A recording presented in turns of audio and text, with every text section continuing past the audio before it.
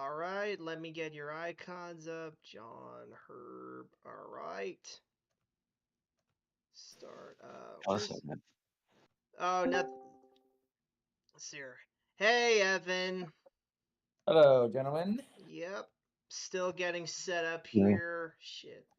Why the hell All is it? right. Why the hell is it not like? Why the hell is the window capture Who are not? we covering again? What? Who are we covering again? Ant again. Again. Let's. Again. Just give people some time to fill in. I don't know why the hell like. And I just when Ant was saying that you cover him too much, we're doing another Ant video. Exactly. He just brings it on himself, man. Oh my god. And if you complain again, we're gonna cover you again. We're gonna cover you so many times, you're not gonna like it. Yes, yes, sir. Anyway, let me see Did I here. bring up to the audience that I was on Ant's chat stream at one point? Yeah. Oh shit. Yes. Yeah, I don't know anything about Ant. I know I might have reacted to one of Oh, his videos at one point, but I don't think you ever were on one, Herb. And maybe you were and I just forgot. I don't remember. Let's see. I'm Let's not see. sure. I think at least one. If not zero, it's just like one. Yeah, probably one. I don't remember. I'm a big Ant fan, and I just love his work. I think he has really insightful things to say, guys. Oy vey. Let's see here. Give people some more time to fill in. I gotta get the fucking chat up on my phone here. Let me see here. The Backseater P's reactions. I know there's like a way like I did it last time. I'm just trying to remember how I did it last time. What are you trying to do? I'm trying to like bring up the stream on my phone and use that as like live chat. See here. I don't have any experience with that, to be honest. I did it last time. Let's see here. So sorry if I'm not reading all your chats. Let's see here. I don't know if Luck Pup's gonna show. I asked her to show up, and she did, and she hasn't responded back. She's probably napping again. Do you really want to pick me here? Oh my god. I swear to God, like no. All right, for those tuning in and don't know, yes, like one of Ant's like troon friends fucking chimed in and fucking called Luck Pup a pick me. No fucking joke. It's like absolutely ridiculous. Any Cause woman who disagrees from the hive mind is a pick me. yeah, pretty fucking much. All women feel this Wow. way. No, they don't. Here's this woman. Oh, well, she's a pick me, so I can dismiss her. Not Oh, only okay. So What's the purpose? What's pygmy? Like why choose that word to describe Luck Pup? I have no because idea. well, they say it for any woman who like agrees with or like disagrees with the traditional kind of stances that they support, because they're saying like, oh, she doesn't really believe that. She's just acting this way in order for guys to pick her, basically. They say it for like Star Wars girl or Anna, that Star Wars girl, all the time. They're like, oh, pick me because you hate on Star Wars. Ugh. Yeah. It's basically anybody who breaks from the monolith. Basically, if you engage Um, in wrong thing, you're a vessel then. yeah, because they don't think any woman can genuinely feel this way. They just think that they have to be faking it in order to like get men and stand out from the crowd. So it's a very Yeah. sexist belief when you think about it, but the party of supporting women. Uh-huh. Anyway, who wants to be the pause guy for this video here? The Darth pause guy? No. Yeah, I can do it. Alright, John, let me send you the fucking link here. Let's see, where is it? Oh, shit. Uh-oh. Somebody have something playing in the background? Alright, there you go, John. That is my television. I'm also cooking something. Well, it's okay. We don't have smell of it. Hang on a second. Well, don't you want to know what I'm cooking?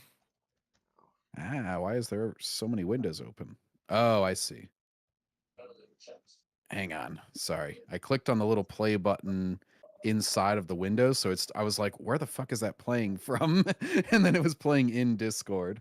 Okay, now we can select the window. I got it actually opened in Chrome. Let's see here. Get back into the channel here. Share screen. Make selection. Make sure I don't select my porn tabs here. Uh-oh. And Oh, That damn. would be disastrous. That's nasty. Dude, none of like, the Sydney Sweeney tabs. Okay, good. All right. Let's go ahead and give Ant a good old like because we love him. yes. No. All right, let's see here. Almost 500,000 views uploaded a year ago. Oy vey. 88K subscribers. good or I thought he bad? had more subs than that. Well, considering his amount of subs, that's actually very good. You want to be above your sub count and views.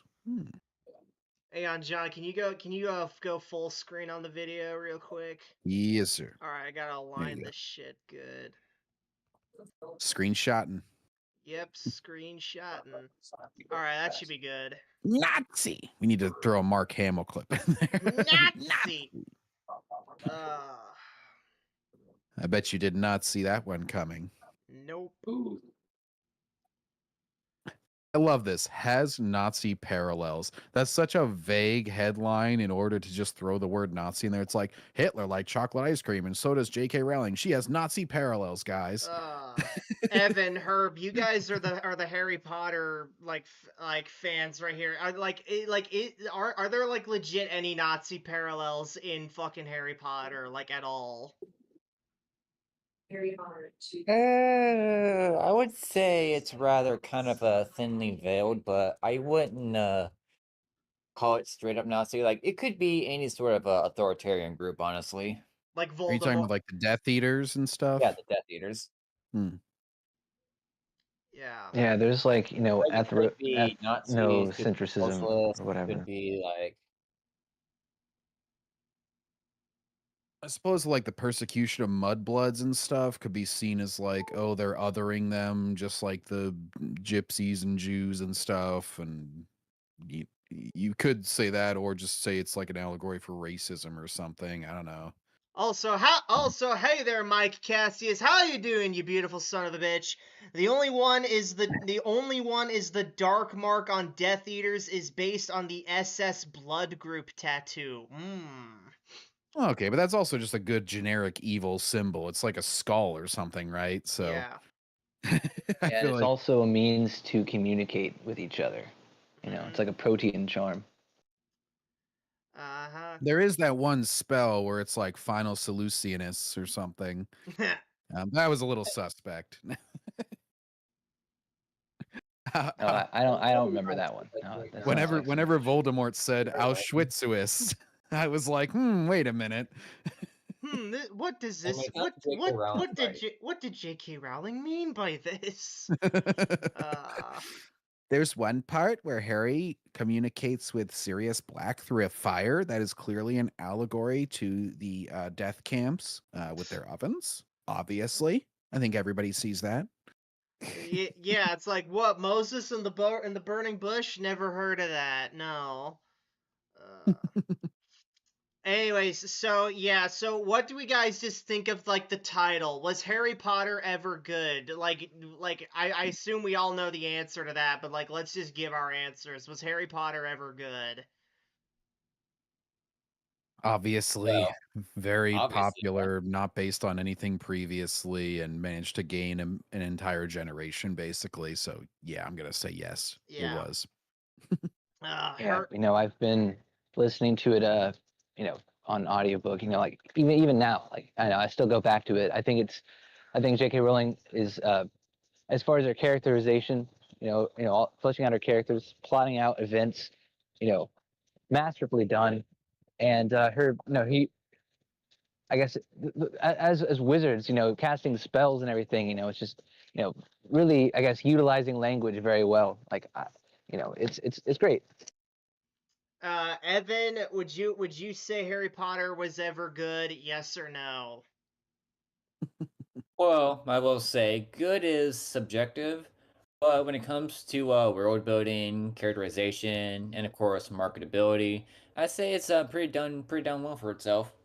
I Yeah. will say it's more like a kid-friendly version of Neil Gaiman's Timothy Hunter, which, if you people don't know, was actually a character created by Neil Gaiman for Vertigo Comics, who was actually a young child, British, with glasses, destined to be one of the greatest, or destined to be one of the best spell users, spellcasters in the entire, magic sphere, the entire universe. And that character actually predates a few months before the first book from Harry Potter by J.K. Rowling. I Well, I mean, good for him. I'm sorry, Evan. I fucking hate Neil Gaiman. I think he's one of the 3 motherfuckers who ruined comic books forever. ooh. Well, I never said Neil Gaiman was any, good. Yeah. I think there is kind of a reason why Timothy Hunter fell under the radar, It's whereas because of Harry Harry Potter Potter came was so along. successful. Yeah. Well, the main critique I've always had of Harry Potter, and I'll try and be quick because I know it's not the point to critique the series or whatever overall, but Harry's kind of an inactive protagonist. He's kind of dragged along and more talent. He doesn't really learn a whole lot So over the course. you mean he's a pinball protagonist? Yeah, somewhat. Where it's like, Hermione is usually figuring things out, and Harry's just kind of like goes with the flow as things happen around him a little bit.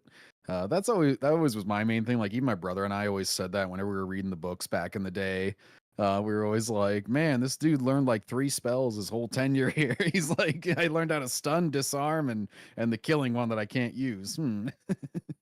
Yeah, and like all the transfiguration, it's like they don't really mention it. I mean, Harry, like I guess when you get to like the sixth and the seventh book, he sort of just confidently uses I guess some spells, but like yeah, you're right, like not a whole bunch of spell casting and stuff. Like I guess it's Yeah.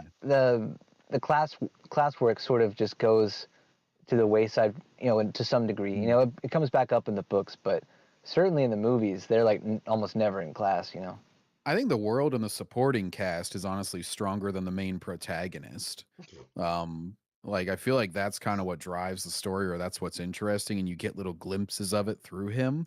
And that's what's kind of like most of the books, especially the early ones, are kind of just solving a mystery. And then they usually have some sort of confrontation and revelation right at the end.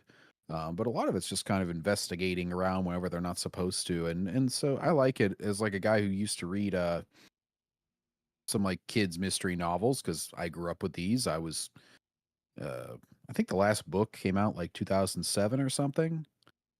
Sounds about Um, so I would have been like early teens. So I very much grew up with them. I remember like my mom read them to me, going to bed and everything. The first couple Yeah, books. my dad Um, read them to me as well. Yeah, yeah. really cool. So, I have some bias and the PS1 Sorcerer's Stone game was one of the first ones that I had. But Oh, did you ever play the Game Boy Advance one? I just downloaded it yesterday, in fact. I no, I still have only my had a Game physical Boy copy. The Advance. same. Only had a big Game Boy Advance briefly, and ended up selling it off. Pretty much played Pokemon and Final Fantasy Tactics on it, but mainly the PlayStation one. But yeah, so I've got some bias towards it, but having the early childhood kind of franchise. But going back and revisiting like the PS2 game recently, and even rereading some of the books, even as an adult, it still holds up fairly well. Like I'm willing to admit when something from my childhood is like, that was pretty cringe. Like I try to not have the nostalgia goggles like early Dragon Ball dubs and stuff. I'm willing to admit like, yeah, the voice acting is pretty shit here. But yeah, even though I grew up with it and everything. Mike Cassius says, besides the hang on, book, sorry. Mike uh, Cassius, it's a power of friendship story. Yeah, that about sums it up. Evan, what were you gonna Kind of. He say? gets those convenient anime power-ups, yeah. Evan, what as were you you saying? guys might have known, I'm also kind of biased towards both the books and particularly the films because I've actually Mm. known 2 particular individuals who were in the films. My Hmm. buddy Jason Isaacs, he played Lucius Malroy, and throughout the films, and my Wait, buddy Evan, Warren. Malroy. You called him Malfoy. You fake I said fan, Malfoy. Evan. No, you said I said Malroy. Malfoy. You It said. came through as an R sound on the Oh, mic okay. for Oh, never mind whatever then. reason. It was like Malroy is what it sounded like you said. Oh, dang, man, that's really cool. Wait, who else? Who's your other Warwick buddy? Davis, he played Grip Hook. What was that? Wow. Ah. Evan's I got mean, the. he played multiple characters in the films, but he's mainly known as Grip Hook. Evan's got them Yeah, and Professor connections. Flitwick. And he was the Ewok in Return of the Jedi. Yes, that was actually his first mainstream role, and Warwick he Davis. definitely milked all the scenes he had with Carrie Fisher. You know what I'm saying? Yeah. Ooh. He was like, I'm just an innocent kid. She's like, no, I'm pretty sure you're just a tiny adult. Wait a minute. I'm just a kid and life is a nightmare. Anyways, guys, we've wasted enough time. Let's just jump right into the video, shall we? All right, here we go. Scotsman. Yeah, let's do it. J.K. Rowling reflects on the Harry Potter books up until that point. Now, by 2004, the fifth... Oh, these are great covers, by the way. I remember these, and I still have most of these. I don't have this one in the lower left. I don't know what that one is, but I think that's definitely remember this. I think that's the ogre in the bathroom, probably. Yeah, I assume it's should, like maybe the British cover or something. Yeah, definitely check out all of the different covers. There's so many covers. I spent a good couple hours the other night, last week, just looking at all the covers, because there have been reprints in all different parts of the world, so there are many of them. Well, just make sure not to find any of them that portray Hermione as white, because those are obviously racist and incorrect. Yeah. Actually, there might be. Is there one up here? Or no, that might be Ginny or someone. But anyways, book in the series, The Order of the Phoenix, had just been published. And that's fantastic. Beasts and where to find them. Okay. Her concept. I used to own Quidditch of the Ages. Oh, nice. If you think this is far-fetched, look at some of the real charts the Nazis used to show what constituted Aryan or Jewish blood. Oh, that's the mud blood thing, right? Yeah. Remarkably similar to the beliefs held by the SS officers who enacted the Holocaust.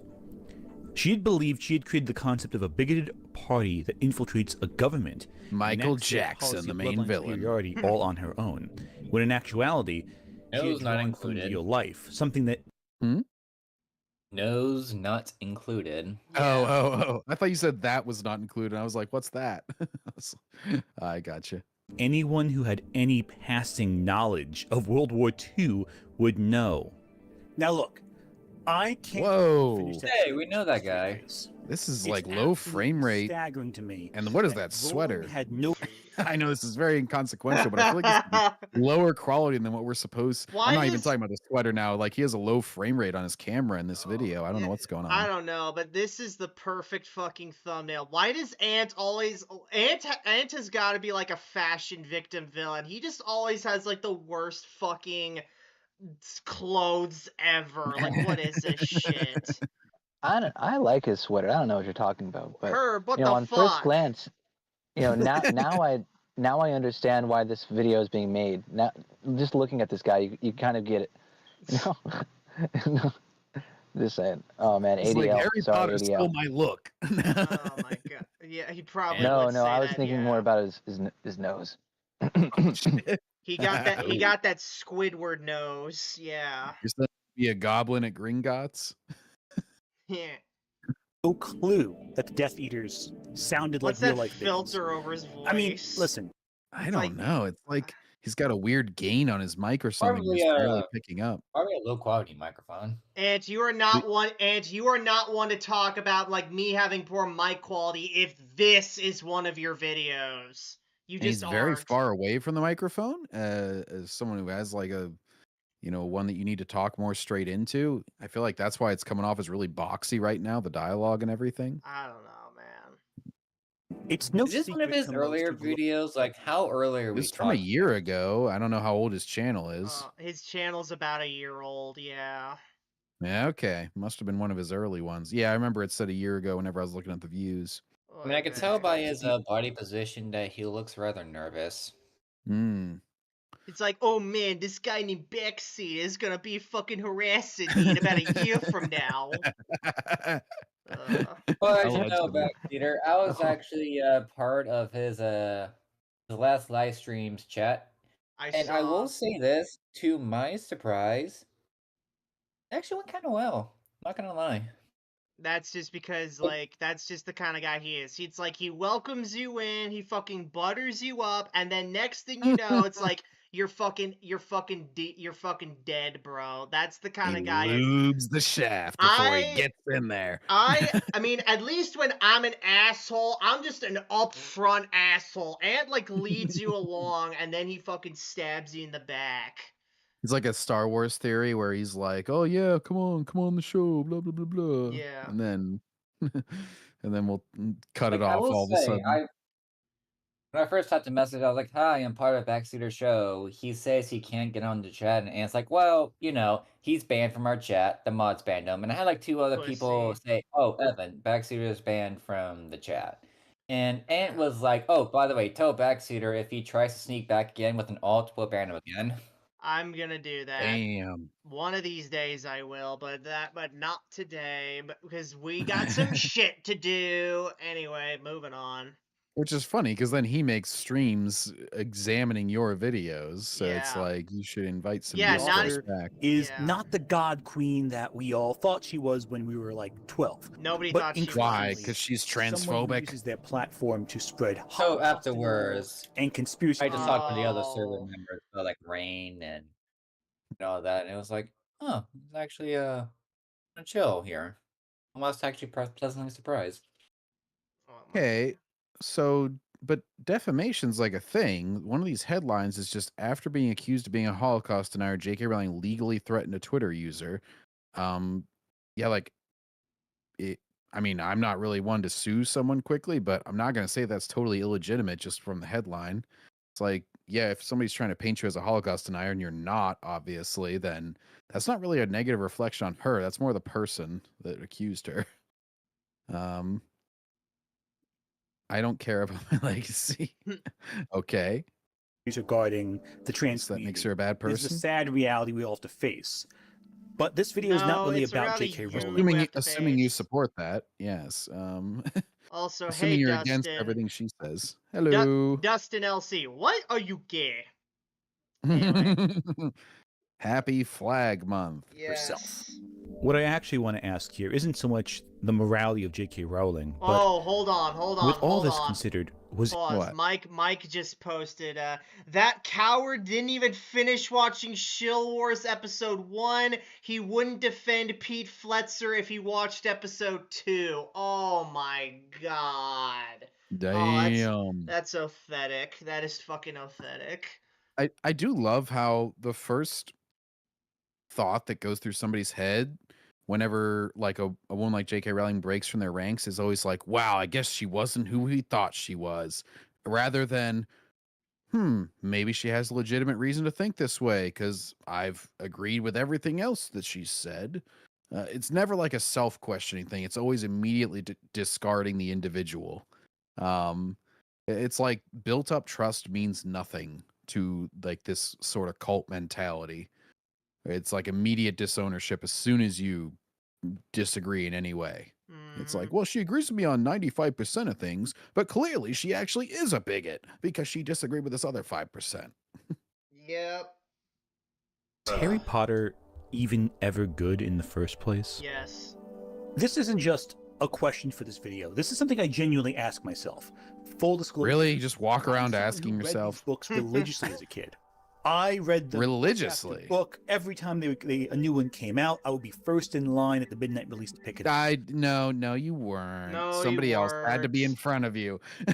And How old are you, show Ant? your other ant. Show your other hand. Show you're not crossing your fingers like this. Come on. Yeah, it's like he was first in line to be 50th in line. So you should say.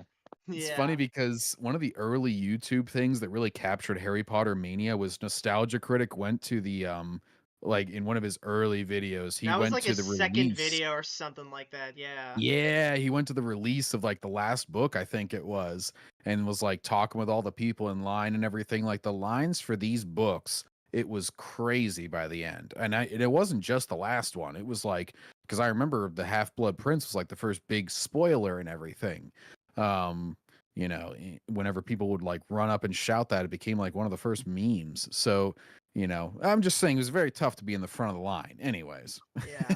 obviously that's a nitpick and a joke, but I'm someone who went to a presentation, and this is true, in New York City between J.K. Rowling, Stephen King, and John Irving. They did a joint reading.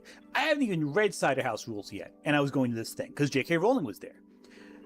And because I had just finished Pet Sematary, and in hindsight, that was the better of the books I was reading there. Right. And as a kid, I remember Alright thinking, then. watching this presentation, Had to get a little wow, jab in. John Irving's so good, Stephen King's so good, and J.K. Rowling just lacked a certain something. A lot of questions about the craft and writing and all that there.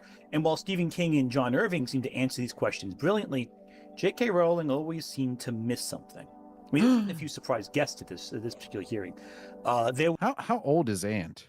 I have no idea. Let me look this shit up here. Well, I'm only asking because like this was however many years ago, and he's like picking apart how an accomplished author is like responding to crowd questions and stuff. It's just a little bit, you know, if he's only like a 20-something individual right now or early 30s, I feel like that's like way above your pay grade to be like, oh, this author clearly doesn't know what they're talking about. I am here to judge you. I think he's 33. Hmm. Anyway. Excellent. I'm younger. Anyways. Good. You know, this kind of behavior and this kind of talk, you know, it's sort of, he seems like the kind of guy who would like Stephen King. You know, Yeah. you guys don't know how Stephen King is. Yep. I personally think he's one of these blood drinking pedophiles, I mean, personally, but you know, yeah, man, I'm not a fan Yeah. of Stephen King, his works. Yep. Well, and also it's like, as far as whether this video is about her disagreements with him in the personal political kind of space, and he says that it's not, I always have to ask, like, would you be making this video if she did not have those statements? I don't think so. I don't think you would be questioning the quality of all the franchises. Like, it's not like, oh, was Power Rangers ever good or something? You know, it's nothing like that. It's like you go after Harry Potter for a reason. It's because you disagree politically with the author, and now you're gonna retroactively make you've made the conclusion already. You're gonna go back and try and make the facts fit it. Was Is what Power I feel Rangers like. racist all along? You had the black guy as the Black Ranger, and you had the Asian Ranger as the Yellow Ranger. Oy Meanwhile, they vey. were all Asian in the original, including the yellow. Yeah. Oy Where's the vey. Israeli Ranger? Yeah. I feel like this is a great a thumbnail for he's Oh, just you got better the, like, believe I snipped this excuse shit. me, Miss Rowling, don't you think that your answer's a little bit uneducated? Yep. Andor this is like the Andor fan incarnate. Excuse me. It's not classy enough for you. Yes. A Was, silly Salman man wants silly lightsabers in smart show. Anyway. Who the hell's this guy? That's the third author I think he was talking about. Alright. Rushdie came in with either his son or grandkid and asked a question. Salman Rushdie, of course, being the controversial author of the Satanic Verses.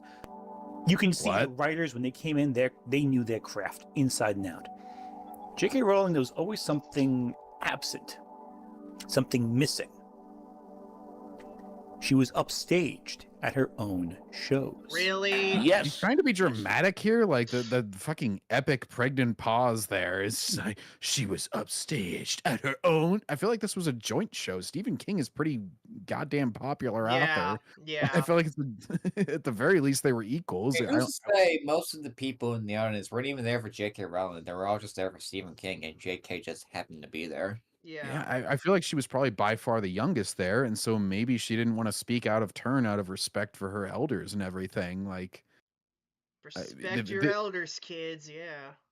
yeah, if this was a few years ago, she would have been like pretty young. Her series that made her is still going on, and like, yeah, she might be a little more reserved in what she's saying. Also, what the fuck? George R. R. Martin is wearing suspenders with skull and crossbones. Yeah, I was about to say, I mean, George R. R. Martin, he always wears suspenders and an ivy cap, so. He's a Steven. He's a big boy. He's a poison type. Coughing, wheezing. Yeah. Oh my God. There is something I want to ask you. All right. Oh, that's poor man. He has trouble breathing every second of he his has life. he has to like move around in his chair, like, oh, not comfortable yet. He's He like, has to open up his windpipe because the fat is blocking it. He's like at the shit positions. Oh, oh, okay, let me ask a question. Yes. Meanwhile, he struggles to raise his arms, just type out a single sentence for winds of air. Oh, that's my workout for today. yeah. Oh my god, just the heavy breathing. How the do you write so many books so Oh, you fast? pussy. The Harry Potter books Oh my played a god. huge part in my childhood, but even looking back as someone who Yeah, we studied can literature tell based on your for now bookshelf. Look at all the Harry Potter collectibles on his bookshelf. We got Mhm. Mantine and Scorbunny and some Usagi fucking Pichu. things. Yeah, I don't fucking know. It's like, yeah, Look, I'm a Gen 1er. I don't know any of the things you just said, but yeah, and you totally look like a fucking Harry Potter fan. Like, it's like, oh my god, it's it'd what be was that like, Satan book that he mentioned? I don't fucking know. Hi, Justin. No Pride Month. Anyway, Remember, no Pride Month. yes. Sorry, go on. decades. I don't think these books hold up as well as we think they do. Oh no. They are not literary masterpieces. They are just Nobody ever said they were No one literary said they masters. They were were. children's books. Yeah. Jesus. Oh my god, man. It's like, and I'm a massive fucking Star Wars fan, but even I'm not going saying, "Oh, they're fucking literary masterpieces." It's like, no, they're not. It's like, and they're not even kids' books. They're just objectively awesome books. And like, not Yeah. not every book needs to be fucking like the Bible or the Yeah. fucking what's a sacred cow book? I'm trying to think here. Shakespeare, you know. Yeah, anything by them. Like, we're not asking for every book to be like, no, it's like as if the book is good, that's all we ask for. Objective quality. Moby Dick. Moby Dick, yeah, that's one, yeah. Because it's like, A Christmas you know what? Carol. Christmas Carol, Yeah. there's another one. Literary masterpieces are not something that I want to engage with every day. Like I think of them as like the uber serious, like, you know, you read this to be educated on something, but and you know, to get a life lesson or something. And it's probably something that you read once or twice in your life because, you know, you feel like you should, because it's the obligation of like being educated in the literary department. It's kind of like a great film. Like, I don't go pop in Schindler's List for fun. I acknowledge that it's a film masterpiece and it's like one of the greatest films of all time, but I'm not just like, oh yeah, let's pop in Schindler's List today on Friday night, guys. Woohoo. Like, Yeah. Although I so will say, I always felt Steven Spielberg was kind of overrated. Mike Cass. I mean, sorry, go ahead, John. oh, just in some films I would agree. I'm trying to think. Yeah, I mean there's definitely some in his library that I would agree with that. I think a lot of his early stuff and kind of like up to probably Saving Private Ryan, he was mostly pretty amazing hits. And that one was probably his most artistic just because it was obviously a personal story to him. Mike Cassius says The Killer Angels by Michael Shara is my favorite. Okay, then. I remember I ruined War of the Worlds with just me simply pointing out that the Martians make no fucking sense. Yeah. But it had Tom Cruise running. Flaws. Exactly. That's all you But it's need time to we sell a evaluate. film. Just show Tom Cruise running. Especially in the mid 2000s. Mike Cassius, Wait, what? hang on, Mike Cassius, beginning of July, I'm rewatching Gettysburg. Oh, is he talking about the Ken Burns, like the documentary? I don't know. Or the film? I don't know, Mike. Be sure to. I don't know, Mike. Can you specify that? Anyway, let's keep going. Oh, I'm sorry. It's Civil War is the documentary. Civil so War movie, he must I be think. talking about the film Gettysburg, which is probably. like the Probably, very yeah. long, very I'll good. check that out. I think that's the one with Martin Sheen in it. I'm trying to remember because the director of that film made a prequel called Gods Gods and and Generals. Generals. Yes. And that was not as good. It was a little overly long. But anyways, off subject. So we'll Whoa, get back whoa, to whoa, it. whoa! Hold on, Dustin LC. I'd rather watch Rogue One, bruh. Hold on, we don't fucking tolerate that shit around here. We are not Then fucking Harry Disney. Potter? You like Dustin? No. If you would rather watch Rogue One than whatever the hell we're talking about, you need to bounce. We will The not. only time that I'll say that those words in a row is if somebody holds a gun to my head and says, you have to watch a Disney Star Wars. You have to choose one to stay living. And I'll go, okay, fine. I'll watch Rogue One because it's the best out of the shit. It's the Yeah. least disgusting shit. Yes, my Cassius. Dustin LC is a Disney shill.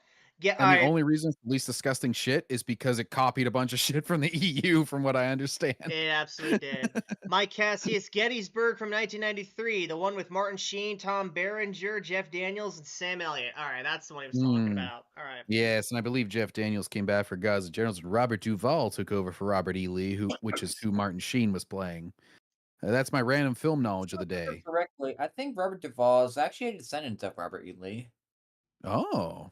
Is Duvall the guy? I don't think he is. Oh, no, I'm not. Anyways, I was thinking of somebody else. Anyways, moving on. Flaws Harry Potter as a work has, and why this is very interesting from the perspective of someone who grew up with it. Do these flaws ruin the texts? And is it impossible to reconcile the modern day J.K. Rowling with the books we grew up with?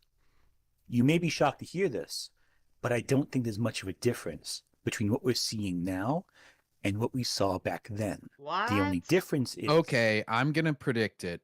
He's going to say that the goblins in Gringotts were always a Jewish allegory, and that she was always evil and phobic and istophobe and all that. I'm trying to think of what the other one was that people have that they always say, like, oh, if you look at this, was always like after she came out against all the trans stuff, they try to retroactively say like the books were bad in all these ways. One thing I will agree with some of the critics on is that I always felt the name Cho Chang was kind of thrown together name for an Asian character. Yeah, I mean, it probably I wasn't don't think thought it's about that much. bad.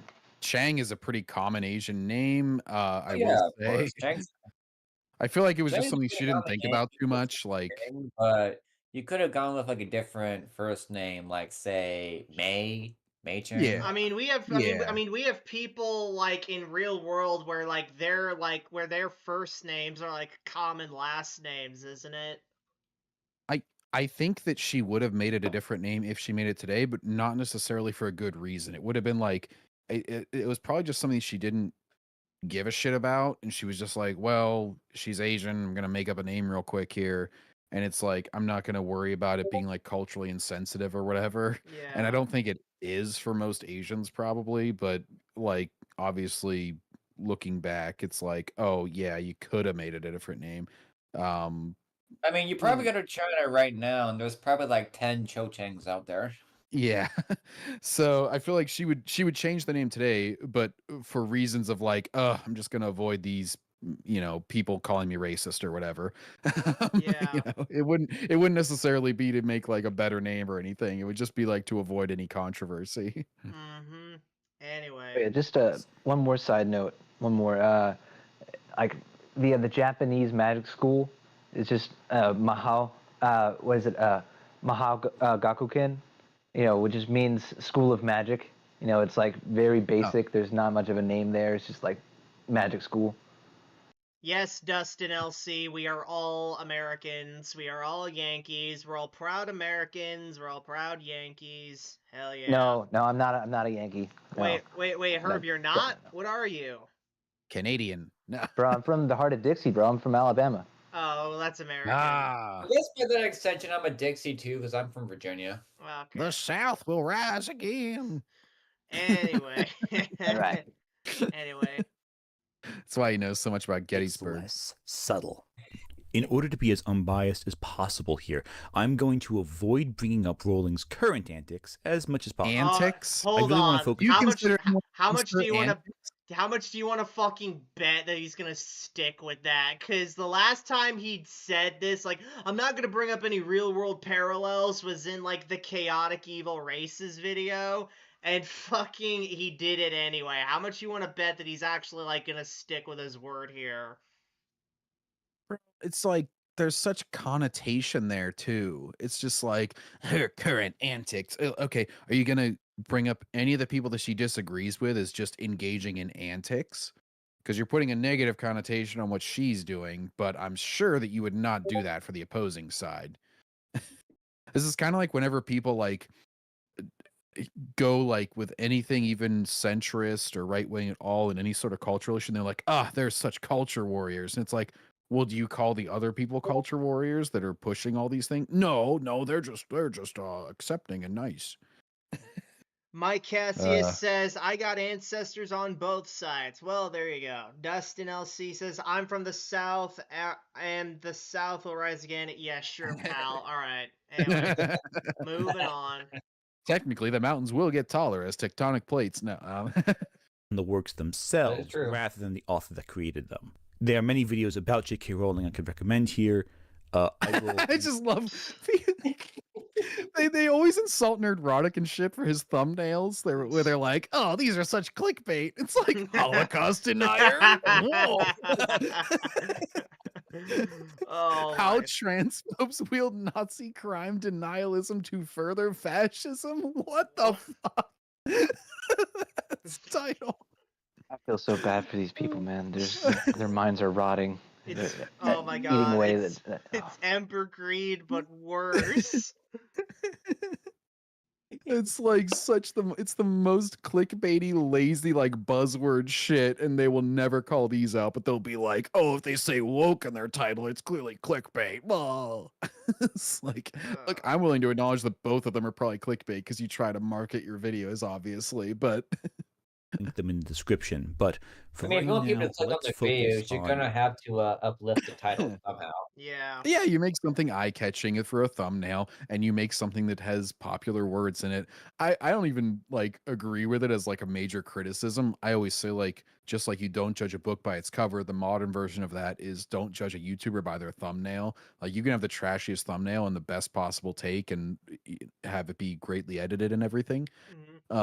It's just funny that like Ant's his people who commonly agree with Ant would probably say, I'm not gonna watch these things. These are clearly clickbaity, thumbnail, anti-woke, blah blah blah. With anything like, critical drinker or anything that's like brought up, and yet he's like, I'll recommend all these videos, and they have like the same exact thing. Yes. Although, even though I will say for the Critical Drinkers video, he doesn't even do anything fancy with his thumbnail. Really just a snapshot of a scene from a movie. That's true. Yeah, that's true. He doesn't do a whole lot. Titles, I'll even go as far as to say Ant is kind of doing the whole trying to make an eye-grabbing title with asking, was Harry Potter ever good? Yeah, it's sort of like the either whether you're angry about it because you are a big Harry Potter fan, or whether you just hate J.K. Rowling, you're probably going to click on that. So, and I don't fault him for it. It's like that makes for people at the end of the day, every YouTuber wants people to click on their videos. So I don't consider it a bad practice at all to have a catchy title or a catchy thumbnail, or an eye-catching thumbnail, I suppose you would say. But it's just funny that like only one side is ever called out for it, or like insulted for it. Books. Now, it's important to place Harry Potter in the era in which it was released. On an all-new Buffy. Somebody's been digging up the body. I know what that is! Totally. And she lives in Halloween Town, where it's Halloween. Oh my gosh, instant throwback vibes. Gonna come. I know what that is. Oh, so nostalgic. Way to unlock memories I didn't remember I had. I bet you that'll be the fucking comments. It'll be like, time tag 4:30. Oh my god, you just unlocked so many memories for me, bro. Oh, you're a true G. Early 2000s, Ant. Oh my gosh. And the fact that this is on a widescreen television. Yeah, wait a minute. No CRT TV? Come on, Ant. You need that big box. Yes, AA. I know what that is. Anyway. I had the wood grain television up until like 2003 or so. Actually, until 2005, whenever we got HD finally, and even that was a bulky ass HD. Yep. In the late 90s, young adult fiction as a genre really didn't have much of a foothold. You had like V.C. Andrews, Goosebumps, Fear Street. Those are children, not young adults, jackass. Romantic teen novels, but that was about it. You didn't see much for teen fantasy at the time. Don't drag Goosebumps into this. Because no teenagers were reading books at that point, dumbass. Also, we were watching fantasy. Like, there was Aragon. I remember that as a book series of fantasy that was fairly popular. Yeah. I remember because the movie came out and everybody hated it. I didn't read it personally, but, you know, that was one that I know, like, friends of mine and stuff were into. And then, like, Lord of the Rings, people were all young kids were watching the movies. Like, I know that they were, like, PG or PG-13 or whatever, but, like, young kids were watching them because I was very young and I was brought to them. Yeah. But overall, my point is that, like, teenagers just do not read books unless they're, like, a special exception. Yeah. Yeah, like in my school library. Cultural event that these books come out. It just spoke to everyone. Yeah. Yeah. Did to congregate over works such as Buffy the Vampire Slayer or Star Wars, obscure anime, or niche video games. But the literary world didn't really have a big community at the time. Outside of arguably Anne McCaffrey's Dragon Riders of Pern series, even fantasy classics such as A Song of Ice and Fire and The Wheel of Time, even Sword of Truth, didn't really have an online presence outside of niche book communities for adults. The fourth installment of J.K. Rowling's Harry Potter stories has arrived.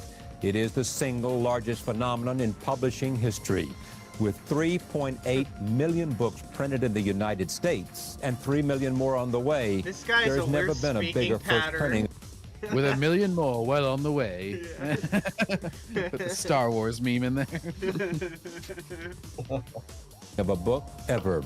So Harry Potter came at a time when writing for younger audiences just wasn't really a thing. That's not, but you said writing fantasy for younger audiences. Yeah. You greatly narrowed the scope when you were saying things didn't exist. There was all the, I forget, it was some detective chick that was like, she would say click and she had a photographic memory. Cam I read Jansen. those books. Oh, I know that one, I'm trying to remember the name of it. Yeah.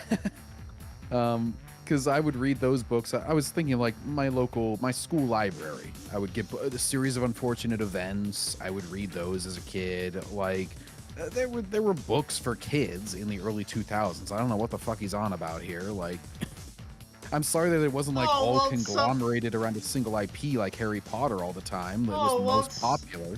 Oh, won't somebody please think of the children? Hang on. Oh, I got the name. Cam Jansen. Yeah, it's Cam Jansen. I said that. Oh, you did say that. I didn't hear you say Hang on, that. Dustin LC. Who the hell is RQNBM? Who the fuck is? I don't know who the fuck that is. No, no, no, Dustin. I'm not gay. Fuck off. Oh my god. Chad, can you bully Dustin LC, please? I'm busy. This must be Human Helps alt. Anyway. Oh my god. Anyway. Rowling's books changed that. Overnight, they changed it. And by changing it, immediately, the revolution it brought. Revolution starts now. And we're talking about children's books. The series is so successful that the New York Times will create a separate bestseller list for children's fiction to accommodate Harry Potter. Harry Potter was less important than what Harry Potter represented to publishing as an industry. There's something unusual going on at Barnes & Noble booksellers at Irving Mall. It's almost midnight. What the fuck is this music? This is like noir, like the squeakiest saxophone ever. I was thinking of like a detective in a trench coat, like, she was a terrible broad. She led me down a straight path, and now I was here at the Barnes & Noble trying to figure out what she wanted. Yeah. Like, I'm picturing like a black and white movie playing with this. God. And people are still going into the store. Now, it's no secret that Harry Potter fandom was also rabid during this time, but I think we confuse our experience with the fandom for the merits of the books. And again, fandom was big. This really showed that why was there a fandom? Fans who will market your work for you for free. Well, it's almost like people speak enthusiastically about things, and you don't have to have $300 million marketing campaigns if your work is genuinely good. Dustin LC, I ain't into trannies. Go away. All right, anyway. Oh my god, it's like, who is this fuck? Who is this fuck? Hey, he's getting the engagement up, Backseater. Just keep him around. All right. It doesn't. Oh my god. I think it comes in two parts. The first part is the hard part, which is that it is hard to understand why a book, has this kind of following. The books offered a sense of community for many isolated kids. Let us bring together our group of 50-year-old people to talk about why this children's book is successful with the children. Come together. Let us analyze right now over Harry Potter. Yeah. Personally, I don't feel it measures up to Moby Dick myself, George. It's like, how out of touch can you be? That was the weirdest fucking panel to decide why Harry Potter is popular. I was around. The first Moby Dick came out, so... Yeah. Bring on a literal 10-year-old and you'll get better insight than that entire panel. Just ask him, why do you like Harry Potter? Oh my god. Certainly wanted to be something more than the mundane or bullied. They wanted to be wizards. They wanted their Hogwarts letters. They wanted to be sorted into communities that understood. Hey, Ant, not everybody who liked Harry Potter was bullied. I don't know what your experience was, but don't speak for the entire fandom. Oh, jeez, John. Dustin LC's hitting on you now. Oh, geez, Dustin LC. You know what?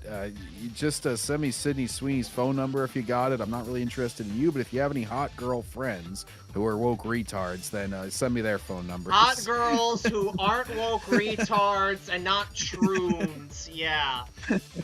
Anyway. Accepted them. And they wanted to, shoot fire from wands, what have you, or ride broomsticks. That's cool too. This is why. No, it's not. That's cool too. That's the main thing that's cool. Existing in the world of Harry Potter, or that's the main appeal. Their own personal sensibilities and insecurities into said world. There's a reason why. Jesus, this is how he consumes media. He's like, I have to project my insecurities into this, and this is why I like it. Oh, what a pussy. Jesus. And this is how, oh my god, so many of them experience shit like this, and they think it has to speak to their insecurities all the time to be good or important. It's like, no, it can just be cool. It can just have its own, never mind. Slash fanfiction really took off now. Yeah, it sounds just like the people who like Dragon Ball who are just like Buddhists. It's like, it's Sun Wukong, man. You don't understand Dragon Ball. It's like, yeah, that's all well and good, but I like the punches. I like powering up, Yeah. Krillin represented me until he got blown the fuck up. At one point, every small child attempted to do a Kamehameha. Kamehameha. I mean, I didn't. I tried to do the Electric Wind God Fist growing up. I threw a frisbee and called it Destructo Disc. Yeah. My brother and I, we tried to fuse at one point. Also, he brought. Speaking of gay, he just brought up Slash fanfiction. I'm just like, Like Slash the guitarist? No, no, Slash like. Okay, yeah. Anyway. Ant does not know who the fuck Slash is anyway. No. Queer fans wanted to present themselves onto the world of Harry Potter. Oh, come on! And you're talking about like a fraction of the fan base at best. Like, you think this is he's putting his nose up here. This is another perfect thumbnail. Yeah. It's like the Andor fan. But it's like they take the most niche part of the fan base that liked it for the most obscure, like super specific reason. They're like, this is why it was popular. It's like, no, by definition, that can't be because there's such a small percentage of people in general. And then you further divide that into only the ones that were Harry Potter fans. It's like, obviously, this is not why it sold 3 million books and 3 million more and whatever that guy just said. It's like, I hate how they try to ascribe success to something that is clearly not the reason, just so that they can have their moral grandstand. Dude, you know what this would be like? This would be like, okay, I'm about to come out and say something really fucking shocking about me. I'm gonna come! Not really. Alright, this is a shocking revelation. Not many people know about me. I'm actually a fan of the American Girl franchise. I don't own any of the dolls. I just like the stories about the girls because I'm a bit of a history buff, right? And this would be like if I said, oh, American Girl is super popular because of like the historical stories and whatnot. And I'd be like, no, the dolls are popular because they're like really well crafted, beautiful dolls that girls like. That's the reason why. It's not because of like any of the stories. Hell, I don't think any of the girls actually read the damn books that come with them. Oh my god. Hang on. I don't know who those people are. People like you are why it's popular. Yeah. You know? Yeah. Boys who like Oh it. god. John, what do you think would happen between a battle of Hannibal and Pyrrhus of Epirus?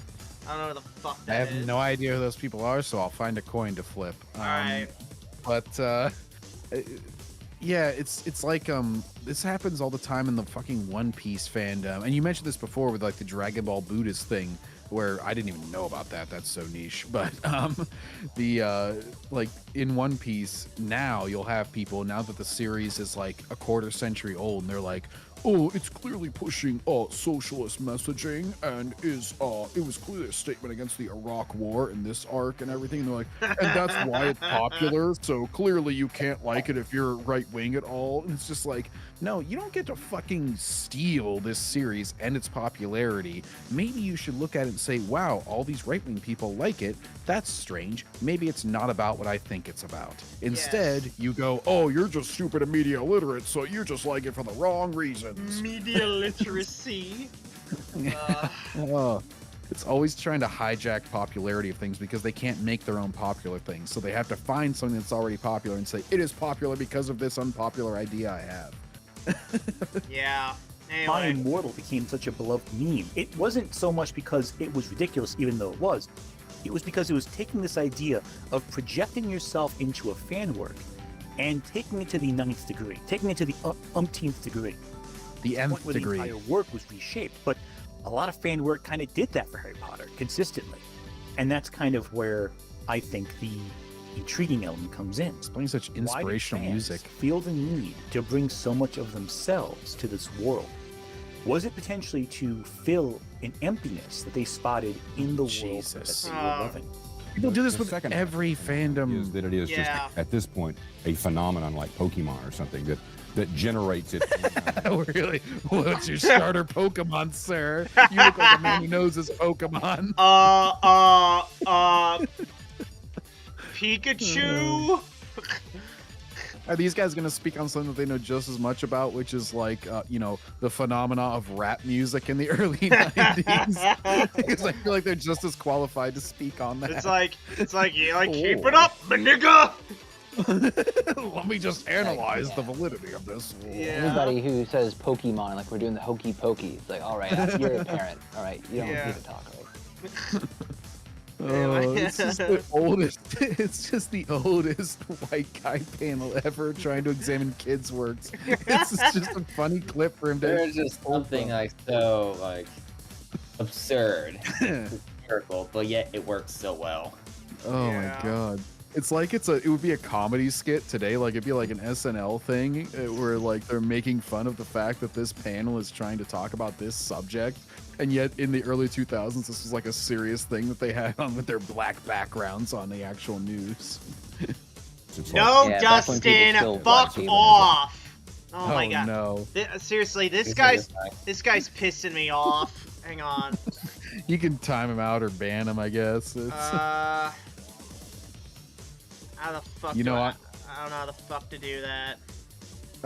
You usually just click on their name. Like for me, it comes up as block or report, but I think you'll have more options as the video person.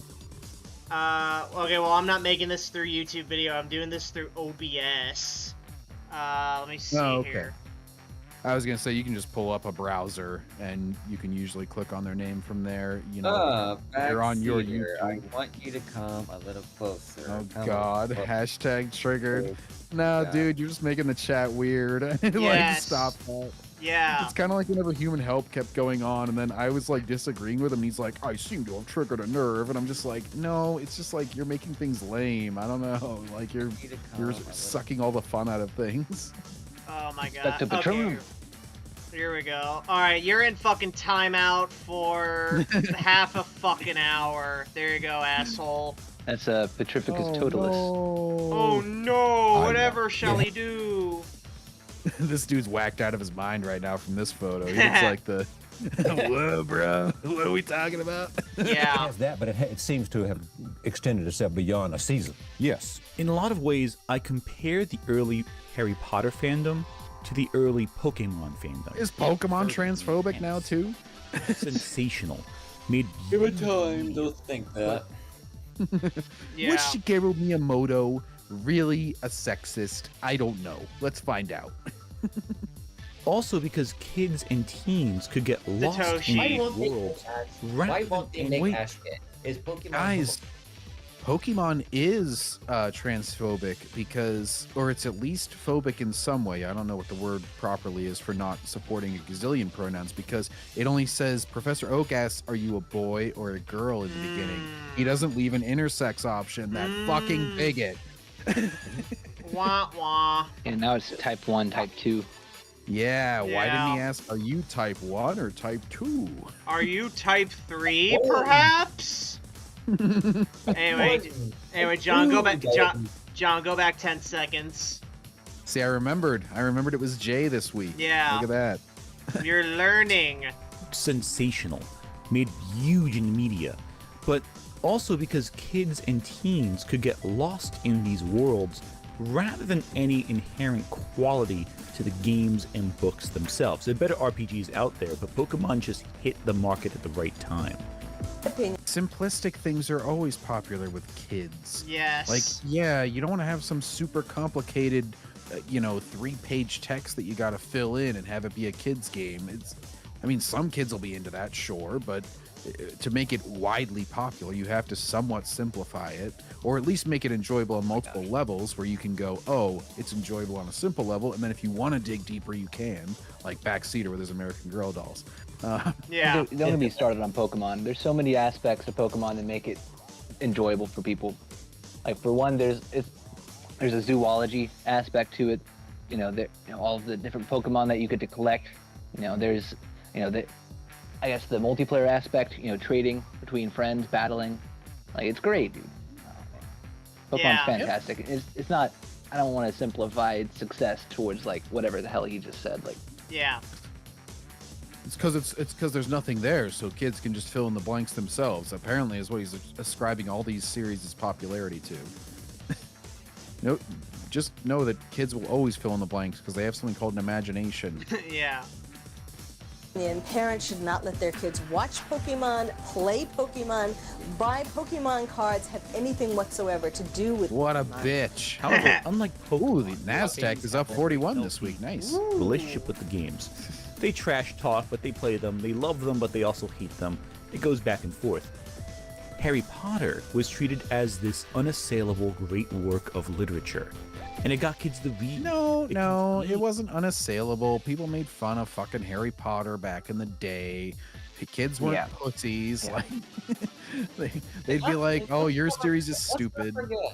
Let's not forget at one point there's like whole parental rights groups trying to ban Pokemon because of satanic rites and witchcraft and all that. Like, and the same people.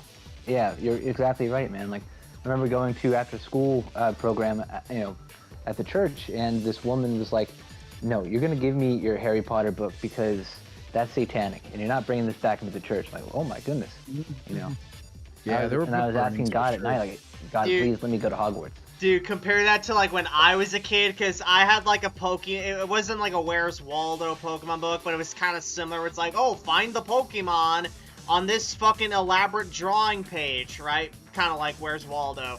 So I was able to bring that to my church like no fucking problem. So that just shows you how times have changed.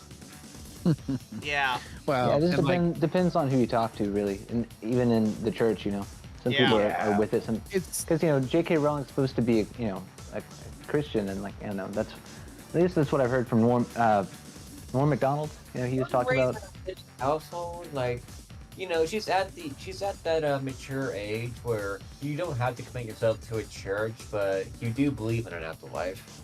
Well, it's not a political or religious thing. Like, it's nothing strict like that. Because like my parents were pretty conservative and religious, and they had no problem with Harry Potter, and they, had no problem with Pokemon. I mean, they got me a PlayStation, if you count that as burning Pokemon, but. So it wasn't like, it's not like it was ever strictly along those lines anyway. Like there are like the most extreme people probably were reported on the most for that. These great rich ideas, why wouldn't they love them? How could you ever criticize this? But they were critics. Many of them, actually.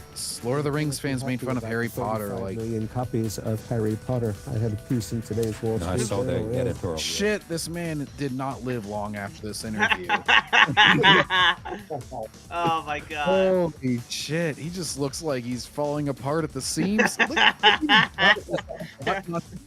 He's just like a mess. It's like, who the fuck even is this guy? I don't even know who this is. His name is Harold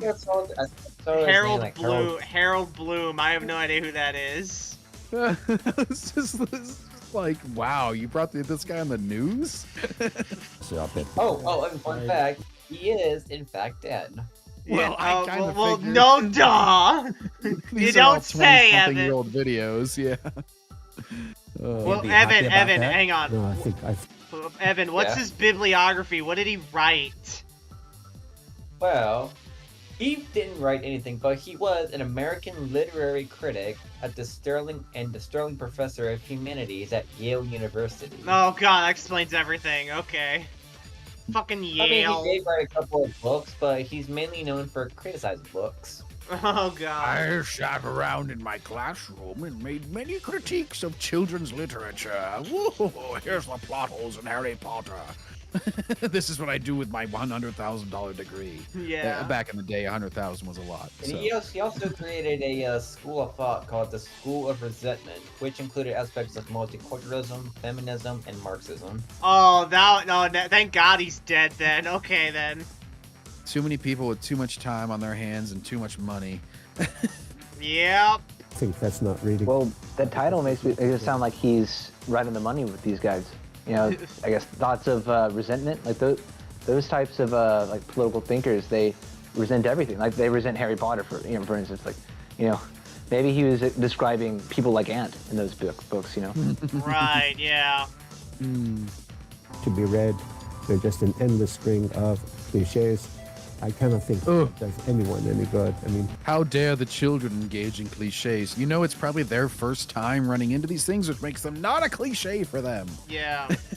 This is like the film critic that's seen 5 million romance films, and the new one comes out, and they're like, it was clearly touched upon in 1948 already. This is unoriginal. Yeah. I have seen every film ever. Plus even the sheer like usage of like the many cliches, like that's not inherently a problem. It's like take like Dragon Age Origins for example. That's a pretty cliche game when it comes to like fantasy like storytelling tropes and whatnot, but like it's still a damn good game. So who cares? It's a damn good plot, so who cares?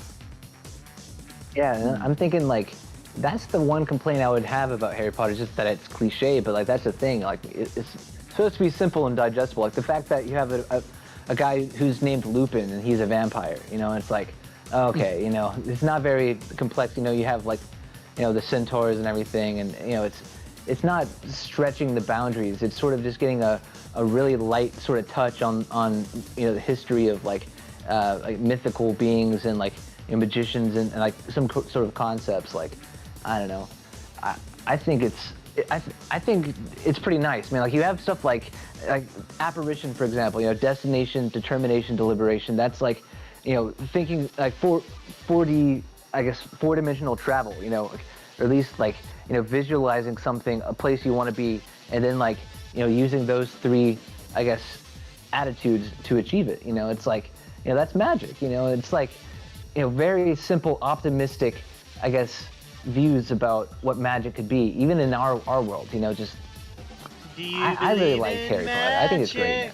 In a young girl's heart. I don't know the rest after that. Anyway, what were we gonna say, John? Just, if you go back to like, if you're gonna break it down on the most conceptual level, most things are not gonna be original unless you're in the very early stages of a medium. Like most things are gonna somewhat glom off of the earlier things on a certain level.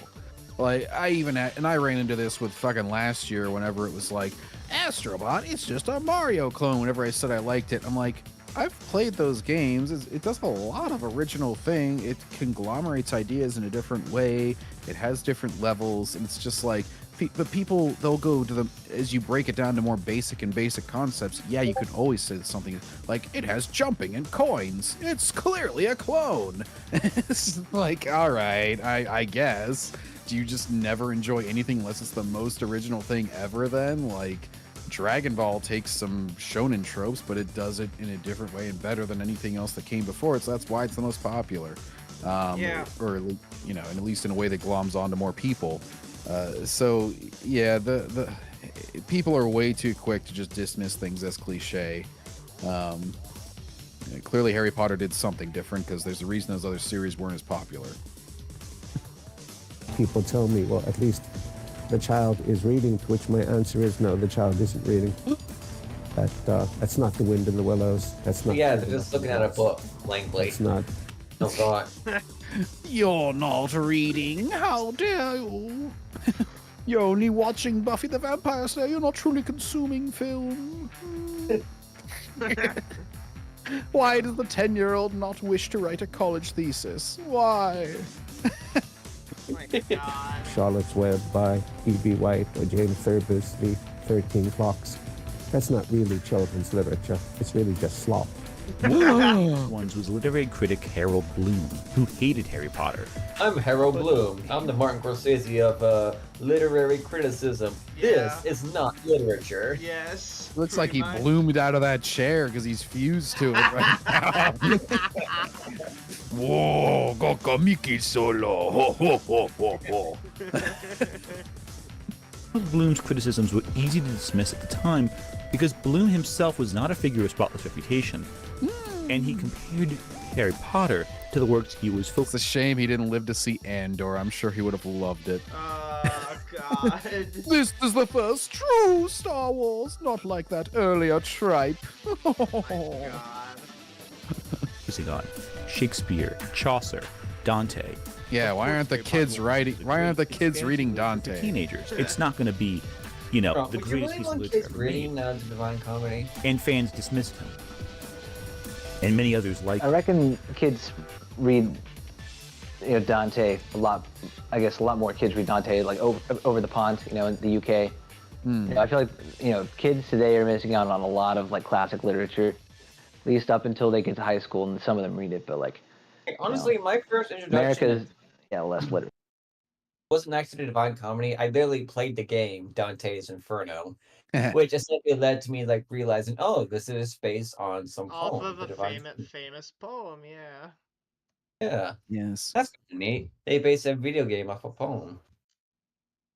Yeah, I mean, kids can read whatever they want. There's a reason certain things are more popular. It's because, you know, usually they are a little bit, and, you know, kids is a pretty wide range. It's like, yeah, probably like 6-year-olds are reading different than 10-year-olds are reading different than 13-year-olds. It's like, yeah, for him to just, you know what, that could be an entry level. Think of it like an entry level drug. You read this, and then maybe you look for something else that's maybe a little bit more complicated later.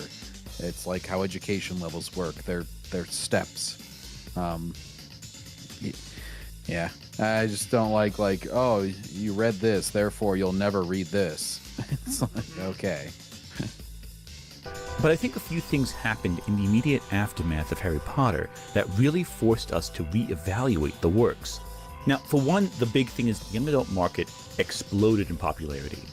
One of the authors that really were catapulted into the mainstream was Rick Riordan, a middle grade writer who created the series Percy Jackson.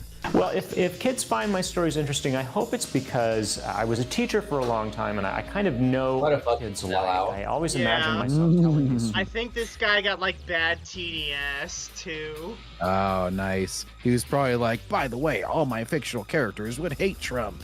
Yeah. I clearly wrote them to hate him, even though he wasn't even political back then. Stories to my own classroom, sort of fifth period after lunch, when it's really hard to get their attention. I also have a built-in advantage because I talk about mythology, and I think mythology is something that kids really can relate to. I know that when I was a kid, I loved it. My own sons just ate it up. And whenever I taught it for the schools, it was always the kids' favorite thing. It's just, mythology has everything you would want for a good story. It's got romance, action, mystery, murder, villains, heroes, monsters. Don't forget incest. And Percy Jackson, I think, is a great foil to Harry Potter. Zeus was fucking every bitch in Greece. That was half the stories was Hera got pissed at the kid. Yeah. I've never read Percy Jackson. I saw there's a movie and I'm like, oh, this movie is more of like, production. Like after a while you sort of realize that movies are just being chain produced and like books are being chain produced. And I don't know, I was just like, oh, this is the next Harry Potter they're trying to sell on me. I'm not gonna like get super invested in this one like I did with this last one. But apparently, I don't know. I might check it out. I won't let whatever this guy, if he has TDS and whatever, and I might just try the audiobooks. But by the way, I'm a big fan of this illustration of Harry. This is on one of the covers of the Sorcerer's Stone, the Philosopher's Stone. It's pretty sick. Could have been if written by a stronger writer who cared more about their readers. Riordan wrote Percy Jackson to give his son, who struggled with dyslexia, a hero he could relate to on an intimate level. I decided to make Percy Jackson ADHD and dyslexic because my own son is ADHD dyslexic and he was having a lot of trouble when he was young. I decided that Percy should be like him. Self-insert. It's like you don't have to write for someone with a disability to make your story more meaningful. Like at that point, it's like, well, I wrote my story for stage 4 cancer people, so therefore my story is better than yours. Haha. Because I'm more tragic. Yeah.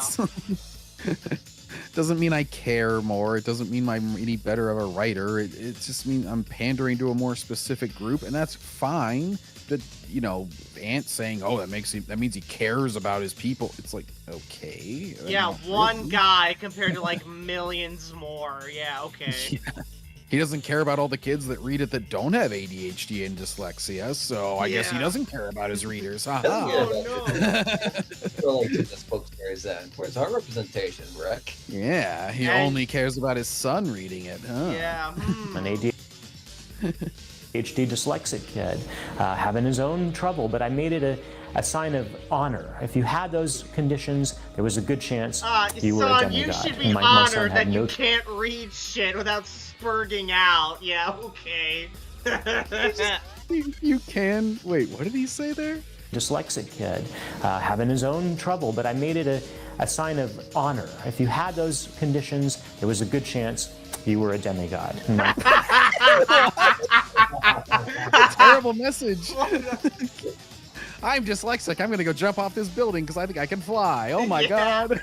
Like, what? You're not a demigod, just to be clear. Oh my God. What a weird thing to say. Oh my God. That is wild. My son had no trouble believing that. And that your son is insane, man. Book to book. Whenever Riordan, I'm pretty sure after that was probably like a few years ago. I wonder if the son still believes that he's still a demigod. I don't know. If he does, then God help him. God help little Riordan guy. Yeah. Like a real god, not the one that he thinks he is. Oh my God. graphic of child had begun to identify with his stories, he added representation so they felt included. This included racial diversity, neurodivergency, LGBT Jesus. sexualities, gender identity, religious I definitely background. remember. I can't remember which book it was. I think it might have been Magnus Chase, but one of the character was gender fluid, and she, they, whatever it was, to shout at Loki or something. Oh no. This is all based off. This is the most flawed, like, fundamental belief in all of this shit, that you have to have these immutable characteristics in common with the character, and you'll connect more with them. Therefore, it's like, I already you know what? I already know what path Ant is going down with this now. He's going to go, oh well, Harry Potter doesn't have as many like non-white people, mentally ill people, gay people. It doesn't have as many of those people, and because of that, Harry Potter sucks. And the ones that they do have in there are all a bunch of stereotypes like Cho Chang. Oh my And god. also, he didn't know about Black Snape yet. Maybe his opinion on Harry Potter would have changed. Oh no. Anyway. Yeah, I always bring up the example. It's like, hey, I related to fucking Goku, who's probably Asian or an alien, and he was the most inspirational like person whenever I was a kid. That I would always try to be like, I didn't have a fucking monkey tail, so Dude, it's I like don't that. have It's to like look that. like my heroes. It's like that Stone Toss comic where it's like Disney's all like, "Here, little girls, here's Black Ariel. She's just for you." And like for the young black girl, but then like all the black kids are watching DBC and they're like, "Oh!" It's like that. Oh my Well, god. there was an actual video of that. Whenever they showed the trailer, it was like the mom and her like little black kid, and it was like, she's watching the trailer for the new Little Mermaid, and she's like, "That's not Ariel." Yeah. She's like, "Ariel's white." Yeah. Even the All there across Riordan's sprawling universe. Now, I'm not going to say that Rick Riordan is a flawless person either. Far from it. He's made mistakes and made some statements that are less than... Hold up. What was that? What was that? Needs to keep his mouth shut about things he doesn't understand. Oh shit, this is like really. Ooh, what did Rick tech. say? While I'm a bit late covering the story, since sorry, this is the author. To summarize this article, Rick Riordan talked briefly about his time in New York, then went on to talk about the current war, and in doing so made himself look like a complete ass. So today I'm going to debunk his arguments because they are truly harmful to humanity, and we need to hear the truth, because if we don't, then we have let evil rule us. He's talking about What? Israel and Yep. Gaza. Probably. Okay. All right. But he did do a lot over the course of his I was about to say, work. oh, come on. I was about to say, oh, come on. Black Annabeth's not bad. With his world. There's a reason why Percy Jackson, despite an unsuccessful adaptation in the late 2000s, has remained beloved. It's remained... So has Harry Potter. Discussion, purely as a work of literature. Even as even now, what, like... Really? Because I don't hear it discussed that much as a work of literature. No, get out of here. I'm pretty plugged into things, and I don't hear Percy Jackson brought up all. Even when the show came out recently, didn't it have like a Disney Plus adaptation? I feel like that was a fart in the wind that disappeared after a week. Like I haven't heard anything about that. Yeah. The only thing that I know about that Percy Jackson show is the fact that Edge is in it. Who? the wrestler? Or wait. Yeah, the wrestler. He plays Ares. What the? Okay then. And not. and Lance Riddick played Zeus.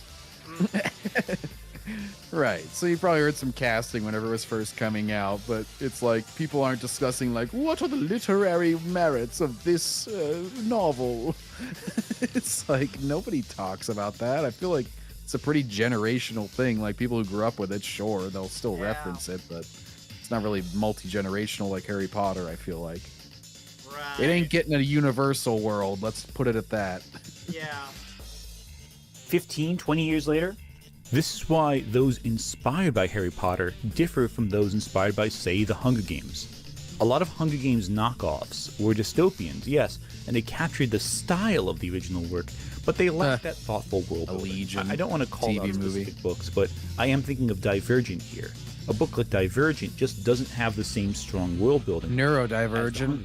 Whereas the Hunger Games feel real, Divergent is clearly a fantasy, and you can tell the moment you start evaluating how these worlds function. And they divided us into 5 groups, factions. Oh, just make fun of it like the rest of us.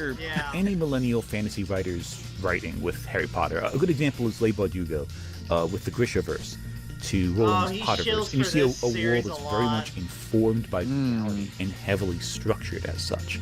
A reader or a listener, when they're entering your world, are going to need 2 things to orient themselves: sense of power, sense of place. So when we think about the way that power operates in a fictional world, our mind instantly goes to the big picture stuff, right? Rules of a magic system, the government that's in control. But the truth is that power exists in macrocosm and in microcosm. And you need to think about which elements of power are impacting your character the most as they move through the day, through their family, through their friend group, maybe through their professionals. Hey, that's great. So who the fuck is the main character? Yeah. Also, I feel like if I'm the guy listening to this pitch, I'm like, okay, get to the point. It's like, Christ, this woman got like veiny ass hands. Did you see that? Oh my God. This is the person who is hungry for power. You know, absolutely. Somebody who's made it. This is her thesis right now. Like, oh, she's. How do I mind control the children into liking my book? I must think about it. Write a goddamn fun story and see if it connects with people. Don't go in trying to like micromanage the thought process of every reader. Like, I feel like that's kind of like the difference between like an organic story that is like inspired for the author, and like these people are thinking about like it psychologically and all these things that it can naturally come about and later on be analyzed like, oh, why did you write it like this? Oh, it was because of this. But like whenever you're thinking about this beforehand, it just comes off as like fucking conveyor belt, I don't know, psychoanalyzing, like just not heartfelt at all. And I haven't read this series, but just like her, I don't like her thought process is all. Yeah. That's power. John. The world building. John, every like there's 6. I think there's like 6 or so main characters in this novel, and only one of them is straight. Yeah, well, I was just gonna say, it's like this is what leads to checkbox writing, where it's like I must appeal to this demographic and the 4 quadrants of age groups, and so therefore I will spread out my characters to have these thought processes and these sexual orientations. It's like, and then we eventually, at some point down the line, we'll get to the goddamn story. Yeah. The character arc somewhere after we've done all this. What you should do as a writer, focus on the story first, and if there's like enough room or like gap where you could have a character like, you know, be like culturally diverse or sexually diverse, and that's fine, just let it happen naturally. Yeah, like it'll probably come up with the story at some point, whether they're going to a new land and the people will look different, or you know, if it's a conglomeration of various people from around the fantasy world, they'll probably have some natural diversity. And Wheel of Time does this. I've read the first 5 books in that series. And the fucking Amazon show decided, nope, everybody from the same village is the LA airport, and they are now all diverse. It's like, that makes no sense in the story. These people are from the desert. That's why they're darker skin. Like, it always gets in the way of logic when they go in thinking like this.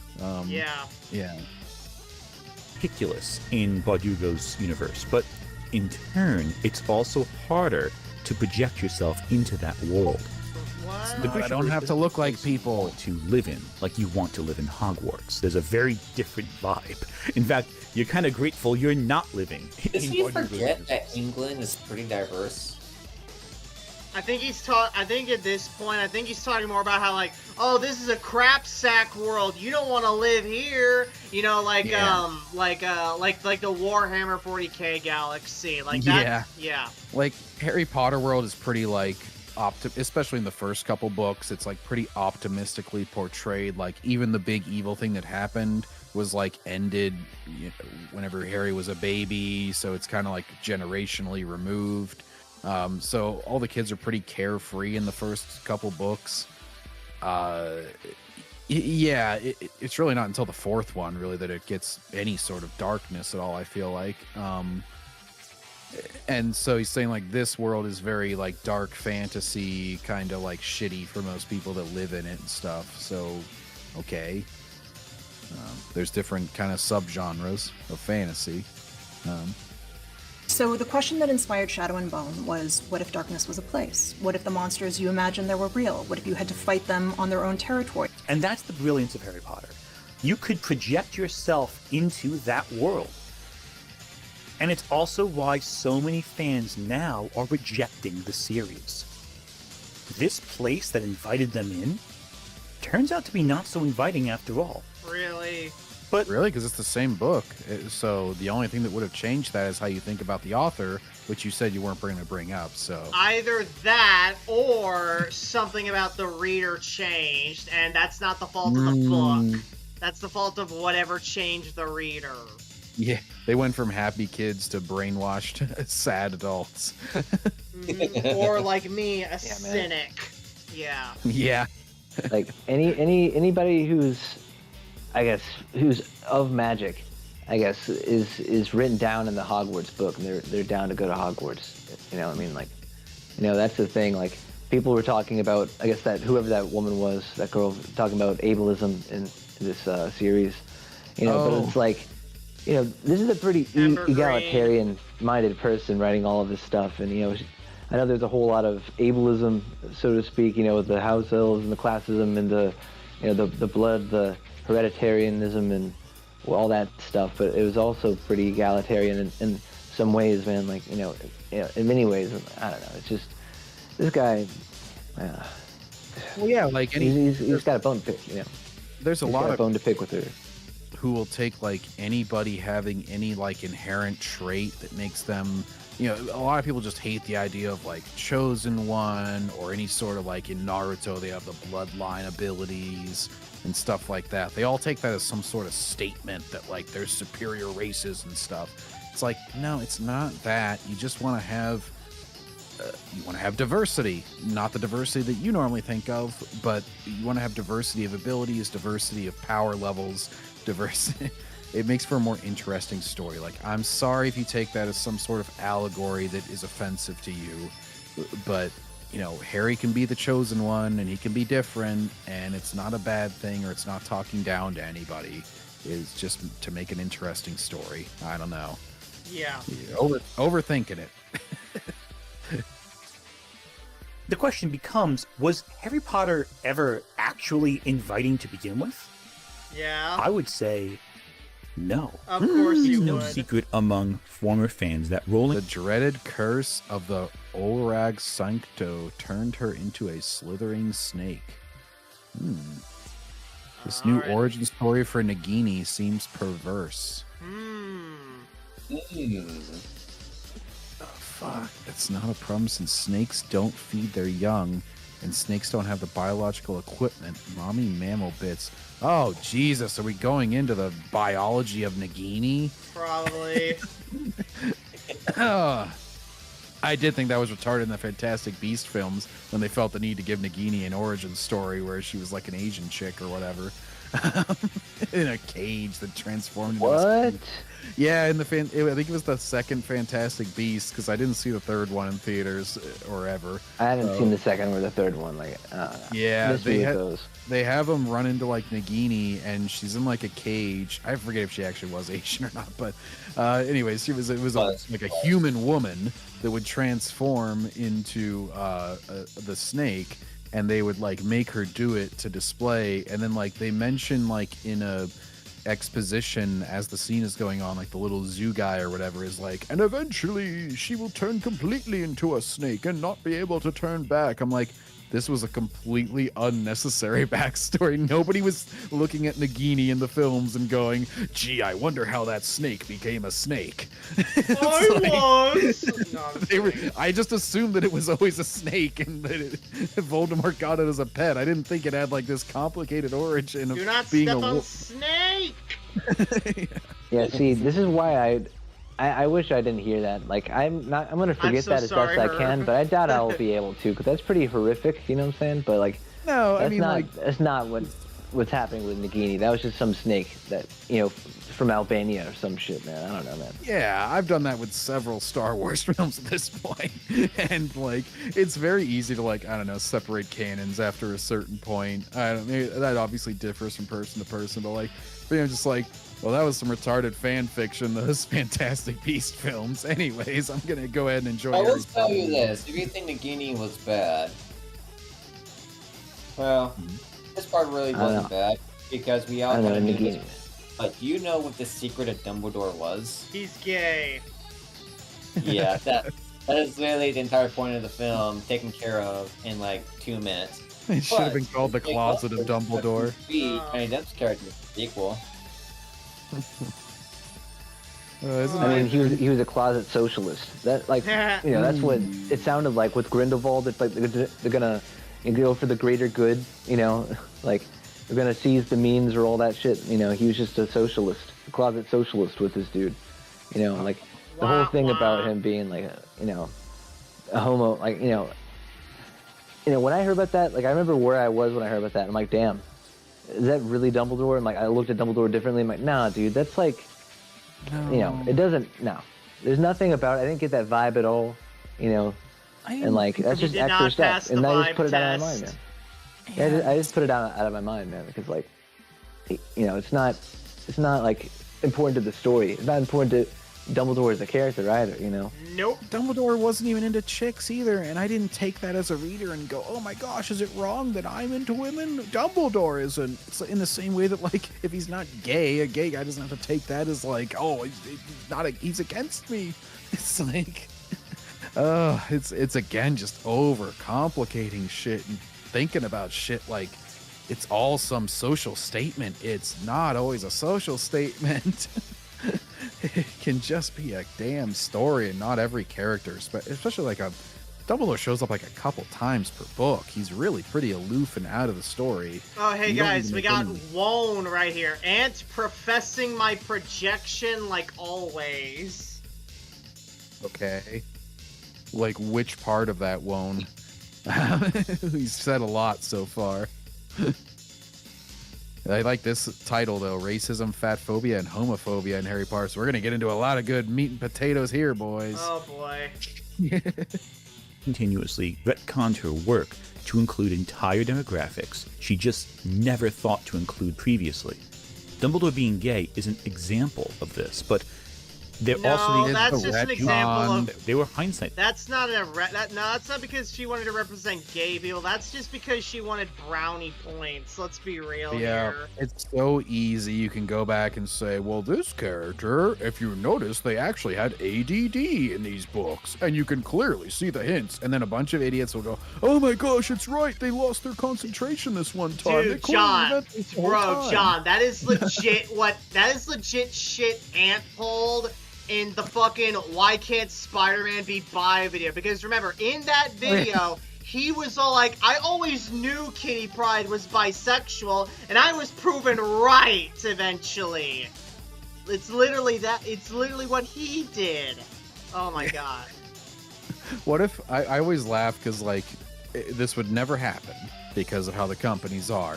But imagine if, like, Iceman, he was straight for years and years, and then he was made to be gay, and they decided to go back and say, like, oh, yeah, there were all these hints. What if later on, what if, like, a new writer today makes the new run of X-Men, and he's like, and he has Iceman come out and be like, yeah, that gay thing was just a phase anyway. I'm not actually that. It's like, would everybody then go back and be like, oh, you're right, he clearly was never into the gay thing. Look at all these hints. It's like, no, they would just be like, you're fucking homophobic, you're evil. Yeah, the real fans would, yeah. Oh my god. I could definitely see purists doing that. What, Nevin?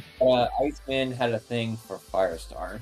Oh yeah, Spider-Man and his amazing friends, yeah. Mm-hmm. Oh yeah, the most canonical show, absolutely. Yeah. For Rowling, the Patel twins are the only real people of color Harry Potter encounters in most of the books until the named after Kash Patel, of course. And then that's Kingsley Shacklebolt. Shacklebolt! Yeah. That actor has very odd eyes. I'm just now noticing. They're kind of like spaced strangely. It's like Yeah. one's kind of above the. Maybe it's just the picture. Kind of like I an don't know. kind of like an Production of- iguana, yeah. Or, yeah. Kingsley Shacklebolt. And I don't know about you, but Unlike I'm my the eyes. only character who's Oh, sorry. I thought you Guys, said you something. know, I have a reptilian profile picture. Oh. Like I feel represented. I need a sombrero and I can finally see myself. Yeah. I am Juan Potter. You know, and he becomes the the Minister of Magic after this. Freaking, Yeah. You know, everybody, even the Dursleys. You know, the Dursleys and the Prime Minister of the UK, like they all like Kingsley Shacklebolt. You know, Suck it, Obama. The most likable guy. Like, yeah. Basically, he's like Obama. But I don't know his politics. Perfectly clear. I think him and maybe a couple others were the ones that were, because there were like 3 of the professors or something were dueling Voldemort in the Battle of Hogwarts. They were like 3v1ing him to kind of keep him busy. I think maybe Kingsley was one of them, but Yeah, it was Kingsley, McGonagall, and Slughorn. I think that's what it was. How's that for recall? I haven't read that book since it came out. encounters in most of the books until the introduction of Kingsley Shacklebolt. And I don't know about you, but naming the only character who's clearly black in your work after Shackles seems a bit tone. Nobody was thinking about it. This never crossed my mind as a kid or an adult reading or talking about Kingsley Shacklebolt anytime. Or hold on, Ant, hold up, wait a minute, hear me out. Maybe it's because Kingsley Shacklebolt is just a badass name. How about that? Who ever thought about shackles on slaves when they read that name? Like, you're taking. I thought about it the last time I was like reading. I asked like shackles, like you shackled chains. I'm like, oh, dude. I actually picked up on this as well. It's like I cannot be contained. And he like and he like Kingsley breaks. Shacklebolt. And he like breaks off the chains like he's Superman, right? Anyway. Freedomium. That was his spell as he hit the chains with his wand. Yeah. Joanne. Yeah, we was Kingsley. Let my Shacklebolt go. Oh, that's a funny face by Kingsley right there. Yeah. You made up, mister. But you can't deny Dumbledore's our style. Praising a white character. Bro, we literally just said he 3v1 to Voldemort. Okay, come on, bro. Come on. In his defense, I don't think he does that in the movies, so he's saying it's his most memorable scene. I guess that's technically true. You are technically correct. But only because it's a funny line, not because he's talking about a white character. And he's digging into JK. He's digging into JK Rowling, but he's not, this is movie. This is just movie Kingsley. Yeah, that's true. She's not a or she wasn't a screenwriter at this point. No. Obviously, she didn't do too well in that department, but not for these reasons. No. And yeah, I don't think of him as praising a white character. Dumbledore was the character everybody was talking about in this scene.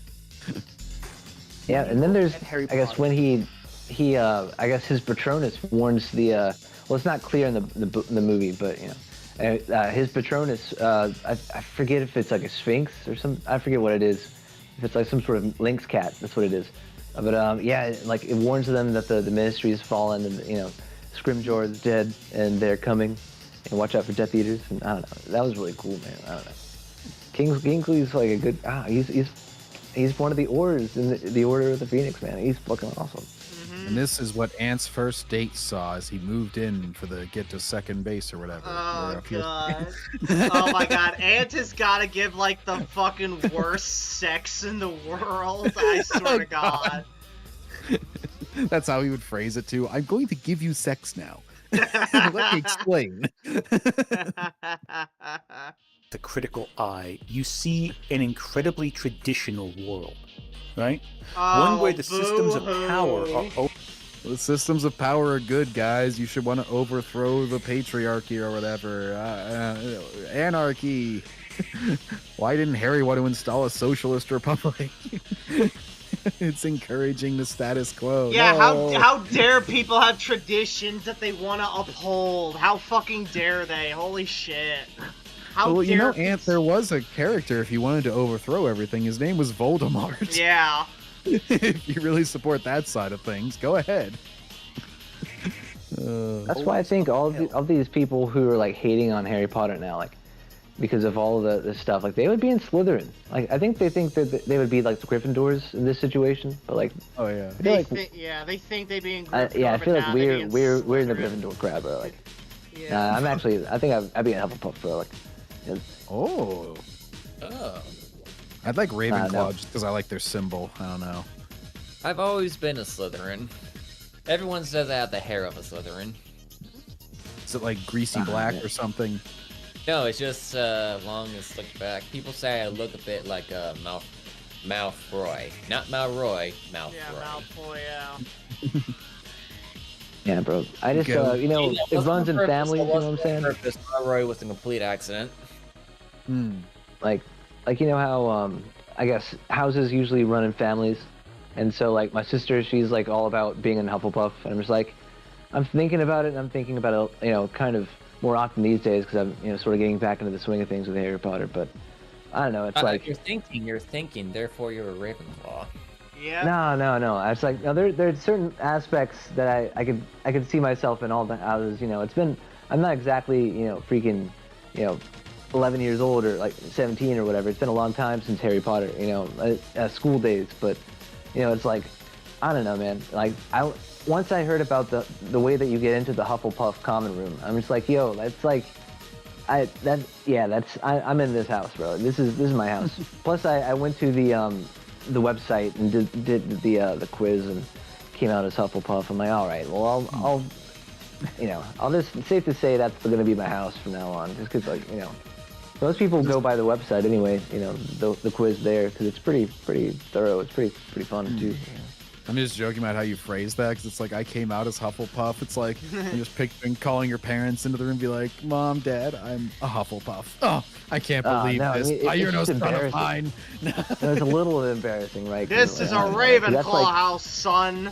That's like the egalitarian, the diversity, equity, inclusion house. You know what I mean? It's like we'll take everyone who comes in here. You know, and so it's like, I don't know, man. If I get people like Ant in my house, if he's in Hufflepuff and people, then I don't really want to be in. But if Ant ever came into my house, I'd fucking break his back like Bane. I swear to God, I would. You can't say that, Backseat. Yes, I just did. Stop me, bro. Anyway. It's like, excuse me, sir, I'm gonna have to call my brother. You know, my brother in law school, you know, is a lawyer, and he's gonna, you know, that's assault, sir. You just assaulted me. You came into my house first, dumbass. Oh yeah. If he's in your house, then yeah, go ahead and do it, man. Yeah. Florida, stand your ground law. Hell yeah, motherfucker. Anyway. Even when the Ministry of Magic is overtaken by the Death Eaters in Umbridge, even when Hogwarts is overtaken by Death Eaters as well, and Voldemort, the system is good in the world of Harry Potter. The system does not need to change. There's no flaws in the system. It's just, we gotta pluck out the bad eggs, and everything will right itself in the end. Yeah. Evil people are trying to tear down the system. You don't seem to be making the connection here. Like, it's being taken over because it is against evil. And so they need to tear down the systems that are going to oppose them. This is pretty basic shit. I don't know how you're missing this. Either that, or it's like the evil people are taking control of the system, and then the good people got control back from them.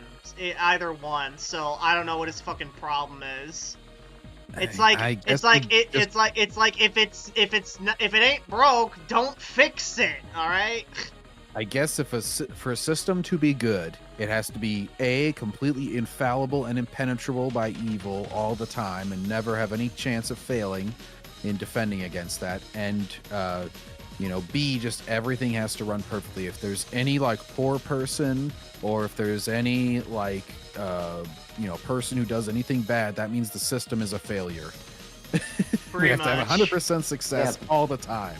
Yeah, man. Even I mean, it's flawed. Even I guess in the golden days when Voldemort wasn't really, you know, I guess Fudge was still like, he's not back. You know, they're putting Stan Shunpike or whatever, this random dude, like they're falsely imprisoning people This and is like misinformation. And shit, you know?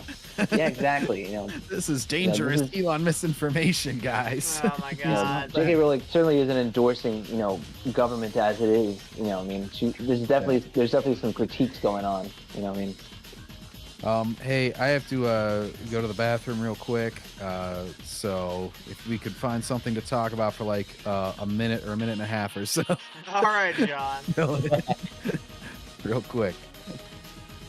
I don't think he's leaving to go to the bathroom. I think he's just leaving to get a beer or something.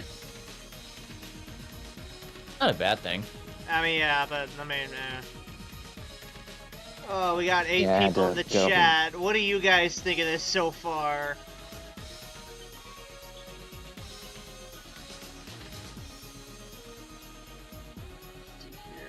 I will say, between this video and the current ones that we see, Ant does have a bit of a progression going on, mainly in the backgrounds and his presentation. That's literally the only interesting thing about Ant, is that like how he evolved making his videos. That's about it. Yeah, I'm not a fan of the dramatic pausing. That is something that John was talking about earlier too. Well, I mean, he has to appear dramatic. It's like, how else is he supposed to keep your attention? Yeah, and I guess the length of this video is probably why it has, you know, a lot of people viewing it, especially because it's, you know, talking about, you know, problematic stuff, like all the language he's using, the points he's making. Yeah, this is a video that's gonna get propped up on YouTube. Oh, like, you better believe it. This is like, he is in no danger of any sort of, you know, all the red flags that people get on their channels and stuff. He's got all the bots helping him out. Yeah. Anyway. Oh, who? And yeah, I mean, I don't want to sound like I'm hating. You know, what I mean, no, Herb, I that, hear ya. Yeah, I get what you're getting at. Anyways, John, continue. Oh, you were talking about my bots, huh? All right. Yeah. Your astrobots. Ayo. Anyway. Damn. You see a world where heteronormativity is the norm and deviance. Oh Jesus! Oh, I hate to break this to you, Ant, but it is the norm. Literally, most of people are heteronormative. That's why it's called normal. Like it's not homophobic to say that most people are straight. Like, I'm sorry, it's just a fact. There's a reason that you're a minority, or if you're that. Like, it's not. It doesn't have to be a bad thing. That's just a statistical fact. Oh my god, Ant just cannot deal with the fact that he's a minority. I swear to God. Jesus, everybody's a minority in some sense. I'm a ginger. You think that I'm like, oh my gosh, most of these people aren't red-haired. Why does this story hate me? Well, then again, John, most people have souls, so there you go. Exactly. Did they have kick a homo day? Because they had kick a ginger day in my school, damn it. Yeah.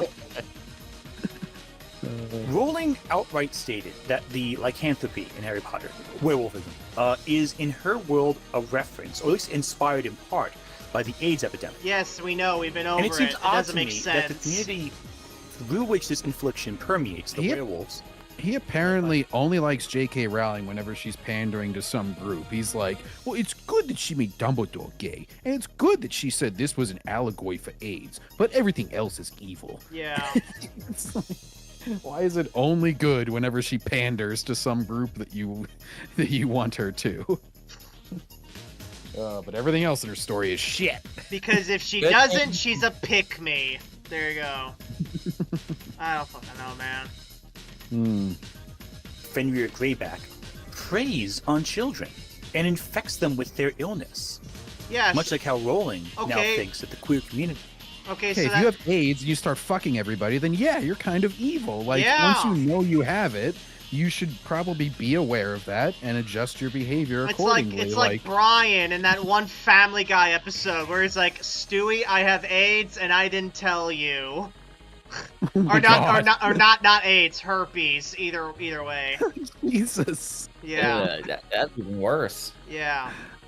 But it's like, what does he think that Magic Johnson was like? Well, I got AIDS. Time to go fuck a bunch of people. Like, I'm sure that he changed his behavior just like Lupin knew that he was dangerous and didn't want to be around. Obviously, nobody thinks that somebody, and I think we went over this last time. It's like nobody thinks that somebody with AIDS is gonna like jump and start tearing their throat out or something because they have AIDS. Yeah. Like we know it's not rabies or whatever, but yeah, you do change your behavior if you have a condition. I'm sorry to say. It's nobody wants it, but it's an unfortunate fact. Sad but true. Yeah. Yeah. Praise and grooms children. It's not surprising that this theme is present in the works themselves. She's always believed some... And it's worth noting that nobody's shitting on Lupin for simply... I mean, some people are naturally afraid of him because that's obviously a much more dangerous condition than AIDS. Yeah. You don't have to have sex with Lupin to be in danger from. Although I imagine that would be pretty scary on a full moon night. But it's like... Harry doesn't go, oh, geez, Lupin, you're a piece of shit. How dare you be a werewolf? Yeah. It's like he kind of gets ahead of it and addresses it. Yeah. Version of it. We just don't see this until we look back at the works in hindsight, see these tropes, see these trends for what they actually are. And then there's the beauty thing.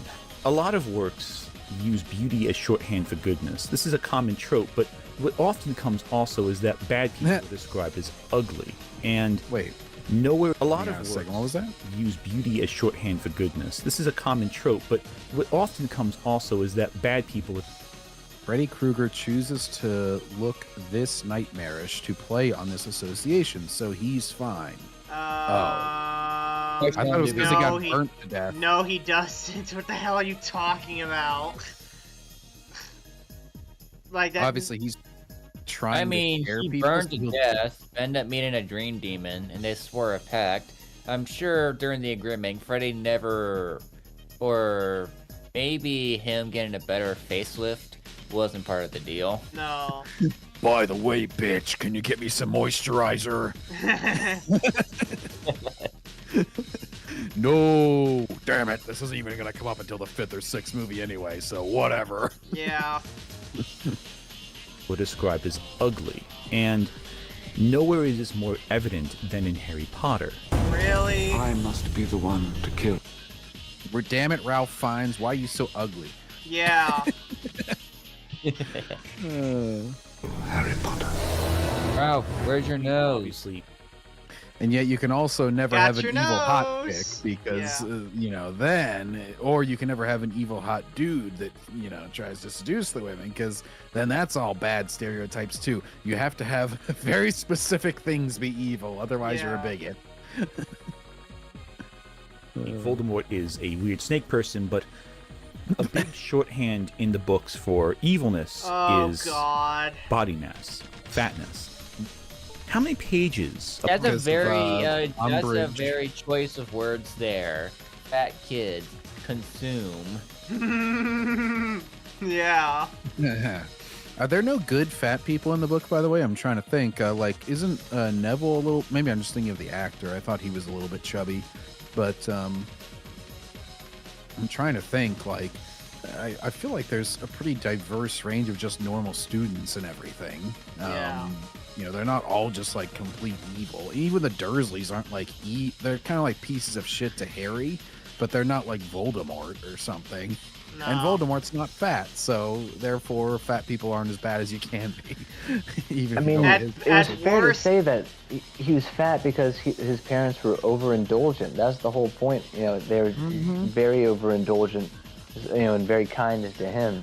You know, spoiled. You know, it was a spoiled kid, man. That's what a spoiled kid looks like. And Yeah. then, you know, after, like, I think, you know, the third book, they starts to go on a diet of grapefruit, and then there's like in the fifth book he has like low-fat snacks in the refrigerator. You know, it's like, you know, he becomes, you know, a boxing, you know, he starts boxing in school, and, you know, I don't know, man. It's like, he laid off you know, the McDonald's. he grows out of the baby fat, you know, and becomes a big dude because Vernon's a big dude. Like, I don't see why it has to be like, I don't know. Like, they make fun of Dudley because of, you know, he's a piece of jerk. Yeah. Yeah.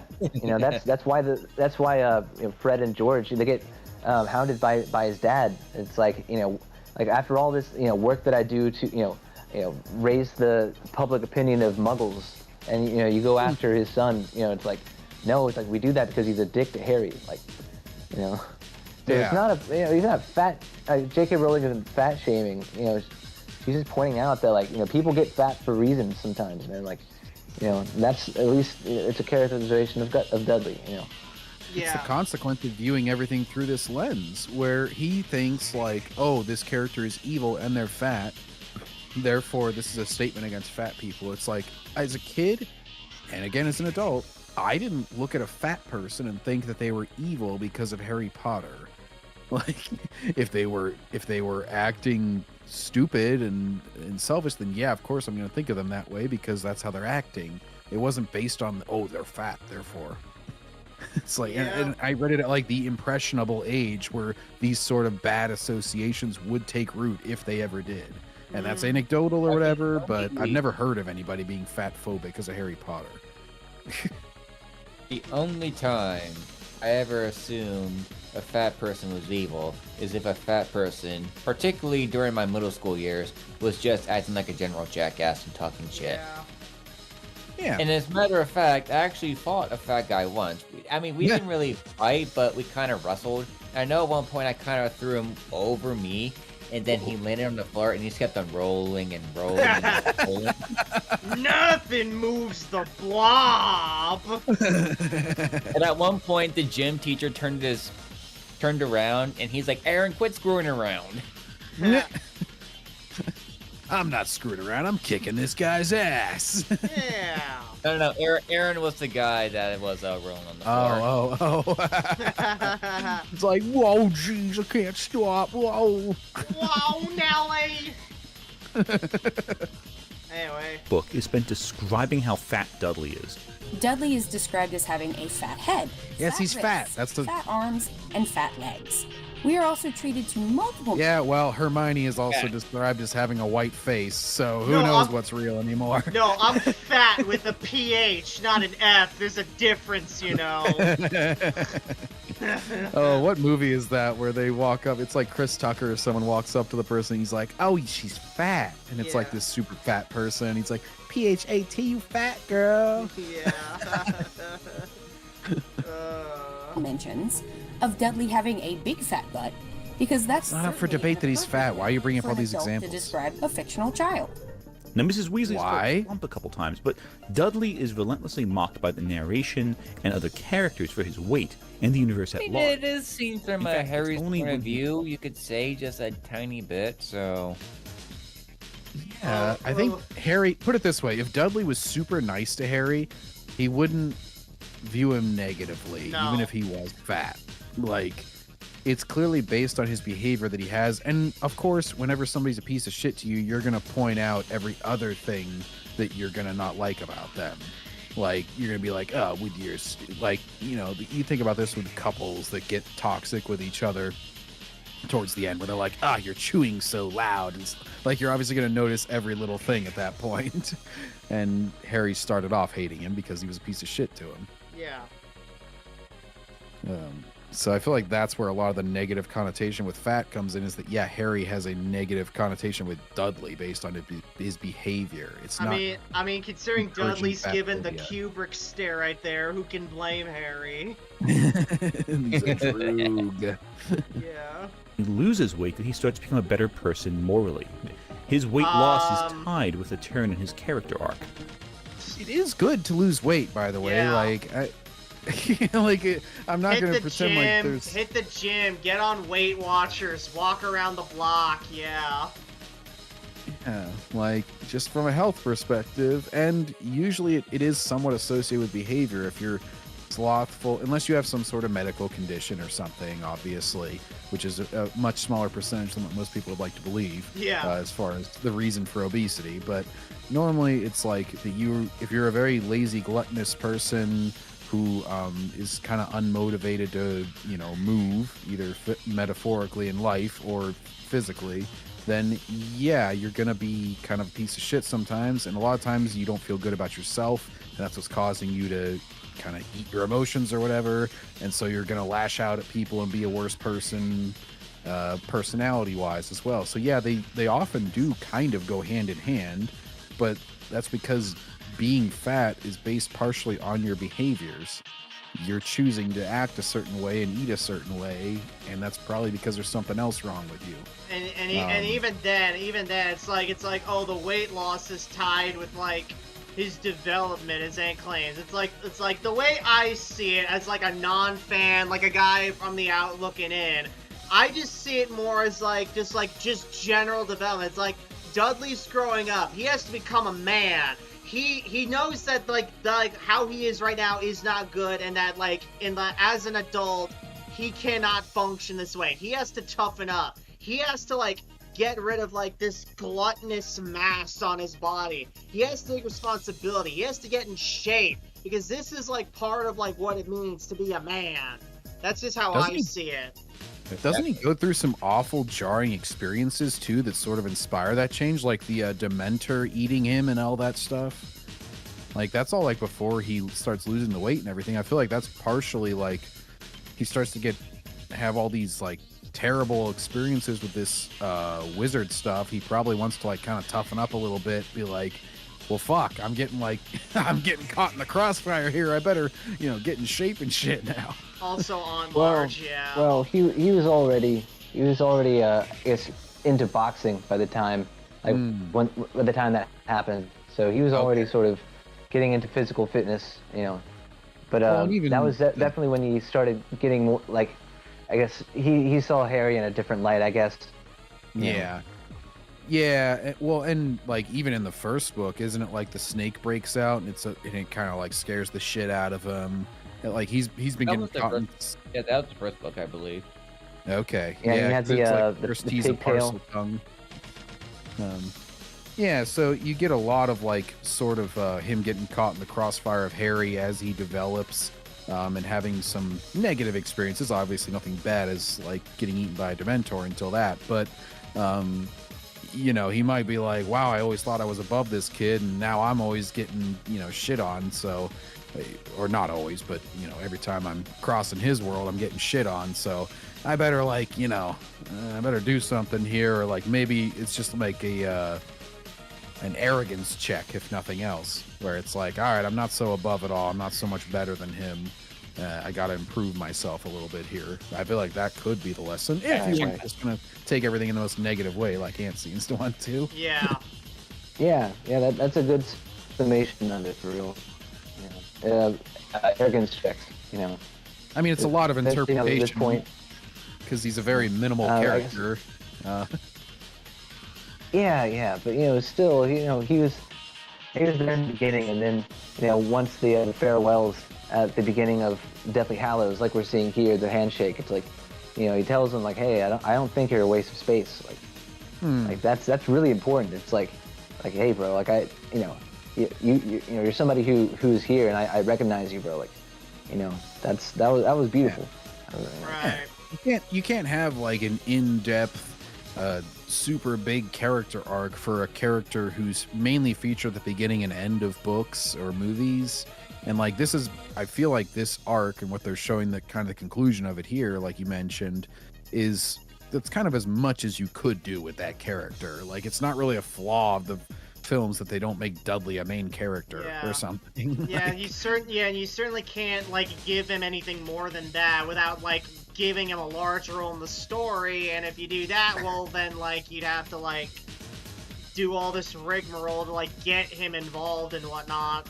So yeah. By the way, that's what George R.R. Martin does, where he goes on for pages and pages about some character that's gonna die half a book later.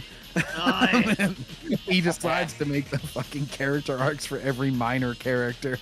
Yeah. So I thank God that JK had a little bit of restraint where she was like, all right, I'm just gonna do what I can. This person's here to serve this purpose. Hello, Briscoe. Anyway. Hey, Briscoe. Which is very unpleasant and has implications that are very awful. What? In the world of Harry Potter, the only characters who are described as fat are bad guys. We also get other characters who have fat thumbs, Umbridge, fat fingers, fat cheeks. Lord, let this be on their faces. Or as an immensely fat, melting, iced cake. For a work that apparently invited audiences into their world, this deliberate bullying... What? So if I'm a fat kid, I'm gonna go, oh my gosh, I'm just like Umbridge, I'm just like Dudley. No, if you're not a piece of shit, you're obviously not like that person. God forbid we judge people based on the content of their character rather than their fucking looks, Ant. Yeah. Like I get, and again, like I feel like the sort of negative, like of course Harry's gonna point out that Umbridge has fat fingers or that she looks like a frog or whatever they were always comparing her to in the books because he hates her. So he's gonna have negative descriptions of her. Yeah. Like this would be like if Ant like went into the Warhammer 40K and he's like, oh, how dare the Imperium fucking judge all the demons of Nurgle for being fat and disgusting. Yeah. This is like if I'm like having a mean inner thought about Ant and I'm like, oh, his stupid nose and his nerdy glasses. It's like I'm not associating everybody who has glasses and a slightly larger nose with like a person that I hate. It's like, you know, one follows the other and it's not going in the order that you think it is, Ant. Like yes. It's more that the person acts badly and then they get negatively described physically. And Harry's a teenager. Of course, he's going to be petty like that. And a lot of the books are told from his worldview and his inner thoughts. So, yeah, he's going to describe those inherent traits that, like, the person maybe, well, they could control the fatness. But anyways, he's going to notice all the negative things about them and describe them in his head like that.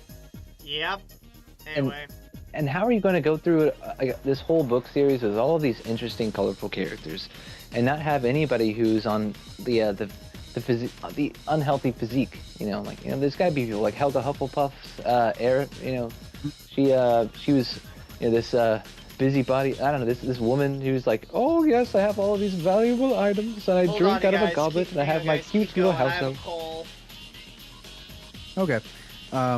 Yeah, I feel like there's a portly, isn't like a professor or two a little bit more portly? Yeah, that's Sprout, Professor Sprout. Yeah, she's like a little bit more, so it's not all negative people. Like, she's a perfectly fine character, and I was remembering from the movies, I'm like, I feel like there was like an overweight person that was not super negatively portrayed. So, I don't know. It's mainly the main fat people that I think of in Harry Potter, because there aren't a whole lot of them, is obviously they have magic. They probably could just magic away weight. Anyways, that's just the general magic story plottle. But like Umbridge, the Dursleys, is there anybody else? No, I can name a few. That I remember talking about Fleur Delacour's father. You know, a bit of a, I don't know, he's wearing like high-heeled boots, and he was a bit like plump or whatever. You know, so he's like a that pod, dude. kind of overly indulged kind Yeah, of I guy. mean, he's a French guy. He's from France for one thing. But you know how the British and the French, you know. But then there, I guess, talking about the Slytherins, you know, it's like how the Slytherin beaters, you know, are like, you know, more, you know, brawn over brains. Like they don't really have much going on. You know, it's like Crabbe and Goyle, they're like that, you know. That one makes sense because that actually makes sense for the sport. That's like All calling right, buddy, an I'm offensive back. lineman. What'd I miss? Yeah, we were just mainly talking about fat people some more. Anyway. But like but that actually makes complete sense for the honestly, in Quidditch, you should have because they can put more weight behind their swings. There's a reason offensive linemen in the NFL aren't 200 pounds. Like, obviously, you want to have heavier dudes, and they're not like super six-pack physiques. Like, yeah, you need to have weight in certain positions. Not for a seeker, maybe, because they have to be agile and mobile.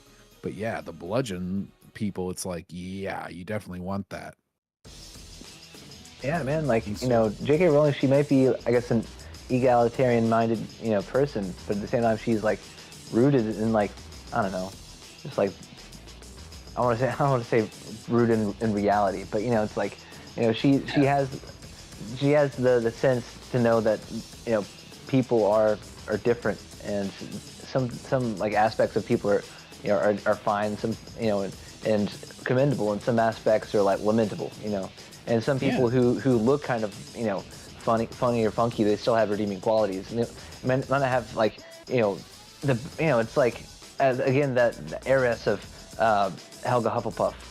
She was like this portly woman who was like, just cozy in her house, like eating, she has a house elf, house elves, the morality of house elf, ownership is sort of in question, but at the same time, she's like, very doting upon her servant. It's like, she's like, you don't know if you like her or dislike her. It's the same with Slughorn. Slughorn was he's an older guy, but he had a lot of plump and he was balding. But it's like, yeah, come on, man. It's like that's what the story is about. It's like a good part of it is just all the people and like the impressions that Harry gets from them. Harry's like pretty fair, but like, it's like, I don't know, man.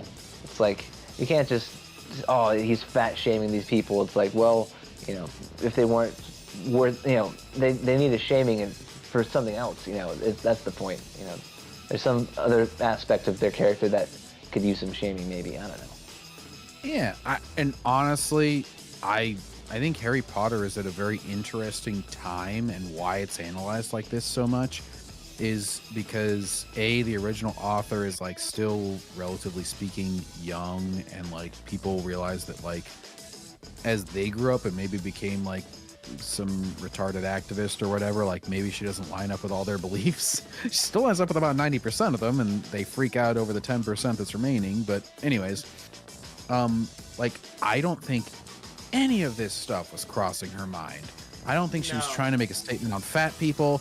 I don't think she was trying to make a statement on, Jewish people with the goblin. I don't think she was trying to make a statement on any of this stuff. I think she was honestly just genuinely like writing shit on napkins, like they said. Like, it's not that deep, bro. Applies so much to Harry Potter because all of its fans, whenever they were kids and experiencing it, didn't think about this stuff and did not grow up to be anti-Semitic, anti-fat, whatever people.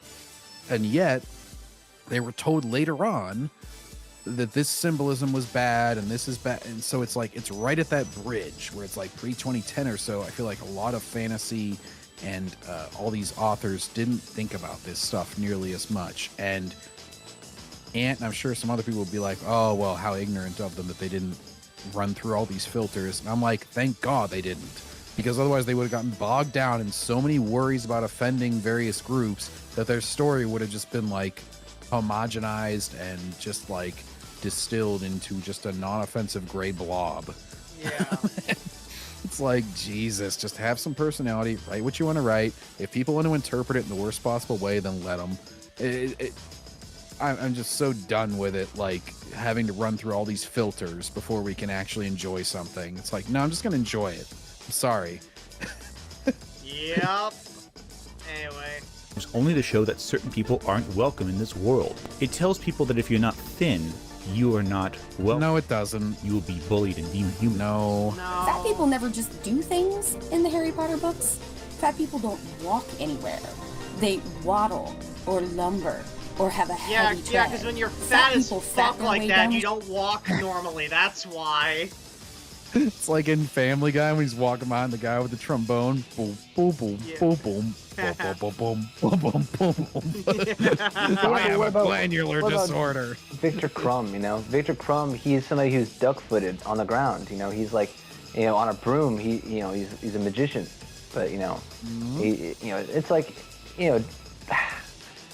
she has her descriptors, her favorite verbs, like it's fine, bro. Like,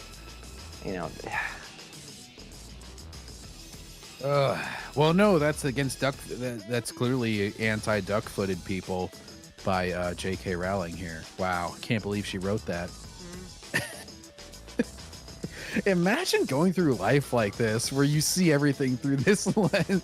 You have to like, can I say that I enjoy this thing? First, I have to examine it from an alphabet person perspective, from every race perspective, from every. It's like, Jesus Christ, it must be stressful as fuck.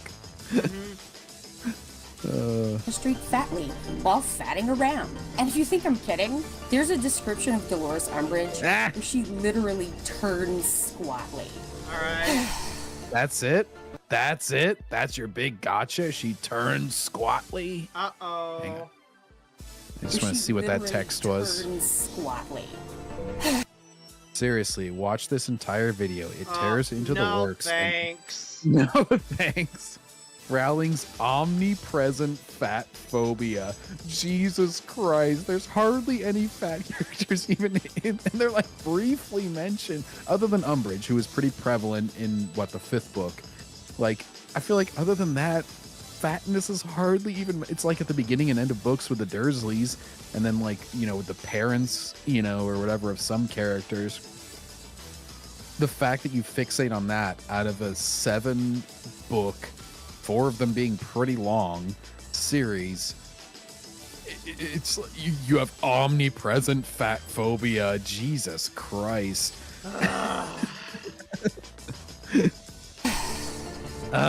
She sighs. Asian characters, why don't we ask Joanne what country? Oh boy. Is that a Korean surname, Chinese, Vietnamese? What? Chun-Li, is that racist? I don't know. Sounds pretty stereotypical. Oh no. You know what?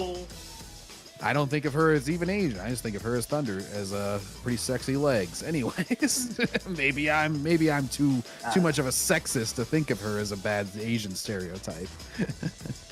She her actress, the actress that played Cho Chang, I think she's from Ireland.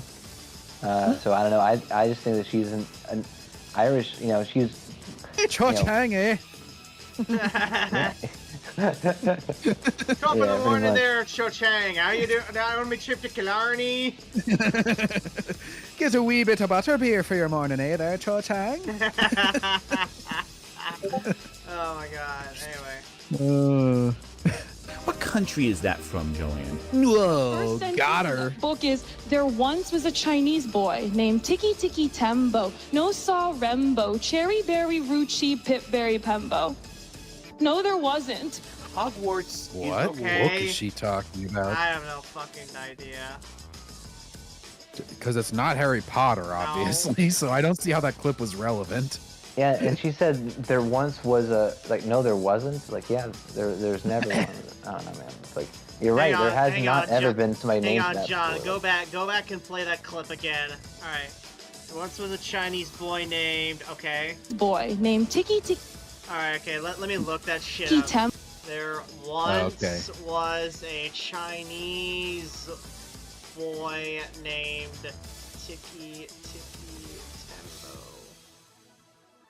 A 1968 picture book written by Arlene Moselle and illustrated by Blair Lent. The book tells the story of a Chinese boy with a long name who falls into a well.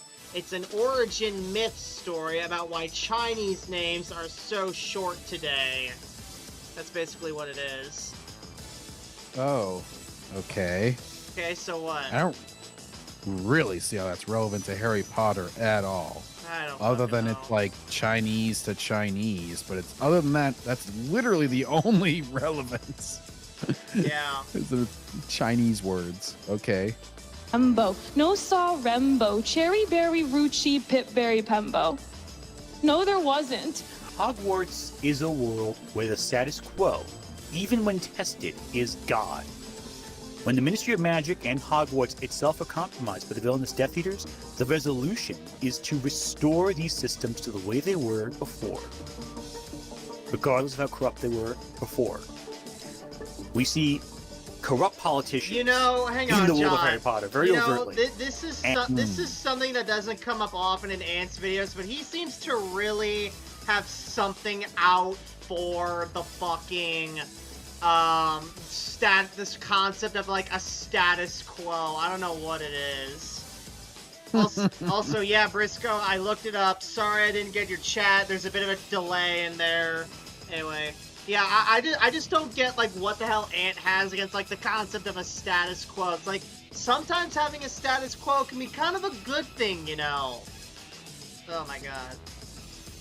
Yeah, and you know, there's been points, I think this was, like, I guess, you know, the cursed child is supposed to be 19 years after, and there's, I guess, been a bit of, like, I guess, not filler, but information that's been not published, but anyway, so what I'm trying to bring up is like Hermione is after her, you know, their time after Hogwarts, like, you know, she's gotten involved in the ministry, and she's been involved with legislation for elf rights and stuff. So there's, like, you know, progressive politics going on, if that's what he's about, you know, like, as far as, like, furthering egalitarianism between the you know, the wizards and the magical creatures, you know what I mean, like,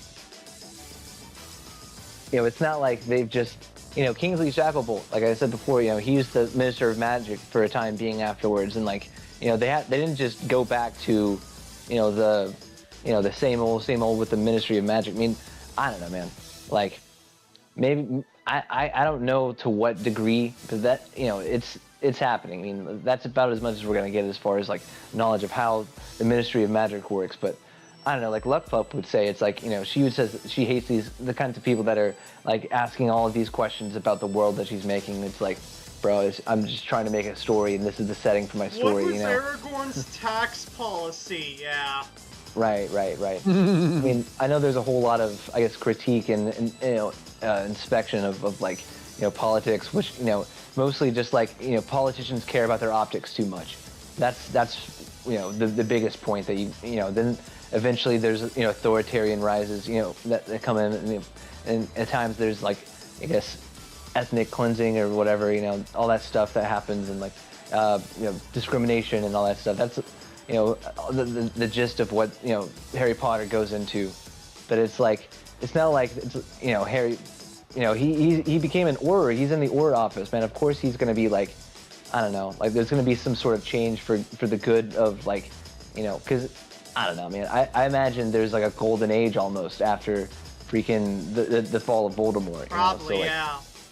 So, like, yeah. I don't know. I just think this, like, he's mad because, you know, Harry Potter isn't, like, you know, social democratic or whatever the hell, you know, this guy's Probably, about. Man. yeah. Like, Yeah, this freaking ADL loving guy, man. Like, I don't know. It's just like statism. I'm just not a fan of statism, and I don't know. It's like, you know, but that's beside the point. You know, this is Harry Potter, man. It doesn't. I don't know, man. It's just, it's not cool. I don't like it. I don't like these people just, like, enjoy this shit. You know, it's beautiful. It's great. I fucking love it. You know. Yep. Anyway, moving on. This is why I like Dragon Ball. The president of Earth is a dog, and nobody ever talks about it. Pretty much. Yes. It's Yeah. not a Dude. statement in favor That's a of great furries point, or man. anything. Like, Yeah, some dude. people- I'm not even complaining about the furries. Like, I generally don't like them, but it's like, you know, I mean, I guess I like the designs. You know, Toriyama's designs are good, but it's like, I don't know. They're just like mutated people apparently. Like, it's fine. You know. Well, this is why I love Toriyama getting interviewed, because, like, they ask him if he thinks about this shit, and he always just immediately shuts it down. And I feel like that's what JK should just do instead of trying to pander to these people. Just be like they were like, oh, Goku had a tail back in the back whenever he was first introduced. Were you already thinking about the Saiyan saga? And he's like, nah, I ran out of strong people to fight on Earth, so I said, how can I make him an alien? I know the tail. Yeah. So he readily admits, like, I wasn't thinking about all that shit, dude. Like, yeah, man. No, and I Lots of still speak paradise. present tense because I just remembered, obviously. But oh my gosh, but that dude was so awesome, so genuine and heartfelt the whole time. Didn't try to pander to shit. Like, as much as I like JK for certain stances, I feel like she backtracks and what's it called, retcons, and does all this shit to try to appeal to the mob pretty constantly too, Yeah. which is kind of annoying. Anyway. Rowling says they're all right. Go back to that system. This is even considering that Hogwarts itself is built in with evil, built into its foundation. Really? The evil House of Slytherin. Come on. The Chamber of Secrets, buried under its intestines, under the very piping and plumbing of the school. You all know, of course, that Hogwarts was founded over 1,000 years ago by the 4 greatest witches and wizards of the age. Now, 3 of the founders coexisted quite harmoniously. 1 did not. There is no nuance with Slytherin, by the way. There is a lot of fans added nuance, trying to find good Slytherins. The Cursed Child tries to build some nuance to it. But in Harry Potter, the work, until the very end of the... Oh, geez, so you'll disregard later works when it's convenient for you. Oh, okay. I see. All right, then. How about Hermione being Slytherin. black? Are we going to disregard that? Yeah. I wonder, Yeah, man. Oh man. So like Snape, what about Severus Snape or freaking Phineas Nigellus? Like, I know they might have had like Snape is a prejudices, dogged nice guy, so he doesn't count. but what about Regulus Arcturus Black, man? Like I don't know R.A.B. who that is. I'm sorry. I'm sorry. Oh, that's Herb. Sirius Black's brother. Oh man, okay. you gotta read the books, bro. Maybe I will one of these days. Anyway. Yeah, you really should. You really should. Yeah. The series, if you're in Slytherin, you're evil. And why are you in Slytherin? Ambition. Vanity. Salazar Slytherin wished to be more selective about the students admitted to Hogwarts. He believed magical learning should be kept within all magic families. In other words, purebloods. That's not witch. Make Hogwarts great again. So right now, I'm going to talk about a couple different characters who I think would qualify for Slytherin House, and if Rowling had written them, they'd be considered evil. You guys know Merlin, right? Who? Yeah, I know. Merlin? He's a good buddy. Yeah. No, dude, Merlin is Merlin was a Slytherin. He was Slytherin House. Like the Well, clearly he was evil. Yeah, it must have been. I feel like a lot Anyway, of people just associate Slytherin with evil because of the whole snake thing and the Bible and like, you know, Satan was a snake and all that sort of stuff. Yep. And you know, snakes are fucking creepy to most people, and people who like snakes are sometimes creepy to people. Like, obviously, it's a lot associated with the imagery. Unless you're like Randy Orton, of course. And I don't mean to offend any reptile lovers. I had the snake guy come to my school when I was a kid. I didn't think he was evil. I'm not saying that. But I'm saying, like, generally most people are not like that snake guy. Right, yeah. Would qualify for Slytherin House and probably be deemed as evil by Rowling. Freaking No. Yuri Kotsky from Yuri on Ice. What? 僕の名前は勝木優里。どこにでもいる日本のフィギュアスケート特別強化選手で23歳。強そうな名前だけど、初グランプリファイナルで最下位。 What? 現実がまだ受け止めきれないよ。 Yeah, I bet you didn't expect a Yuri on Ice reference. No, I didn't, because you fucking forced it in there. Like, what? Is he gonna comb through all of fiction to find anybody who likes snakes or something? I think Or he's. is I think he's looking He's for. ambitious. Yeah, I guess like. I don't know. This dude absolutely cried his ass off in that like gay rep video. It's like, oh, we're never getting Yuri on Ice season 2. They should fucking make it, even if they don't want to, because the fans deserve it. The fans, like you owe us. Oh, he was crying his ass off in that video, man. Anyway. Oh god. In this video, but Ice Adolescence was just canceled as I'm recording this, right there. and I'm still pissed about that. Mappa Cry sell the about rights it. to Yuri on Ice. Was that even a series? All I heard was that was about like Olympic figure skating. I didn't know it needed like a sequel. Gay Olympic skaters, yeah. Sons of Yuri's main trait is ambition. He is trying to. She's not saying everybody who's ambitious is evil. It's when your ambitions basically do more harm than good, basically, is when you cross the line, and most Slytherins just do that. Harry Potter was almost put into Slytherin. He had to say, not Slytherin, not Slytherin. Sorting Hat said how great a lot of the Slytherins were. Yeah. Like, this is literally in the first book. Yeah.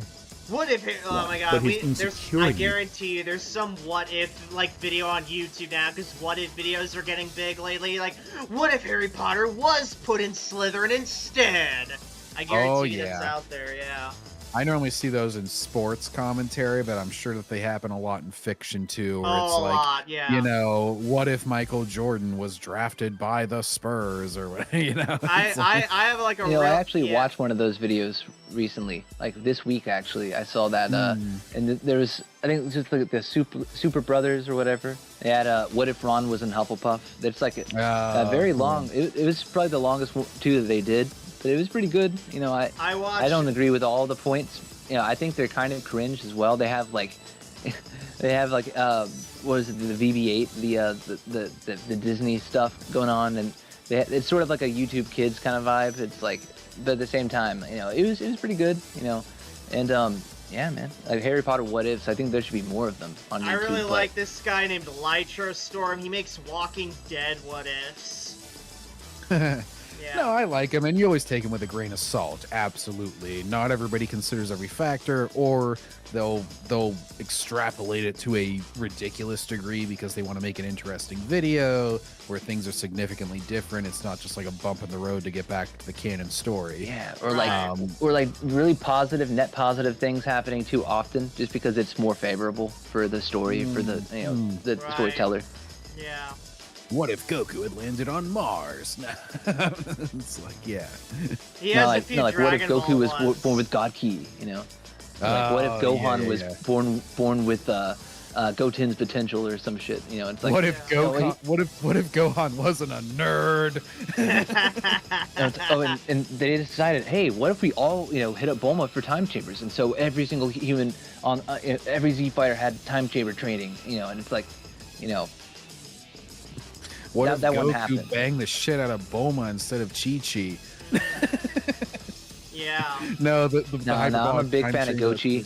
Nah, man. Yeah, Chi-Chi is the best. Anyway, we're getting What if off Dragon topic. Ball was a harem anime? Oh no. No, see, that's Prince Vegeta. You gotta go to Prince Vegeta. I'm the prince of all women. I get all the bitches, Kakarot. Oh no, I mean the YouTuber. Prince Vegeta on YouTube.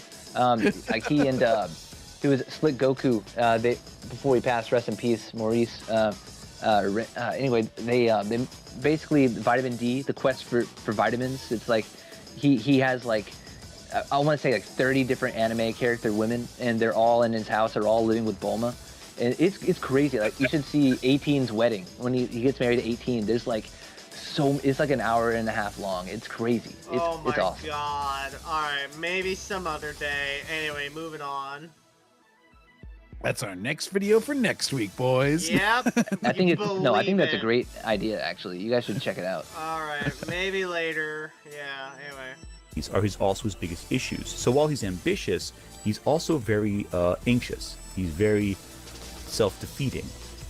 Both his strength and his weakness. He's an anime character, yes, we know. To be the best. And to Ace Attorney suffers from this. So, that would put him in Slytherin House. That would put him in a house where every single person is deemed basically another Death Eater waiting to happen. No. And by you, he defies gender norms all the time. He dresses in a feminine fashion. Okay. Can we follow the logic here where he goes, every single person in Slytherin is this, and Yuri would be in Slytherin. Therefore, she hates this sexual orientation that Yuri, who's in a completely different property, by the way, who I have extrapolated and interpreted as being in Slytherin. Therefore, she is against this sexuality. Like, this is like 10 steps removed from what the fuck she was saying. He's like Charlie with the board and Always Sunny. Yeah, this is like a curveball that's like pitched at like third base. You know what I mean? Pitched to third base. This is is like 10 steps removed from what the fuck she was actually saying in the story. It's like, how do I get to J.K. Rowling as a homophobe? Let's see. Yuri on Ice. That is clearly the most direct path. Oh my god. And you don't have to be pure blood. You can be half blood or whatever, and still be in Slytherin. Like Harry. Yes, Snape was a half blood, right? That's the half blood. And Harry. Harry was also half blood. Yeah, but And like, what do you call it? Snape was hoping that Lily would be in Slytherin, and she was Muggle-born. Yep. And which I always question, like, after the Harry scene, like, does the Sorting Hat always just listen to the students? Because, like, Harry was, I'm pretty sure he was going to put him in Slytherin. And Harry was just like, nah, not that, bro. And he's just like, all right, fine, you can go over here. Yeah, and like Hermione said that she, the Sorting Hat took her choice into account as well. But that's just a whole other problem, like a plot hole. It's like, what if there's a whole band of first years that want into a single house or like a couple houses, and they're like 2 Hufflepuffs or like 4 Slytherins, and they're like 26 new freaking Gryffindors, Very true. You don't want to be in very Harry true. Potter's, My interpretation of that, again as an outsider looking in, is that the student pleads with the hat, and if the hat like just thinks like, oh well, actually you do have more of this trait that defines the other house, and the house I was gonna put you in. Actually, yeah, you can go there then. That's just my interpretation. Yeah, of if it's super, I think if he's like kind of on the edge, maybe he'll take their choice into account. But if he's super strong in one direction, he's not just going to overrule his feelings or his interpretation entirely. Yeah. So it's more of like a swing vote. And if the swing votes aren't going to make a difference, then he's just going to put you in the house that he wants. Yeah. Anyway. He falls in love with both men and women. So Rowling would probably hate him, and that's not even getting into Yuri's struggles with weight.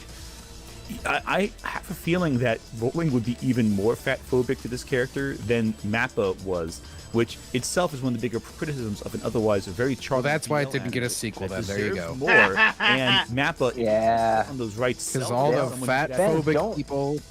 Oh man, like he's saying that the fans deserve a sequel. Like if this is what he's talking, if he's the fan that deserves a sequel because he's talking about these things, like they want to avoid people like this guy, like was Ant, yeah, like absolutely, like there's no, that's why you're not getting one, is exactly right, like oh my gosh, and you have your answer. And like you really, and I'm gonna repeat what Jan said in a minute. You think you're owed shit just because you're a fan? Well, shit, by that logic, I'm still owed the Sword of the Jedi trilogy by Christy Golden. But am I gonna get that? No, not ever, it looks like. Not since Disney axed the EU. Yeah, they shafted us, man, the fans. And in this instance, go ahead, sorry. Oh, no, I'm sorry.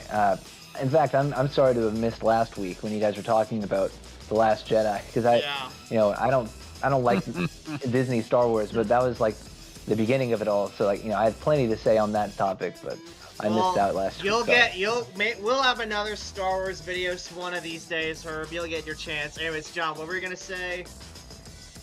Oh, just that, like, whenever you try to appeal to that group that is the most easily offended, or the most, like, identifying with everything except storytelling, you're obviously going to be victim to this, where, like, oh, we tried to appeal to this group, but they also thought that we were being a bit fat-phobic here with how we did this one particular episode. So now we've lost our support with them, and we're obviously not going to get the other people. It's like, the more you try to pander, the more specific you have to get, the smaller your audience becomes, the more impossible it becomes to please anybody. Yeah. So just don't pander to them in the first place. Until eventually you'll only have one fucking guy showing up. Yeah. And that one guy is Ant. No. Oh no. Anyways, John, go back like 10 seconds. He was talking about something. We talked over him. Alright, go. It was Japanese. Sorry, I can't read that. Tried to skate Victor's FS program. Stay close to me. Anyway. Was which itself is one of the bigger criticisms of an otherwise very charming BL anime that deserves more. Boy love for those who aren't into anime. Yeah. I like his phone cover is a retarded-looking blue dog. It looks like the kind that gets those little boogers on its eyes all the time. Oh, God. And Mappa, if you're just going to sit on those rights, sell them to someone who could actually do something with it.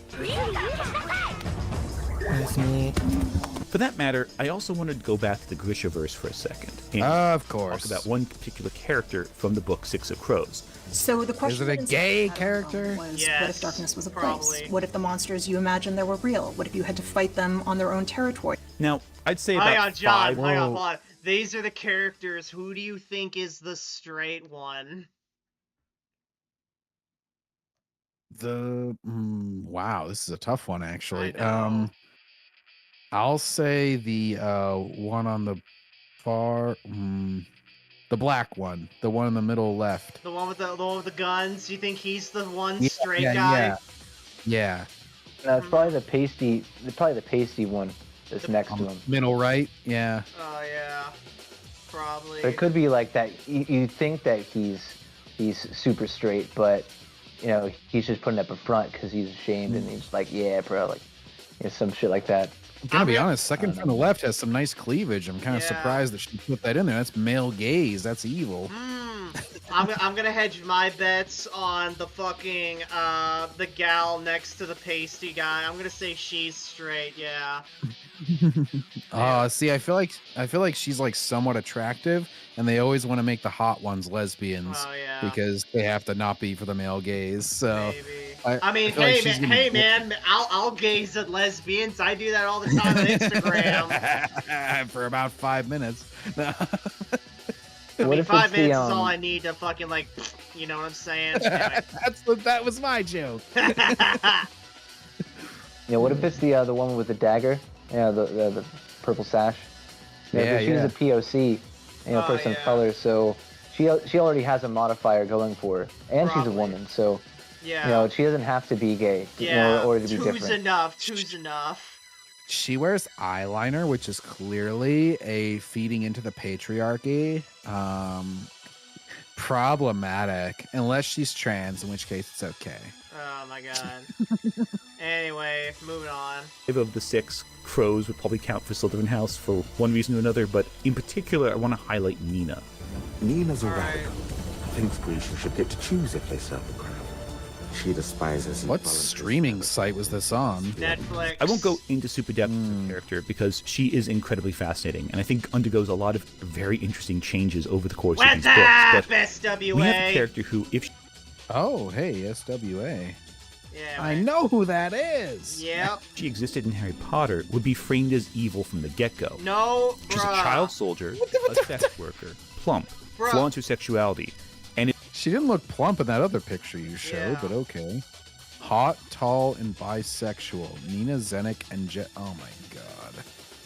This is how they think of people. Yes. This is the peering into their mind when they see someone. It's what is their sexuality? How tall are they? Yeah. Oh my god. Like how attractive. In this soy ass art style. Holy hell. Anyway. Is also very bisexual. Very. Oh, they're just like the shills. Who are those 2 shills that said they were very bisexual? I don't remember. It was the couple that like. It's the chick that does OnlyFans. Oh, Nerdy Nightly. I remember now. Yeah. Yeah. They were on some panel and they're like, "We're both very bisexual." It's like, does that just mean that you cheat on each other a lot? Is that what I'm meant to take this? Oh my god. Oh my god. I scissor with a lot of chicks on my OnlyFans, and my husband is okay with it. Isn't Molly Damon bisexual? Oh god, probably. I mean, she has every a chick who wants to be in the group. It says that they're bisexual, even if they only date men, because they want to be in the group. Dude, that's fucking Lily Singh. John, you know who Lily Singh is, right? Not off the top of my head. Okay, Who is she? She was I don't know if she still does, but she's a YouTuber, runs a channel called Superwoman, right? And she got her own talk show, and it was ass. ass. But basically, she claims she's bisexual, and she's all like, I'm super bisexual. I'm also Punjabi Indian, but I'm super bisexual. She's never dated a woman. I've only seen pics of her with men. Oh my god. I've literally seen chicks that just go like, "Oh, I know when a woman is hot, therefore I'm bisexual." I'm like, bitch, then I'm bisexual. Like, obviously, that's not the same fucking thing. Oh my god. Yo, need I remind you guys that we're still supposed to be talking about Harry Potter? I know. You know, which is a freaking, it's a children's / like coming of age young adult, and he's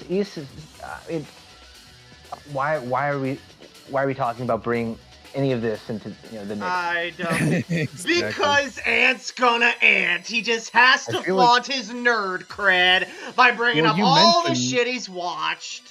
You mentioned that he always likes to bring up this series, so he's probably just flying into this video because he wants to. Yep, it's like he has a bingo card. Like, I need to mention this stupid ass book series I like. There we go. Next. Trump's like, oh, by the way, I want all 7 swing states, by the way. It's like, yeah, he's always gonna mention that. He's always gonna he's always gonna find some way to squeeze that in there. Yep. Anyway. Maybe they have waffles. What's our waffles? I can't wait to introduce you to my truest love. And that's not even getting into a complicated relationship with someone who grew up in a fascist ethno state, or all the horrible nonsense in the second book. Thanks for making me never want to watch this. Well, if you've read the end of Six of Crows, you know what I'm referring to, and I didn't spoil that here. But again, too much. Wait, what? Stop flashing text on the screen for 1 second, please! If you've read the end of Six of Crows, you know what I'm referring to, and I won't spoil that. Growling with... What? Why does she want to make disturbing shit? Who cares? Who the fuck is Jurda Parem? Hold on. I'm looking this shit up. Hold on. Jurda I like how his measure for like the quality of a series is just, or the quality of a writer is just like, you can make more disturbing stuff. He goes for that cheap, like, if J.K. Rowling threw in a random ass rape scene, would that make her books better? Like, okay, hang on. Who cares? I found it on the Grishaverse wiki. Jurda Parem is a drug created by Boyle Bayer that used Jurda as the main ingredient, whatever Jurda is. Jurda Parem is a powder that tastes sweeter than the ordinary stimulant and is lethal to non-Grisha. To a Grisha, the drug modifies their power by changing their perception of the world in an opposite and unnatural direction. It is extremely addictive to Grisha and rapidly weakens the body of the user. Those who are able to overcome the drug addiction and withdrawal syndrome are still changed permanently. The only known survivor, Nina Zenik, was from the Korporalki order and lost the ability to manipulate living substances and instead gained the power to fully control dead bodies, bone shards, and even bone dust. But it is assumed that if a Grisha on a Parem were to take the antidote, their powers would not be altered and that they would retain their original powers.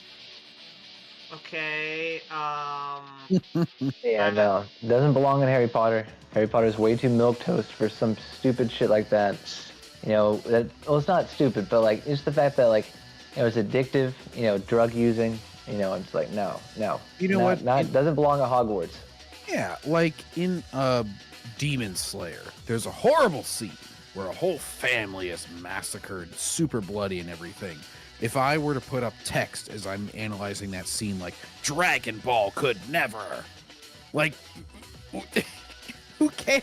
Not every series has the same intended age group or, like, maturity or bloodiness or, like, sexual equality. Like, some series want to get into some of that shit and others don't. Like, that doesn't make one better than the other or a writer better than the other. That makes no sense. Yeah, right. Like, as far as disturbing stuff, I'm thinking of, I guess this would be, like, I guess favorable for Ant, be like, when they're talking to, not Dobby, the creature, they're talking to a creature about this is like the 7th book, by the way, about, Sirius's brother and how they couldn't get rid of the locket.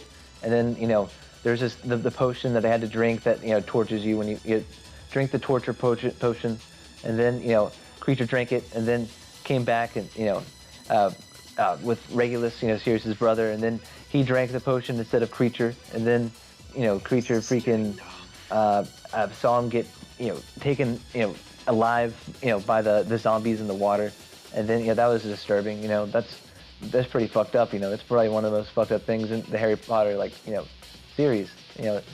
That happening to somebody, but then the fact that Creature couldn't tell his Regulus and Sirius's mom, his master, his mistress, he couldn't tell her what happened, and then he was ordered to destroy the locket, and then he couldn't, and he just that was driving him mad. And then whenever he couldn't do something, or if he disobeyed the orders, then he had to beat himself. That's disturbing stuff. That's about what Harry Potter gets to, and the fact that Dementors can suck your soul out. That's pretty fucking scary. It's disturbing. But this is I don't know, man. It's again, it's like how you say it's retroactive. It's we're not. She's not pushing the boundaries. She's just at the same time, it's the appeal of Harry Potter is part of it's linguistic exercises as far as the spells and the concepts of magic, and keeping it light but also keeping it hopeful and shit like that. It's not fit to be some Stephen King freaking disgusting shit happening to people that's horror, true horrors. Just for the sake of it. I don't know, man. I think it's in bad taste, but it's also I don't know. Yeah. Anyway. Yep. Next. But again, to my point, Nina and Yuri, if in Harry Potter, would absolutely be in Slytherin and absolutely be someone rolling demonized. Are you sure about that? Because, bro, maybe they would be the token good Slytherins. Who knows? We don't know. She didn't fucking write her series that way. Is she really that averse? It's yeah, the majority of them are dicks, but there is this one guy in Slytherin who isn't a dick. We don't know, bro. Okay, the only way to know would be to ask her, and I don't see why she would be averse to it. It's I mean, come on, bro. It's the Slytherin. They're not the Slytherins. I mean, is Draco really evil? No, he's just a dick. Okay. Dicks aren't necessarily evil. You guys get what I'm saying with this, right? There's only a handful of students mentioned in Slytherin, and that's the second most mentioned house in all of them. It's you barely hear mention of Ravenclaw and Hufflepuff. You do have a good few instances, but not a huge character study or anything to any of them. And I don't know, it's I don't know. It's I know the Slytherin house you got lumped in with Pansy Parkinson at the end, but it's what are you doing? You guys need to grab Harry Potter and give him to Voldemort right now. And it's no, we're not going to do that. And it's we need to take all the Slytherins out of here. It's I don't know, man. Anyway. All right. They were written by authors who liked the characters, who liked writing flawed characters. We see that they have dimension. They're not all good or all evil. I wouldn't even call anything Yuri does particularly bad either. They're both flawed characters with personal problems you have to overcome. And that's it. They're like anyone else because they were written by talented writers. But when you look at Harry Potter and his friends, they go through Harry the ringer. And his buddies don't have flaws? Ultimately become dog. Apparently not. Apparently the way he thinks about fat people is not a flaw, even though Ant previously said it was a flaw. Maybe Harry's a teenager who's letting his negative feelings in one area affect how he views a person in another. Maybe you're just completely missing any sort of teenage angst or coming of age or Harry Potter's shortcomings as far as his classes go, or how he ostracizes his friends in various books based on his emotional conflict and all that. Harry is a dick a lot of times. Yeah. And it's perfectly natural because he's going through fucking puberty. Sorry he didn't block it. I'm sure you would have liked that, Ant. But, Nice. No, you're right, dude. It's I mean, not only is he like he has no parents. He's sort of outsider because he doesn't know anything about magic and everything. But he's got the Ministry of Magic calling, writing about him and making him out to be like, and it's like, and the year before that, he was, his name was put in the Goblet of Fire, and the year before that, Sirius Black was hunting him, and the year before that, and it's like, heir of Slytherin. People thought it was Harry. You know what I mean? And it's like the year before that was his first year, and like it's like, oh shit, it's Harry Potter. What's he gonna do, man? Like, it just doesn't stop. You know what I mean? Up until like year 6, he has a little bit of peace from all that, like, but it's still like going on. Yeah. It's like, it's frustrating. People would be frustrated, especially when you have, Voldemort trying to like, use occlumency on you. You know what I mean? Or legitimacy. Like. I am so frustrated. Yeah. Yeah, this guy's an idiot, bro. He is and by the way, I do have to go because I have like 5% battery and I'm not charging my phone properly. Oh no. Weak battery. I don't know, but yeah, I hate to prematurely depart, but we're covering a British series. How dare you not properly charge your phone? Yeah, and I don't have there's no internet here where I'm at, so I can't do this. I have my microphone and everything, but you have a fantastic evening. Alright, see ya, Herb. Read Harry Potter. It's great. Yep. Yeah, it's good getting a perspective from someone who's well read on the books and everything. For Shizzleman. Yeah, the audiobooks. The Stephen Fry and Jim Dale. There's like 2 different vocal performances for both of them, so it's like one after the other, and it's like, oh shit, I've pretty much zoomed through them like twice. It's man. Did they add like the music and stuff on those, by the way? No. Just the beginning has a music intro and outro for the Jim Dale, but yeah, no. I imagine you might be thinking about the Lord of the Rings. When Star Wars, a lot of times they'll add a lot of like sound effects and like it's almost like a radio play with how they do them. Oh yeah, man. I totally understand. Like some of them, not all of them, but most of them have. Oh, dude, there's some gems. But anyway, I really do gotta get off. No, I got you. See ya, Herb. All right, y'all. Have a good night. All right, now it's just you, me, and Ant. And wait, where the hell is Evan? Evan! Evan! Where the hell are you? The Home Alone mom, you just have to edit out the K. Have Evan! Yeah. Yeah. Oh, man, anyway. It's okay, we got Ant here. Let's hear what he has to say. Enforcing the status quo without He's got to straighten his hair out for the 30th time. Real changes. Buy a damn hairbrush. I don't think I need to go into detail of the strange subplot regarding the house elves and Hermione, where Hermione not a subplot. It's mentioned like looks like Herb times. left at the right time. He's like, oh, I'm getting sucked off by house elf right now. Oh yeah. Sees injustice in society, tries to change it, and she's laughed at.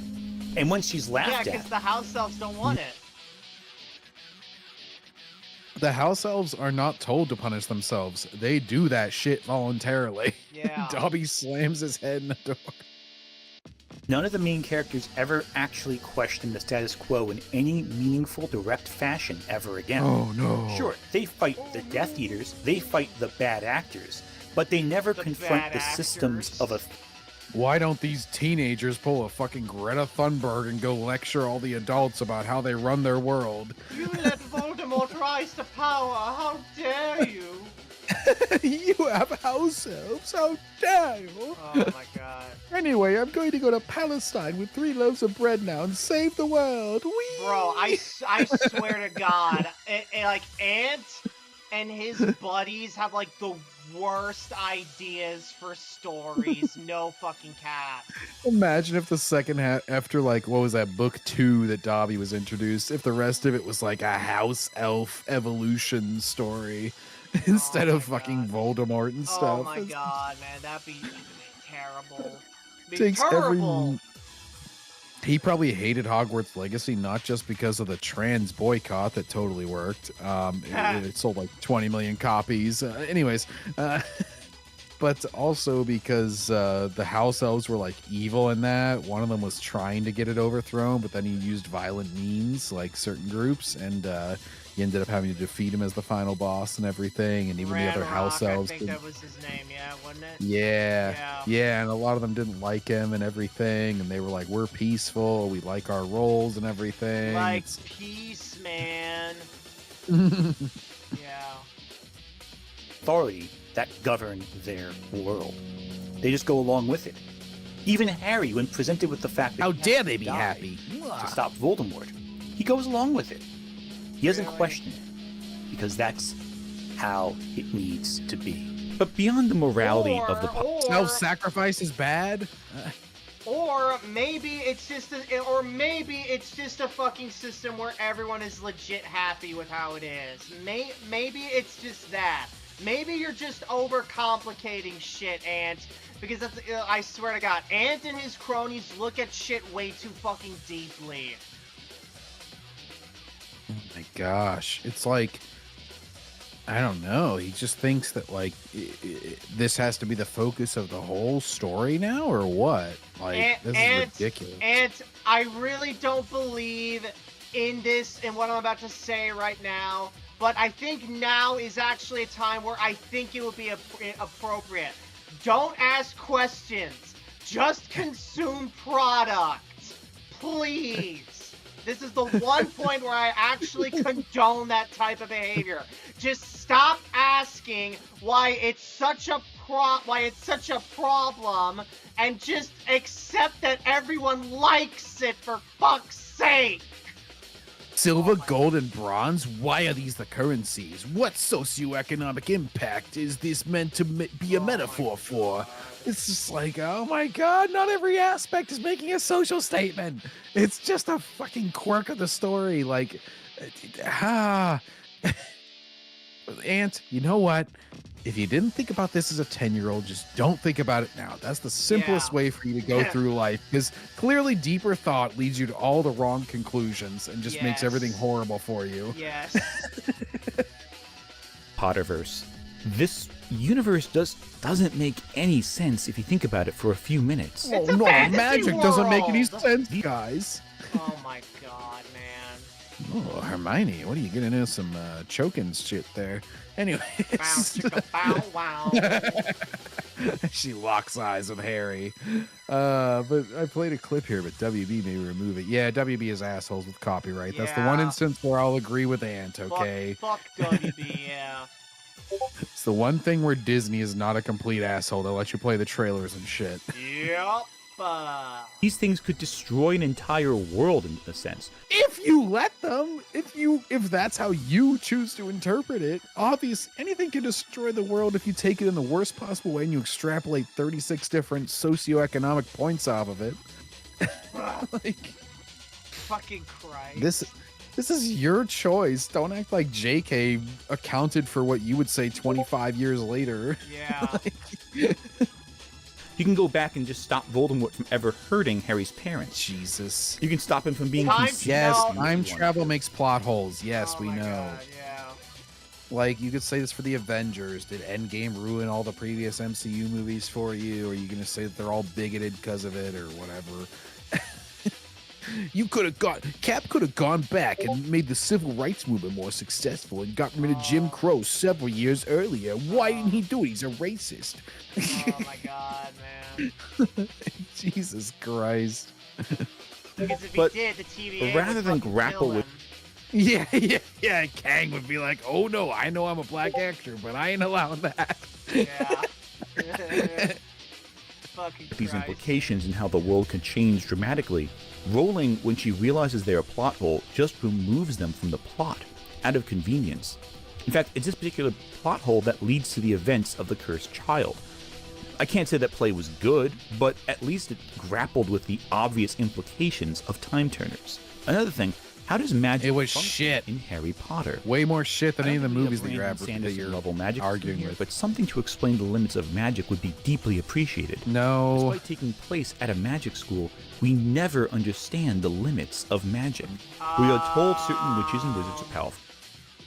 The nuance of the movement of your hand and how you pronounce everything, that's all touched on. But no, we don't get into the super nuance of it, of like, what do you want, like a power meter? Probably. You want like people to have different thetan levels, like in Scientology. He wants fucking power scouters and fucking Harry Potter. Or One Piece, where they just say for every new villain, they're like, oh, his hockey is out of control. His hockey's so strong. It's like, Malfoy, what'd you say his power level was? It's or his magic level? It's over 9,000. Anyway. What? 9,000? There's no way that can be right. Could it? I feel like that's the best read. It's after the initial meme. Could it? Oh my fucking god. Yes, but how are they powerful? What does that even mean when there's a spell that anyone can learn that just stops someone's heart? I'm of the opinion that the more limitations you put on magic, the more compelling it becomes. Yeah, you would Full think Metal that. Alchemist, Avatar: The Last Airbender. Very simple magic systems with very simple rules that were concrete and enforced. And that makes things incredibly interesting. And both were contemporaries of Harry Potter. You'd think a story that spends so much time at magic school would take the time to explain how magic works. But apparently, if you just say the spell right and flick your wand a certain way, you could just do any spell, apparently. And yes, we do see wizards training for certain magic, but we don't understand why these spells... Yeah, and if you're more skilled, you can cast more complicated things. We saw this with the Voldemort versus Dumbledore duel, where like they're actually getting into counters and counters of those, and they're going fast. Your speed and how fast you can cast a spell affects it. That's like saying for basketball, it's like, well, you know, you can put the ball in the hoop and get 3 points. What makes you better than somebody else? Well, you can do it more accurately, you can do it faster, you can do it more frequently, and so then you win over the other person who can't do it as skillfully as that. Like, it's called nuance that you're not picking up on, Ant. Sorry. Does Ant like legit like just want the plot to stop just so they can give like a detailed fucking rundown of like the limits to the audience? I feel like that's He wants that. I forget who it was that was like going after Shad Brooks's fantasy book, where they're like, it has too much of an exposition on the magic. And it's like he wants the exact opposite of that. He's like, no, more exposition. You need to explain every little detail. I'm sure there's like a source book or whatever the hell that he could read. I know he won't do that because he's fucking lazy. Oh my god, man. New York, Florida, man. This guy likes to say, like, you know. Yeah. Harder than others. It's just never elaborated on beyond this spell is hard to do. What does that mean? How do you quantify hard to do? Okay. What's remarkable, though? Alright, bruh. If that's what Rowling wants, then it's like, that's fine, okay? If it works for the story and doesn't complicate the story, and the story still works out overall fine, then that's fine, okay? And again, bro, this is a series for children, alright? Fucking Christ, man. Is that there is another far older fantasy series where magic is based in language. One that explores the limits of magic more effectively. Arthur. And takes place partially at a magical school. And is all just the better for it. I had written a couple of short Oh stories my that God, took place stop bringing up on these this islands commie where there were bitch. wizards and dragons. Ursula K. Le Guin's Earthsea saga started in the mid-60s after Le Guin noticed there was a distinct lack of people of color in fantasy. Oh, Jesus. If that's what you go into your series going to write, then your series will always fucking suck. I'm sorry. Like, that should not be your primary objective. I'm going to make the same series everybody else has made, but I'm going to throw more diversity into it. Yeah. That's a piss poor take on fantasy. That's a bold strategy, Cotton. Let's see if it pays off for him. Oh my god. Again, this is like if I just went in and said like, hey, there's less gingers than there needs to be. I'm going to make everybody Ron Weasley. It's like, who the fuck cares? It doesn't make anything better. It doesn't make your characters better. It doesn't do anything. I care. Well, you're a piece of shit. I know. With a profound story. As A profound our hero was called Sparrowhawk because the wild hawks would come when he called them. But his true secret name is Ged. Ged, also known as Sparrowhawk, is a boy who trains to become a wizard, learns the impact of unchecked power, and spends his life going on adventures to righten the balance of existence itself. This was not at that time a well-known concept, idea of a wizard school. Magic in Earthsea is interesting because it is a language. If you speak the true name of something, you can command it. But while on paper it seems pretty straightforward, you just read the word, you figure out how to say it, and that's it. There's a catch to every spell. You are in command of that element, and if you do not know how to properly handle it, things in nature will go out of control. Power is not an issue. Control is the issue. The strength of a wizard is based on their knowledge, yes, but knowledge brings with it an extra consequence. If you Okay, so there's like a whiplash effect or whatever. Every time you use a spell, you gotta take into account all the balance of the entire world. That's one way to do it. It is not a better way to do it. Yes. That's just like cosmic whiplash, basically. That's been done a lot of times before, and it's not really unique to this. I don't know. I don't know what point she's trying to make by doing this. spell can do, you know then what the spell can also do. And so you're more likely to do less, even as you become more powerful.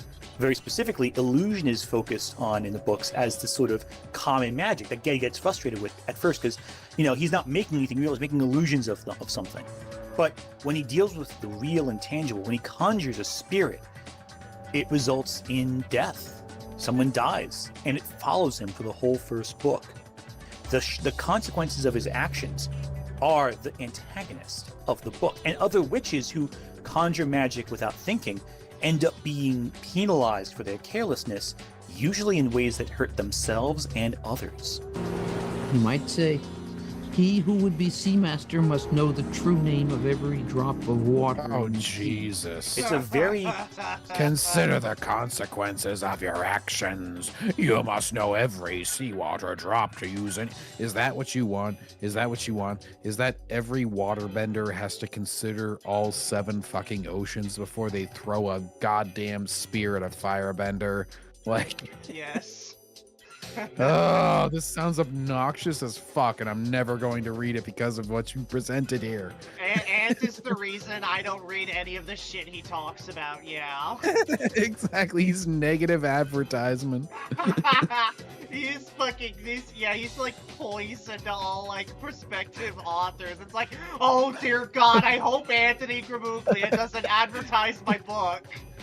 every marketing budget factors in they're gonna pay him to not talk about something. Yes. Like, we'll pay all these people to talk about it, and we'll pay this person to shut the fuck up about it. Oh my God. Man. Very self-conscious, very reflective system of magic. That's all it is. I think is brilliant, it's and just I think course is then. not All often right, enough. In terms of my own writing, I've reflected on Earth. In terms of his own writing, he's reflected on it, guys. That means that he's fucking second guessing every little thing he does. It's like, if I swing this sword, how will it kill everybody else who I'm not swinging it at? Oh my What? God, this also reminds me that Ant is writing his own book. Yay! Yay! I can't. I swear to God, I'm going to when I find a used copy. God knows I'm not buying a new one. But when I find a used copy, I am so reviewing that. Christ Sees on a magic system bike. a ton. That magic itself can be all powerful, But if you lose control, if you lose focus even once, that can be it for you. In particular, It's when like Earthsea that deals with SpongeBob death. episode where like they're selling chocolate and Patrick is like at one customer's like focusing, and he's like he's like the fucking like his eyes are poking out his head at the customer. Remember that's like focusing. Oh my god. Jesus, man. Like, not everything has to be a terrible consequence. I wonder if he like plays a video game. He's like, but what are the consequences of what it took to make this disc and this console? Oh no. What does it mean for the starving children in China? No. We had to ponder our social consequences. No, just play the fucking video game. Jesus. I want to compare for a moment Voldemort, the main antagonist of Harry Potter, to Cobb, one of the main antagonists in the Earthsea series, specifically the third book. This is for Miyazaki fans, this is the one that was in the Ghibli film. Voldemort obviously wants to conquer death, seeing how his Horcruxes are a means to remain immortal forever, but his pursuit of immortality only impacts him. It only deforms him. It is an extension of his true villainy, yes, but he's not a villain because he wants to live forever. Nicholas Flamel wants to live forever. He's a villain because he wants to hurt others. He is a bigot. He is a fascist. What? His monstrous transformation is an externalization of his inner evil. But his pursuit of immortality is only affects him personally. Cobb, though, he's different. Cobb wants to stop death from happening, period. And he puts a stop to death very effectively. But in doing so, he throws off the natural order. We see disarray and discord surge throughout all of Earthsea. Things go wrong everywhere. We only see Cobb at the end of the third book. And even then, he's shown more as the center of this magical storm than an actual figure of malice. In fact, he's more tragic than anything else. He's sad. He's dominated by his fear of the inevitable and tries to change nature to avoid it. But his pursuit for life ultimately causes widespread disaster, and he doesn't care, and so he needs to be stopped. Repairing reality. Oh my god, this is done like 1,000,000 times. Every emperor in every anime film wants to live forever, and they do something horrible that causes a terrible thing. Don't act like this is some original like this is literally Princess Mononoke. They go and they kill the forest spirit and they chop off its head because they hear it can make somebody live forever.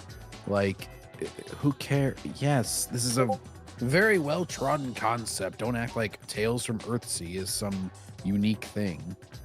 Yeah.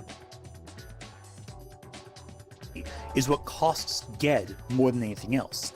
Cobb is almost a secondary concern to the ramification of Cobb's actions. Now, for Harry Potter, he just tracks down the Horcruxes, beats Voldemort, and that fixes everything. There's no lingering damage. Stopping one bad guy fixes the world. No personal long-term cost to Harry. Beyond he's pretty traumatized. Elric loses more when stopping Father. The cast of Six of Crows in the Grishaverse loses everything multiple times over. Ged, of course, sacrifices so much. Frodo, beyond losing a finger, is ostracized, self-ostracized really, because the trauma he experienced can't allow him to reintegrate with society. But Harry doesn't lose anything. God forbid somebody get a happy ending. Jesus. And he does lose shit. He lost the fourth book. What's his face dies. The other kid who's in the Triwizard tournament with him. He's Cedric, yeah. Yeah, he's pretty traumatized by that. And he loses Mad-Eye Mundi, he loses Hedwig, he loses holy shit, like one of Fred or George dies. Like there's a lot of consequences. I'm sorry that he has like a wife and kids afterwards. Like, I guess sucks to suck. Maybe do better next time as a protagonist. Dumbledore dies. Dumbledore fucking Snape. Of course, can't forget that. Yeah. Oh my gosh! Like, there's a lot of death. Doesn't Hagrid like nearly die though? I know his house got burned down. Yeah, I think he like loses his job, and they say that he's all like grayed out and everything because he's been so like stressed and traumatized by his experiences. Yeah. So there are no consequences in Harry Potter. Bullshit. Anyways. Yes, sir. Killed, but he gets better very quickly. It's a temporary setback. Even beyond Harry, in Harry Potter, characters die and the world just moves on. So long as the status quo is fixed, no one seems to mourn That's all how that real much. life is, jackass! Does he want them to just all like go into an insane asylum and be depressed forever? Like, they very much are affected by it. Hey, that's Like- literally how life works. People die and you move on. My God, man, what the hell? He's like, guys, how can we enjoy Harry Potter when somebody died in the Afghanistan war? Yeah. Don't you understand? Somebody died. We should all stop our entire lives. Rest in spaghetti, never forgetty. Bad deeds can be overlooked because someone did one good thing in death. It's a disturbing world of moral extremes. Either everyone is all good, or they're all evil. No! My I think God, ultimately you literally that- just showed Snape right there, for fuck's sake. It's like he deliberately misinterprets everything as being a moral extreme and then says, it's a moral extreme. It's like, yes, if you take things the way you do, which is on like a second grade level, sure. Yeah. So I'm not much even gonna for- insult second graders. Whenever I read these books, even I knew that they weren't perfect characters. So much for media literacy. Yeah. Oh my God. How does he just miss every... He just thinks that all the characters acted perfectly all the time?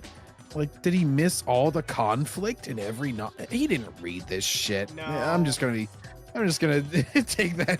He just believed what the fuck he was told in some internet video he watched. Yes. Even though he looks like Harry Potter, he never read Harry Potter. Yeah. That's my big issue with Harry Potter. Sure, I could argue that Harry Potter ripped off Earthsea, incorporating its magic school or language-based magic system into the world, but No, that Harry would give Potter Rowling too much ripped off credit. The Legend of I don't think she Ron read Earthsea. Muggles. No, that's a joke. I like how he goes, it ripped off Earthsea because it had language-based magic and a wizard school. Wow, This is... Wow, shouting the names of spells as you cast them. Well, shit. I guess Harry Potter ripped off Doctor Strange then, because he does that for all his spells back then, even in the books, even in the comics. Abracadabra ripped off. Yeah. Oh my God. Every anime where they name their attacks ripped off Harry Potter, I guess. I don't know. Yeah. Oh my God. Oh, holy shit. Like, that's what I was talking about earlier, where, like, if you break things down to a more base concept, obviously you'll come up with, oh, this copied this. Yes. Like, having a magic school makes a lot of sense. I'm guessing, I haven't read the Earthsea thing, I'm guessing they're presented very differently as far as having magic schools. Yeah. So, who the fuck cares whether the most general concept is quote-unquote copied? And again, this is obvious. The Harry Potter books are a reference to the boarding school stories that Rowling read as a kid, with magic sprinkled into it. And because she doesn't understand how fantasy world building works all that well, that's where the flaws come in. I don't think Harry Potter could have existed without Earthsea. Oh my having God, existed. it's That was him! Neil Gaiman! You the finest did this! and the best. And it's not a Books of Magic ripoff either, as Neil Gaiman has You know, this just sounds like a jealous bitch who's like, I wrote Harry Potter first. Why isn't my thing as popular? So I have to have a PBS documentary made about me, and all these fucking people have to prop me up as trying to be the inspiration for it, even though who the fuck knows, J.K. Rowling probably never even touched that shit. Yeah. Oh my God. Oh, I so hope that she never read that, despite being obviously very interested in fantasy and everything. It would be fucking hilarious if she was just like, Tales of Earthsea? What the fuck is that? Yeah.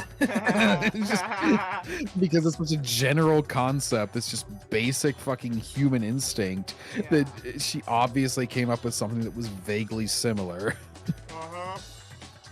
doubt, even though the worlds and character are very similar in books of magic, but oh shit. Yeah, because I'm definitely I'm definitely sure Legend of Earthsea takes place on like our real Earth That in a was the castle original- in England. Yeah, sure, pal. Oh, the finest and the best. And Gay it's not a man. books of magic Ah, ripoff yeah. either, as Neil Gaiman has pointed out. Even though the worlds and character are very similar. Books of Magic takes place in the DC universe. I really mean the magic school element here. What? What's Books of Magic? I think it's a DC comic. Okay. Good oh for yeah, them. oh yeah, Jeremy. Ant is definitely making this video because he hates J.K. Rowling. Is this the Jeremy that's in the Discord? Yeah, it's our Jeremy. Yeah, Jeremy, yeah. Oh. Okay. He should pop in if he wants for the last 15 minutes. or so. Jeremy, you can hop in, and we don't care. In books of magic, but Rowling just drew from imagery that was around her life. She drew from the imperial British. So not from the thing that you say she's copying from. And Harry Potter is indeed a very British story, but that's ultimately its problem. It is a oh, how dare it be British? So British, it Wow, how incorporates dare a lot of people the British write what they imperial- know? Gee, I thought people's personal life experiences reflect. So this works for representation, but it doesn't work for actually writing the bones of a story. Yes, apparently. Oh my god. Realistic mindset into its work. The pro-monarchy, pro-Thatcherite. Pro-monarchy? Yeah. Wait. It's still democratic. Just because he said it's for the establishment or shit doesn't mean that it's pro-monarchy. Like, he's extrapolating past the point of no return. Just like taking complete leaps at this point. Yes. You see that all over. Please believe us. I do, Miss Granger, but I'm sorry to say the word of 3 13-year-old wizards will convince few others. But there's got to be good to this work. What's wrong with that? He's being practical, saying that 3 kids are not going to convince the whole Ministry of Magic or some shit on Sirius Black not being bad. Yes. It's a problem. We should just throw out the establishment and believe every teenager that says anything. Oh my god. Yeah, well, at the very least, Hermione, because remember, we should believe all women. Yeah, oh, that's right. That's right. Especially Emma Watson, because she spoke at the UN or some shit. Yeah. Oh my god. Right? There has to be something that works, right? Why do people like these books at all? You know, why? Because they're good. My thoughts? It's only because the world existed in a way where a kid can imagine themselves living in it. It's not that the world is well written, it's that the world is beautiful. And Hey, kids needed that at the Jeremy. time. We had no other outlet. What kind of like stupidity has Ant been saying this? You don't want to know. You don't want to know. Well, there are bad fat characters in Harry Potter, so she's fat phobic. There are. Does he bring up the? Does he bring up the goblins are anti-Semitic thing? No, I don't He think hasn't brought that up yet. Surprisingly, so. Oh, really? Not- That's there's kind still of 15 that's minutes kind of a before common criticism of Harry Potter. Yeah. No, he's brought up basically that like ugly people are bad because Voldemort doesn't have a nose and stuff, and that I don't know. He's made such rambling points; it's hard to even keep it straight sometimes. Yeah, welcome to every Ant video ever. Yes. What was he keeps bringing up this Earthsea series and how it's clearly the superior version because whenever they cast magic in that series, it has negative effects elsewhere. And so Harry Potter should be this serious thing that has negative effects everywhere else. I mean, I can't really speak for that, but like, it's just, no, Ant is clearly making this video about, and it's like the thing about J.K. Rowling is I honestly don't really care about J.K. Rowling. But the thing is, Real quick, we had some cartoons. Sorry. I'm just gonna. No, you're right. No, I have to take a piss, so I'm just gonna preempt that with. I'm not gonna be able to play the video for a minute, but I wanted to say it before you started talking, so that you would be able to fill the time effectively while I left. All right, go piss, John. What are your thoughts, Jeremy? Here's the thing. I honestly don't really care about. I mean, I've never really read Harry Potter beyond like watching the off-Broadway play Puffs, which I actually made a video about on my channel like years ago. But the thing about J.K. Rowling is J.K. Rowling is a very liberal, like super feminist who like but like she has like some criticisms towards like the trans community. Yeah. But it's like, and because of that, these people act like she's some uber far right, like horrible transphobe who wants to eliminate all trans people, when it's like that's clearly not who she is. Like there are people that have literally compared her to Andrew Tate, and it's like they're not even on the same level. Like obviously you could disagree with J.K. Rowling's stance on trans people. That's perfectly fine. But like to act like she's this uber far right transphobe when she clearly isn't is just so bad faith, and to drag her entire work because of that is even more bad faith. Yeah. But yeah, one example, if you want a video that actually critiques Harry Potter in a good way, there's this YouTuber I watched named Kyle Nordy who makes great stuff, and he actually made a video of like the top 10 dumbest moments in Harry Potter, and it's actually a pretty good video that raises some pretty good points. All right. So yeah. Alrighty then. Oh yeah, that's right. Okay. Right, so. I don't know where the hell Evan is. I think Evan died of cringe. Okay, well, yeah. I mean, anyways, so while I'm here, while we're waiting, I actually just got back from seeing the new Wes Anderson movie, the Fohican Scheme, and it's really, really good. Good to hear. Yeah. It's a very, it's definitely a very, bizarre movie. The plot, I honestly couldn't tell you, but it's the acting is great. It's very engaging. It looks great, but that's just a given with Wes Anderson movies. Yeah. Definitely a worthwhile experience.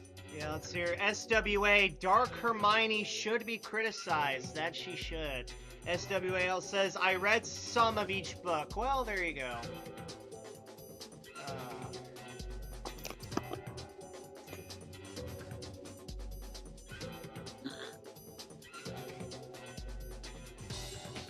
All right.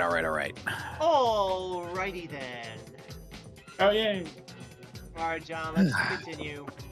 Keep going. All right. We didn't have a book that was so immersive like this, that seemed to be... Oh, wait, I can't hear the video. Hold on. That grew... Oh, shit. You can hear it, right, Backseater? I can still hear it, yeah. Okay. Yeah, I can't. It just is muted on my end. Maybe like over my icon. Do you have something muted on me? Let me see. Hold on. Because whenever I click on your little three dots, it has a mute or a mute sound bar. Oh, here, try it now. I changed the audio from phone to speaker. Try it now. Okay. With its audience. Is that good? Oh no, play it. Play more. Okay. It did a lot of things right, but in the ways it failed... No, I still can't hear it. Here, let me try and change the audio from my... I'm doing... It's weird. So, on Discord... I can hear you guys fine, but the video I can't hear at all. Okay. So, on Discord... Let me try pulling it to my computer.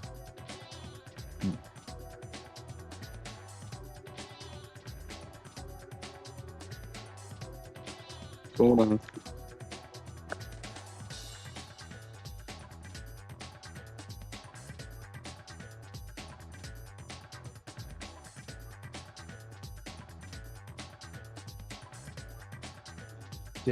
Discord, don't fuck with your Discord. Okay, here we go. Wait, as Amanda Stenberg would say. All right, you want me to try Shooter? playing it again? Yeah, try playing it again. Okay. Maybe it's just a problem with the phone. That failed its audience even more. You hear that? Wait, no, play it again. That grew with its audience. Yeah, now I can hear It it. did a lot of things right. Okay. But in the way that it failed, I think that failed its audience even Full screen, more. John. I'm really excited because Oh, sorry. I read the 3 books in like 2 days, and I really am looking forward to reading the 4th one. I was waiting and waiting for it to come out, so I'm really excited. As I get older and read more fantasy, That's how my sister was. She would read a book in a day. I would get the new one from our school library, and she would like blaze through it and shit. My sister was 6 years older than me, and she would always Dude, like do that shit. it takes me like at least like a fucking week to read a book, but then again, it's because I'm fucking busy like that anyway. Yeah, I don't read as much anymore because I'm super busy. But when I was younger, I used to read like a lot. I like for example, the Captain Underpants book. I was a major fan of. I read that a lot when I was a kid. The latest that I was super into reading was catching up on Song of Ice and Fire, and that was like I was in college and I only had classes on Tuesdays and Thursdays. I always scheduled shit like that. So I would go to the like common room with a nice little fireplace heater, and I'd just lay on the fucking sofa with a Song of Ice and Fire book and just read it for about 6 hours straight, listening to the Dungeons and Dragons group across the way. I did actually get. I actually recently got Logic's new book, Ultra 85, as a birthday present. I've been reading a bit of it. It's pretty good so far. Nice. You gonna get Ant's new book? Oh my god. I think he's writing one. Oh god, no. It's like, where's the book, Ant? Or are you just ripping off your audience? So like Yeah, fucking it's Joshy boy. probably coming the same day Dev's Trucker video is coming out. Coming the same day fucking Joshy Boy's comic is dropping. Hey guys, I got a new scoop about my comic. You're never gonna believe it. Something big is coming. Anyways, you heard it here first. Wow, thanks for that scoop. Anyway. Thanks, bro. Anyway, yeah. Even ignoring the real life implications of these works, the world just feels stale. The characters feel stale. No. They never change. Nothing grows. Even they never change. By the way, Joanne. Yeah, hey Ant, that's just, I thought you hated how Mahler was like, I thought you hated Mahler's, objective criticism stance. Sounds to me like you're acting like your opinions are objective. Isn't that what you claim to dislike? Oh no, it's only a problem when Mahler and people you disagree with do that. Yes. Oh, okay. It's almost like you're a hypocrite or something. Yes. It's because they're Well, oversimplifying griftas. Well, I never said I wasn't a hypocrite, so there you go. It's actually a pretty good impression of him. That's very interesting. I think a lot of people are grifters without even realizing that they're grifters. Oh my gosh. Oh my gosh. Anyway. Backseater, you can't say that. Well, it's true. It's true.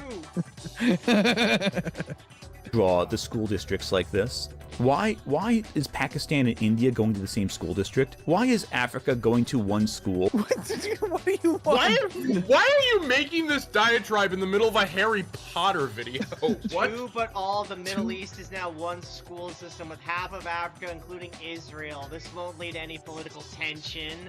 It's Are you like, applying We interrupt this real-world video on Harry politics Potter to talk wizards? about foreign school districts. yes. It's like, You know what? The U.S. Kind of invaded Canada during the War of 1812. Does that mean their wizard schools have to be separated as well? Yeah.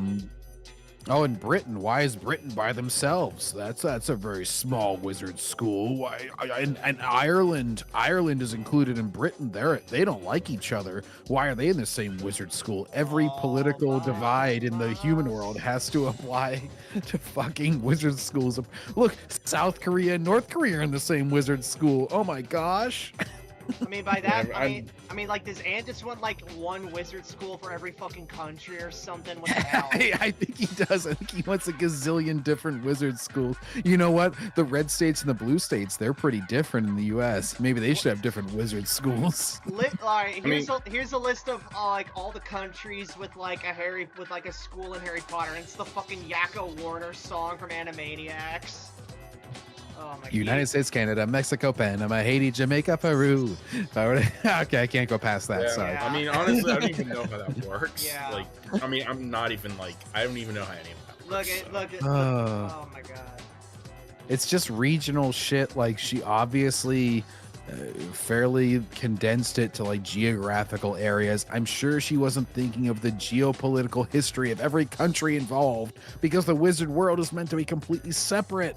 Yes. I mean, yeah, it's like, this is clearly just like massive overreaching and just nitpicking. Yeah, like who is to say that the history of the world in Harry Potter is the exact same as our real world history? So like maybe like all these conflicts and like grudges with each other don't exist in that world. I mean, if magic exists, who knows what else is different about it? Plus, doesn't Hogwarts like take place? Plus, I thought Hogwarts took place like away from like the human like literally Hogwarts is like completely like isolated from like the human world. So I feel like that's. I mean, yeah. I mean, I don't think. Yeah, they're vaguely it's, like, affected by each other, but it's not like they're tied. Yeah, my overall point is that like maybe the Harry Potter version of Earth is like reality unless noted. Basically, that's just what I'm getting at. But yeah, I feel overall this is just a pointless thing. Like, really just another pointless detour in a video that's probably already full of been already. It absolutely is. It's indicative of what he's been doing the whole video, which is he makes an interpretation off of something that I'm sure J.K. Rowling never gave any thought to. And he says, oh, clearly this was her moral compass when making this decision with their story, and therefore I'm going to apply all the consequences of that. And it's just like, dude, she does not think about whether fat people are evil or not when she said the Dursleys were dicks. Like, it's like, yeah. And the irony is, J.K. Rowling and Ant's politics are probably pretty close, given her actual like political views. Like she's a pretty Like if it wasn't for the trans stuff, they would basically treat J.K. Rowling the same way they treat people like Pedro Pascal and Rachel Zegler. Oh hell yeah! Like they basically treat her as like one of their pet celebrities, but because she disagrees with them on one thing, it's like, oh, she's like. Again, obviously, I'm not saying you can't. Like, obviously, you can have her opinions, but like, they basically take it to an incredibly cartoonish extent and make her this like evil supervillain. And it's incredibly bad faith and reductive. Oh, it's purely like, it's the purity test thing, where it's like, you disagree with me on the 1%, so now you're 100% evil. It's absolutely ridiculous. Absolutely. And the other ridiculous thing of it is the extrapolation of like, if you believe this, then therefore you believe all these other evil things. And that's what he's been doing this whole video, where he's like, what did she mean by this? It's like, I don't think she meant fucking anything by that. I don't think that she made a statement at all with that decision on that character, but you're choosing to take it as a social statement. And like I was saying, I was just saying earlier, like to Backseat, I'm like, they view everything through this lens where everything is a social statement. Everybody has to have run everything through all these filters, because nobody can just write a story and be carefree. And I'm like, she wrote this in the 90s. I'm sure that she did not think about 90% of the things, including what she has later stated, like Dumbledore's gay and stuff. I guarantee she didn't think about any of that shit whenever she was writing this. Nope. Like she exactly. That's why these people basically think that like everything is political, because they're basically so politics brained. They assume that everyone else is politics brain, and that every single story ever can be tied back to politics. and that like every single story, unless they think that every single story, as long as it's not like blatantly right wing in the sense of like PragerU or the Daily Wire, conforms to their views and is this deep political allegory. Like nothing is apolitical. Like they genuinely cannot comprehend the idea of apolitical media, and it is hilarious. They're like cartoon characters. Like they think that apolitical media is just like nothing. That it's just people doing nothing. And it would honestly be hilarious if it wasn't so genuinely depressing. Like imagine being so politics brain, you genuinely can't imagine a world where things just exist out in a state of out of politics. That must be so insanely miserable. Well, I brought up the example earlier of Akira Toriyama as like a contrast to J.K. Rowling, in that he never retconned any of that shit. Like whenever people would ask him about like, oh, Goku had a tail, and you know, he was later described as a Saiyan. Were you thinking about that at the time? And he just outright admitted, he's like, no, I wasn't planning any of that. I needed strong people for him to fight, and I ran out of people on Earth, so I said, well, if he had a tail, maybe that would make him an alien. It's like, that was all the thought that went into it, and he outright admits that and nips anything in the butt. And meanwhile, J.K. Rowling's like, no, Dumbledore was gay because obviously I meant this. And she's like trying to pander, but she doesn't realize that once you give an inch, they're gonna want a mile. Yeah. And so that's what's honestly kind of funny about this whole. Again, I honestly don't care about the whole the show, the Harry Potter show, but it's honestly interesting seeing the discourse around this, because on the one hand you have like woke people defending like the Harry Potter, you have like defending like Snape from like Snape casting, like defending the race swap casting from the chuds. And then on the other hand, you have these same people going after the show, bullying people like Nick Frost and John Lithgow for agreeing to be in the show. But then at the same time, they're like, oh, don't bully the actress for Hermione, which like obviously like you shouldn't, but like I've literally seen zero evidence that she's being bullied, and B, these same people will go after Nick Frost and John Lithgow, but it's okay because they're grown adults and they're, you know, and they're men. They So and it's like they pulled that shit with the Skeleton Crew kids. Oh my god. Yeah, again, exactly. It's basically that's exactly what these people do. They basically But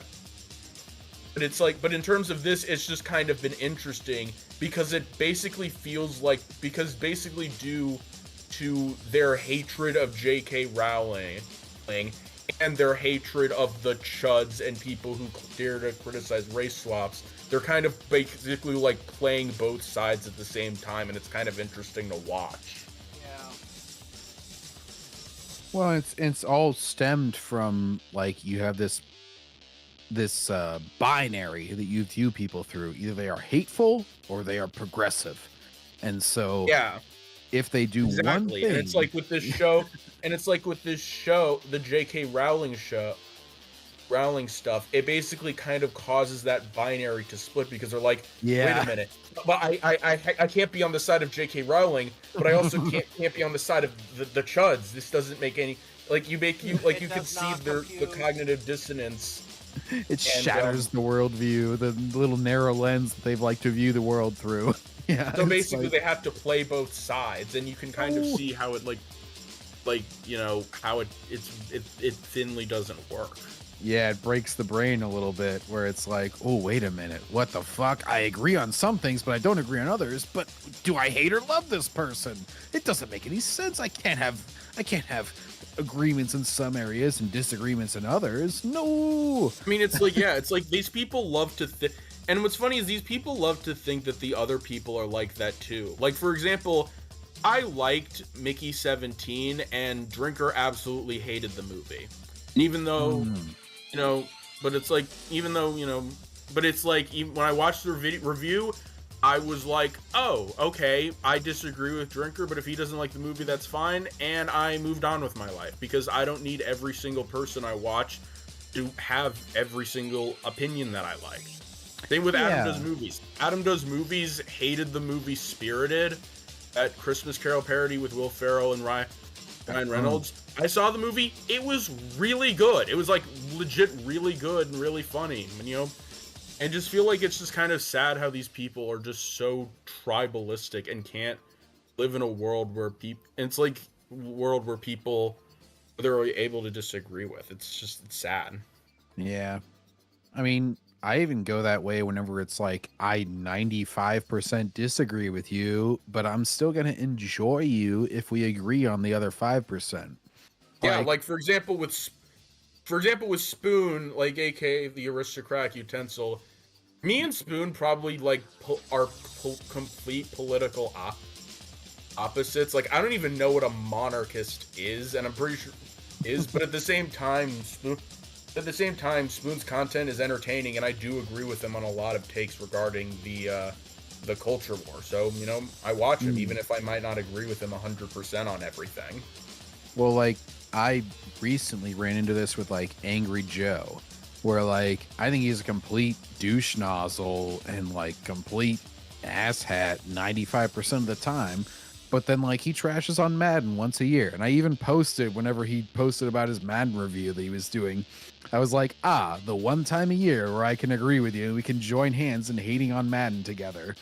Angry Joe's definitely a mixed bag. It's like Angry Joe's that, definitely like a mixed it's like bag. that meme with Patrick and Mr. Krabs, you know what I'm saying? Oh yeah. It's just like, I'm not going to just disagree with you. Yeah, like I'm not just gonna disagree with you because I don't like you overall. Like I'm gonna take each opinion at face value, and I'm gonna like, why would I make an enemy out of someone who agrees with me on something? Like I forget, I brought it up. It was in like Ryan Kinnell's.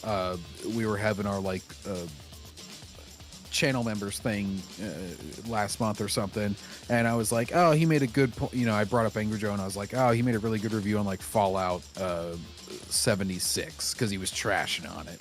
And I'm like, you know what, I'll agree with you when it's convenient for me, basically. And somebody brought up, they're like, oh, well, you shouldn't like him. And I'm like, no, I'm not just gonna make an argument where there is none. Like, obviously I'm going to agree when we agree. I'm not just gonna, you put the position before the person, basically, is my main point. It's like, don't just if someone if a broken clock is right twice a day, then and you know that sometimes then there's nothing wrong with acknowledging that that broken clock. Like there's people that there's people that you know, I'm sure I can think of like there's people that, you know, I dislike that, you know, make good points. And I feel like that's just I feel like just in our society we're basically just so hardwired to hate these people that we can't even acknowledge or give them credit for things, which I feel like is just kind of. And same thing the other way, like Mahler liked Andor and he sings its praises every minute, and I'm gonna fervently disagree with him at every turn when he does that, because I actually do not like it, and I don't like how heavily him and Drinker and them praise it. But it doesn't mean I'm gonna swear off of their channels or unsubscribe or like hate every single one of their opinions going forward. I'm just gonna be like, hey dude, we vehemently disagree on this. This is why. And you know, I'm gonna combat you every time you make these points, but then I'm gonna go back to agreeing with you. If you trash on Ahsoka season 2 or whatever, then yeah, we're gonna go right back to being best palsies. It's like the only time it's like same with me and Nostalgia Critic. I've been a fan of Nostalgia Critic for a while. I disagree with him on a lot of his film takes. Like, there are several films of his that I love that he is absolutely torn to shreds. I love Drop Dead Fred, and he literally, and Nostalgia Critic literally listed it as the second worst. I mean, granted, it is an older video, so I don't really know if his stance on that changed. But he literally listed Drop Dead Fred as the second worst movie he's ever reviewed, only behind the Garbage Pail Kids movie, which he like famously hates with a passion. And like, I completely and while I like the movie, I definitely understand why certain people wouldn't vibe with it. And while I personally, in terms of his Good Burger review, I personally think his Good Burger review is like really bad. Like it is it's a move. It's like it's based like 90% of his Good Burger review is just him being mad that the movie is ridiculous or him blatantly not understanding things. But like, hey, I get it. Good Burger is a stupid movie that I could totally see someone not like vibing with. It's like the only time I'll ever go after someone's opinion or be like really upset about it is if it's like if they do it for like really stupid reasons. Like for example, like the reason that like for example, like a good example, for example, with Organized Chaos, I don't hate Organized Chaos simply because he criticizes people like Drinker and like Mahler and other people that I like. That's perfectly fine. The reason I hate him is because his criticisms are incredibly brain dead, straw men, and basically qualify as slander. Like, it's not the fact that he dislikes these people. If he doesn't like them, that's fine. It's just that his reasoning for disliking it is really stupid and full of holes, and that's worth calling out. Mm-hmm. I just feel like that's like, yeah, but it's like if you just have different opinions than me and and it's in a way where I can perfectly understand it, then yeah, that's fine. Well, and this is why I don't go as far against Mahler as some people, because he usually acknowledges like, yeah, I'd toss out Andor with the rest of Disney Star Wars if I had the chance. And he says like, oh, I totally understand if somebody just says, I don't like any of Disney Star Wars and I'm not going to watch any of this. He's like, totally understandable. Totally respect that stance. And it's like, so yeah, it definitely matters how you go about it. If he said like, all these people are fucking retards because they just don't like anything Disney, it's like, yeah, that would be one thing. But he's like somewhat respectful of the position of like being more absolute. And he's just like, yeah, like I really like it, but I totally respect if somebody just wants to swear off of the slate altogether, and I would be willing to toss it if it meant getting rid of all that shit as well. And I'm like, okay, at that point, yeah, I can come and meet you and be like, yeah, I'll respect your opinion on other things, even if we disagree on this one piece of media. And so that's like, yeah. Yeah, let's get back to the video. What colonialist nonsense is this? And even ignoring Roland's retcons. Like, Joanne, why did you say that wizards can just poop on the floor and the magic... What does it say? Hold on. Hogwarts didn't always have bathrooms. Before adopting Muggle plumbing methods in the 18th century, wizards and witches and wizards simply relieved themselves wherever they stood and vanished the evidence. So I gotta say, why the fuck would they put incredibly gross? Like, but they didn't have like fancy wizard toilets or something. No. Why wizards and witches are? I guess warlocks aren't a thing in the Harry Potter universe. Like, there's no male. Like, there's no warlocks, it's just witches and wizards, apparently. I gotta say, guys, if I were a wizard in this world, and this were like a development of the Muggles or whatever, I would not make bathrooms. I would just keep relieving myself with a wave of my wand. I mean, depending on how simple it was, I'm not gonna get up and go to an entirely separate room to relieve myself. Yeah. I mean, I've had to get up twice during this stream to go piss. I would just be like, zoom. Clear out my bladder. Boom. Okay, easy enough. Like, why would they reconstruct all their buildings, make these rooms that they don't need? Like, this is like having the technology and then regressing whenever somebody else makes a less efficient technology. Yeah. Like, if you can literally just wave your wand and get rid of shit, like, unless there was some negative side effect that I'm not accounting for here, like, oh, they had to change their pants every time they did this or something. Like, also, still, I just think it's kind of gross. I mean, yeah, if you literally vanish all the evidence, though, like to the point where it's like it never happened, then I don't see the negative consequence there. It's going to be a few seconds and then you're just going to get rid of it. Damn it. All right. Fair enough. Also, hail Jorge Lucas. As the Jews would say. just gets rid of the poop. Like, the toilets in Hogwarts, the Chamber of Secrets was built into a toilet.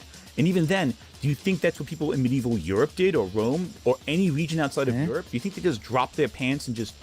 Is that what you think people use?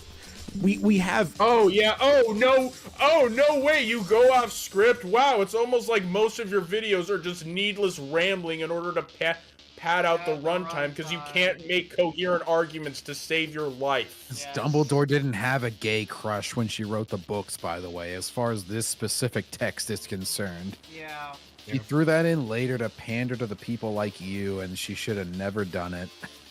Yes. Yeah, it's like... It's just, and again, it's always funny how these people claim to hate rainbow capitalism, but at the same time, they absolutely love rainbow capitalism because they love being pandered to. Yes. Oh yeah, they would rail against it if every company said, like, you know, we're not doing the Pride Month shit. They'd be like, oh yeah, it's like bigots.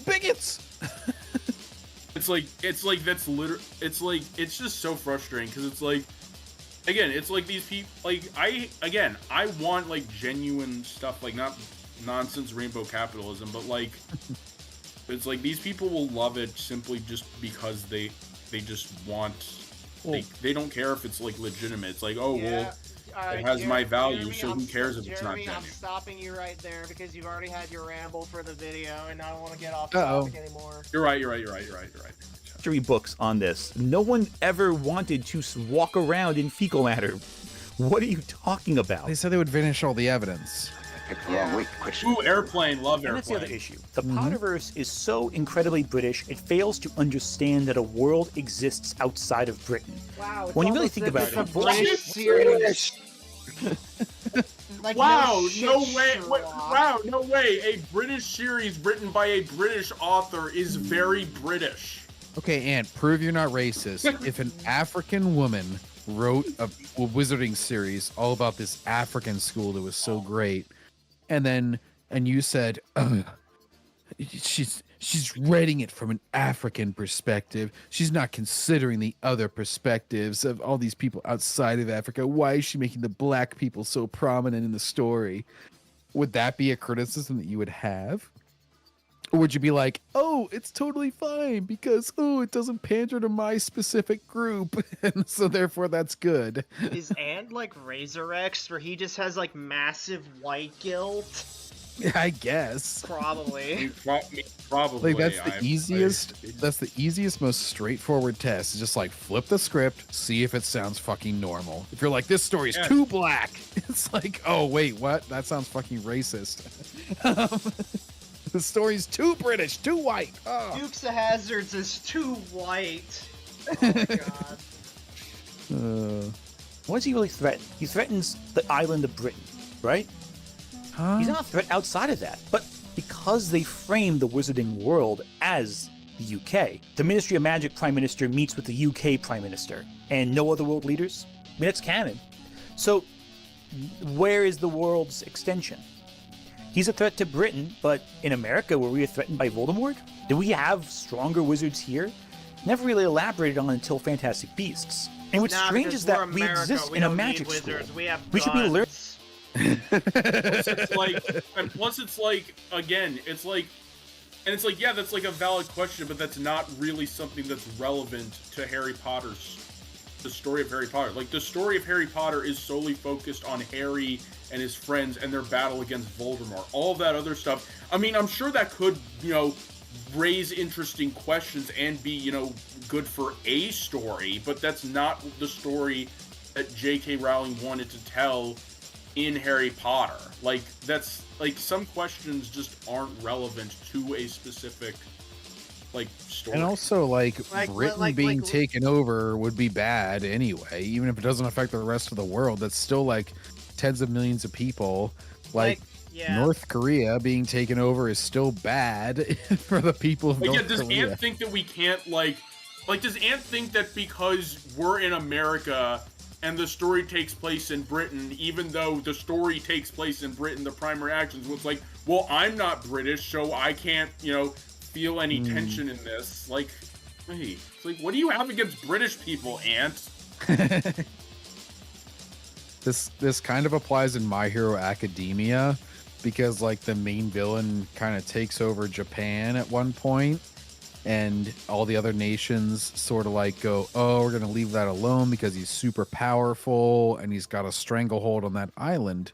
It's almost an exact allegory, actually, because and so it's like, would the story been better if she had thrown in something like that?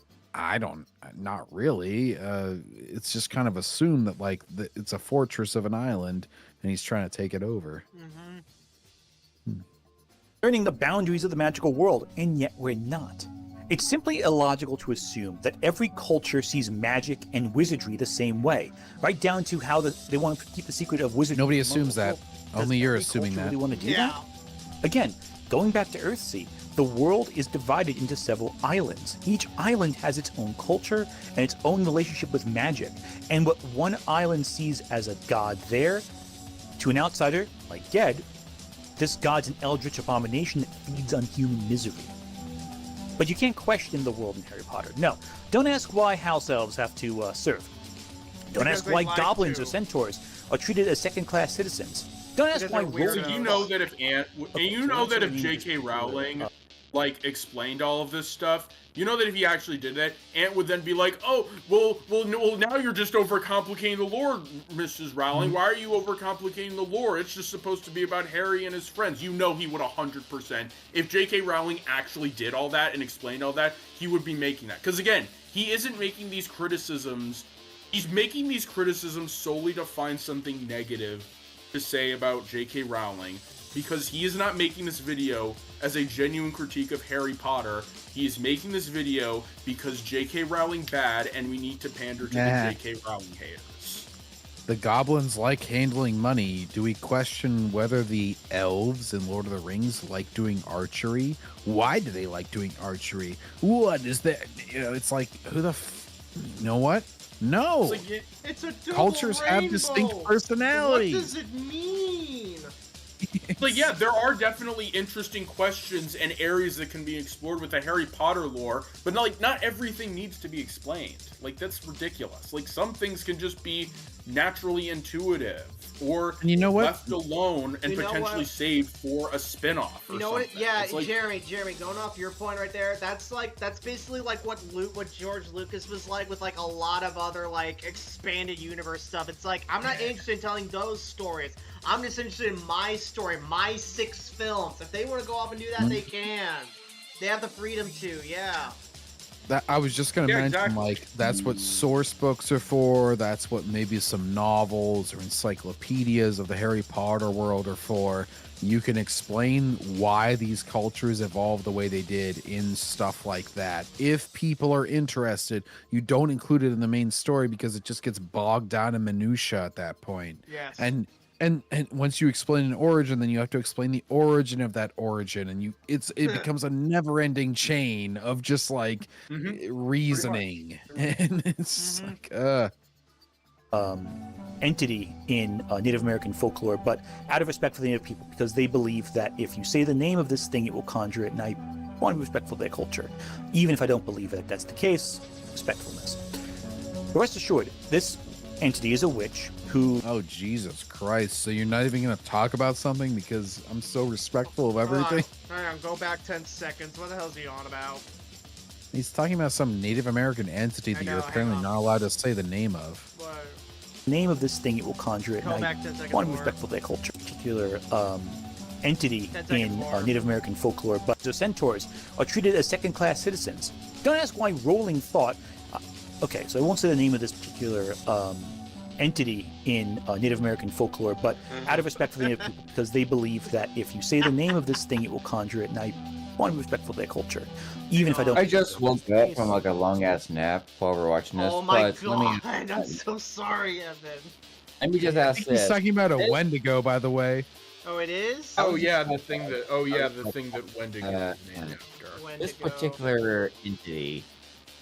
guess, do you say its name 3 times and then it appears? Because it's not Beetlejuice. I don't know, maybe he's a Wendigo. I don't know what the fuck he's on about. That's the only Native American folklore that I know is Wendigo from Until Dawn. Yeah. I'm guessing it's either the Wendigo or the Skinwalker. Hmm. Let's see. Does anyone in the way. chat know? Move on. Respectfulness. Rest assured, this entity is a I'm very respectful. breaks the laws of nature for selfish intent by physically Baba Yaga. into an It's not Baba Yaga. Phantasmosaurus. Again, It's Phantasmosaurus. saying its name is meant to Remember, conjure John? them. Wait, what? Phantasmosaurus. Yeah, it's a Phantasmus Rex. Yeah, from Razor Rex's DeviantArt. Remember, it's that thing. That's what it's all about. Spit take. Wait, what? Yeah. Oh my god, Jeremy, I don't know if you were there, but like Razor Rex has like a shit ton of like crappy drawings on DeviantArt, and one of his crappy OCs is like this ghost dinosaur that eats people. Oh who yeah, I saw. disrespect Native Oh yeah, I think I Americans. saw that in the Discord chat. Oh my god, it was so dumb. Yeah. I did go to I love like positive if you look comments on yeah, it. I think I actually found Razor Rex from this. I think I might have mentioned this. Like yeah, also Razor Rex had like these two insane rants on like Drinker and Mauler on his DeviantArt, and they genuinely come across as like the ramblings of a madman. Like he just like goes on these whole like tirades and genuinely like looking at them, it's just insane. Like they're just terrible people. They're toxic and blah blah They're blah. British. We'll have to read them when we're done here. Well, I mean, no. Drinker's Scottish and Mauler is Welsh. Yeah. Whatever. Yeah, they're all on the it's same like, it's island. just They're insane. British. Yeah. Anyway, moving on.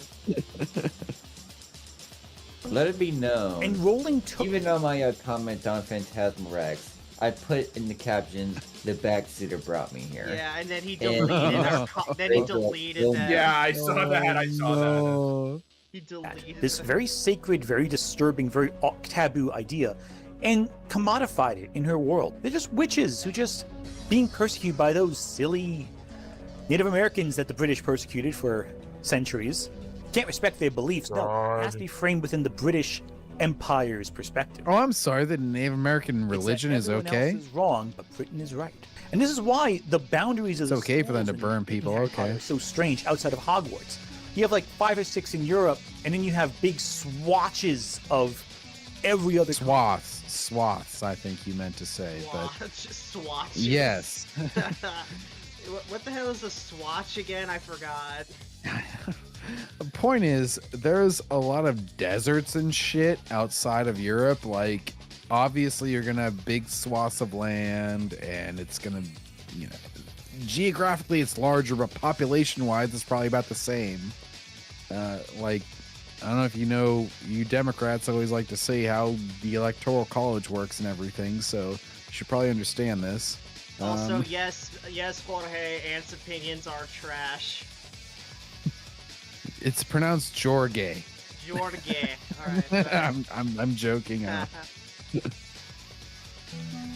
billions of people under one school. Billions and billions of people. What does that say? So of course. But there's billions of people in one nation in China. So does that mean we should divide that up into a bunch of different wizard schools? Like, does this go both ways? Or, like, look, Japan is one school. Does that mean that we're Japanophobic because we're keeping them by themselves? Yeah. Like, his logic does not logic here. Like, Because yes, he's not concerned about logic. The only reason, his conclusion is J.K. Rowling, Harry Potter is bad because J.K. Rowling is bad, and he's basically like sandwiching in stuff in order to make that. Like, he's going like the exact opposite of how you're supposed to do it. He's starting off with the criticism, with the conclusion that Harry Potter bad because J.K. Rowling bad.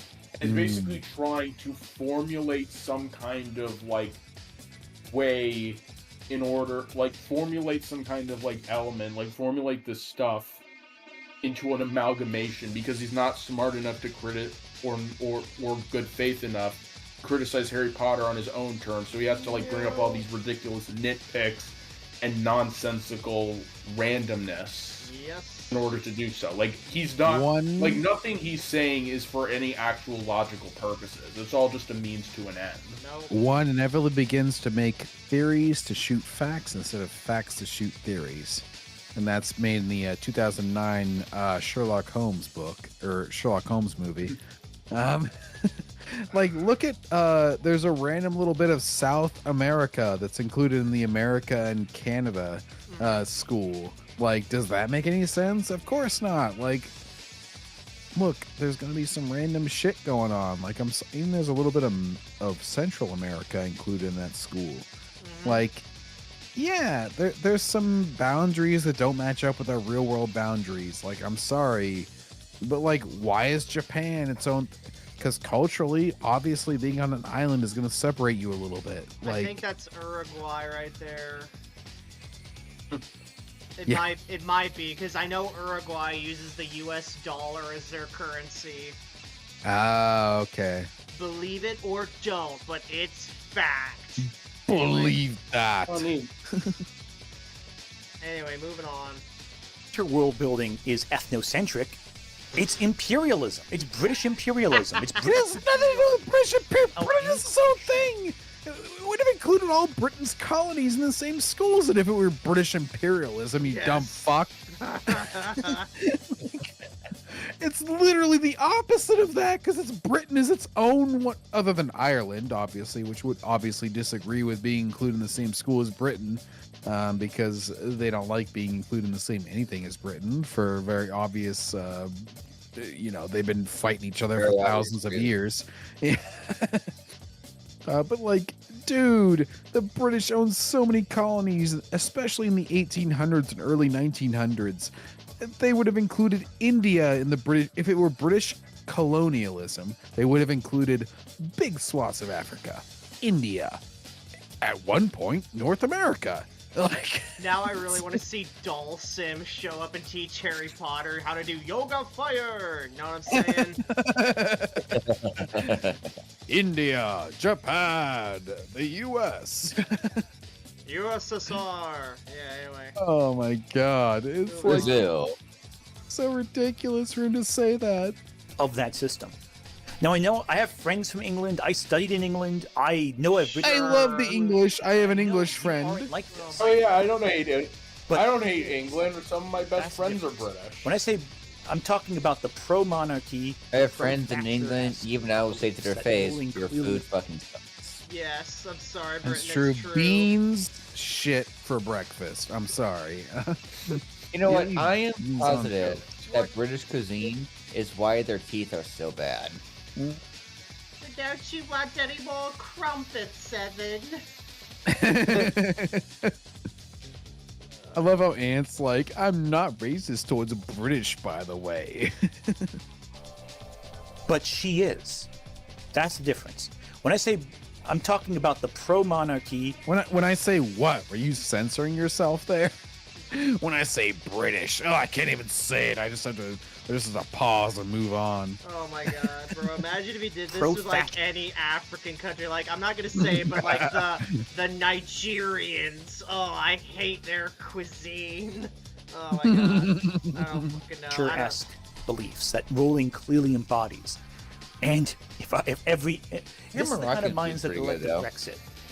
While the youths were revolting, the adults carelessly passed laws and put their youths in a very dangerous position.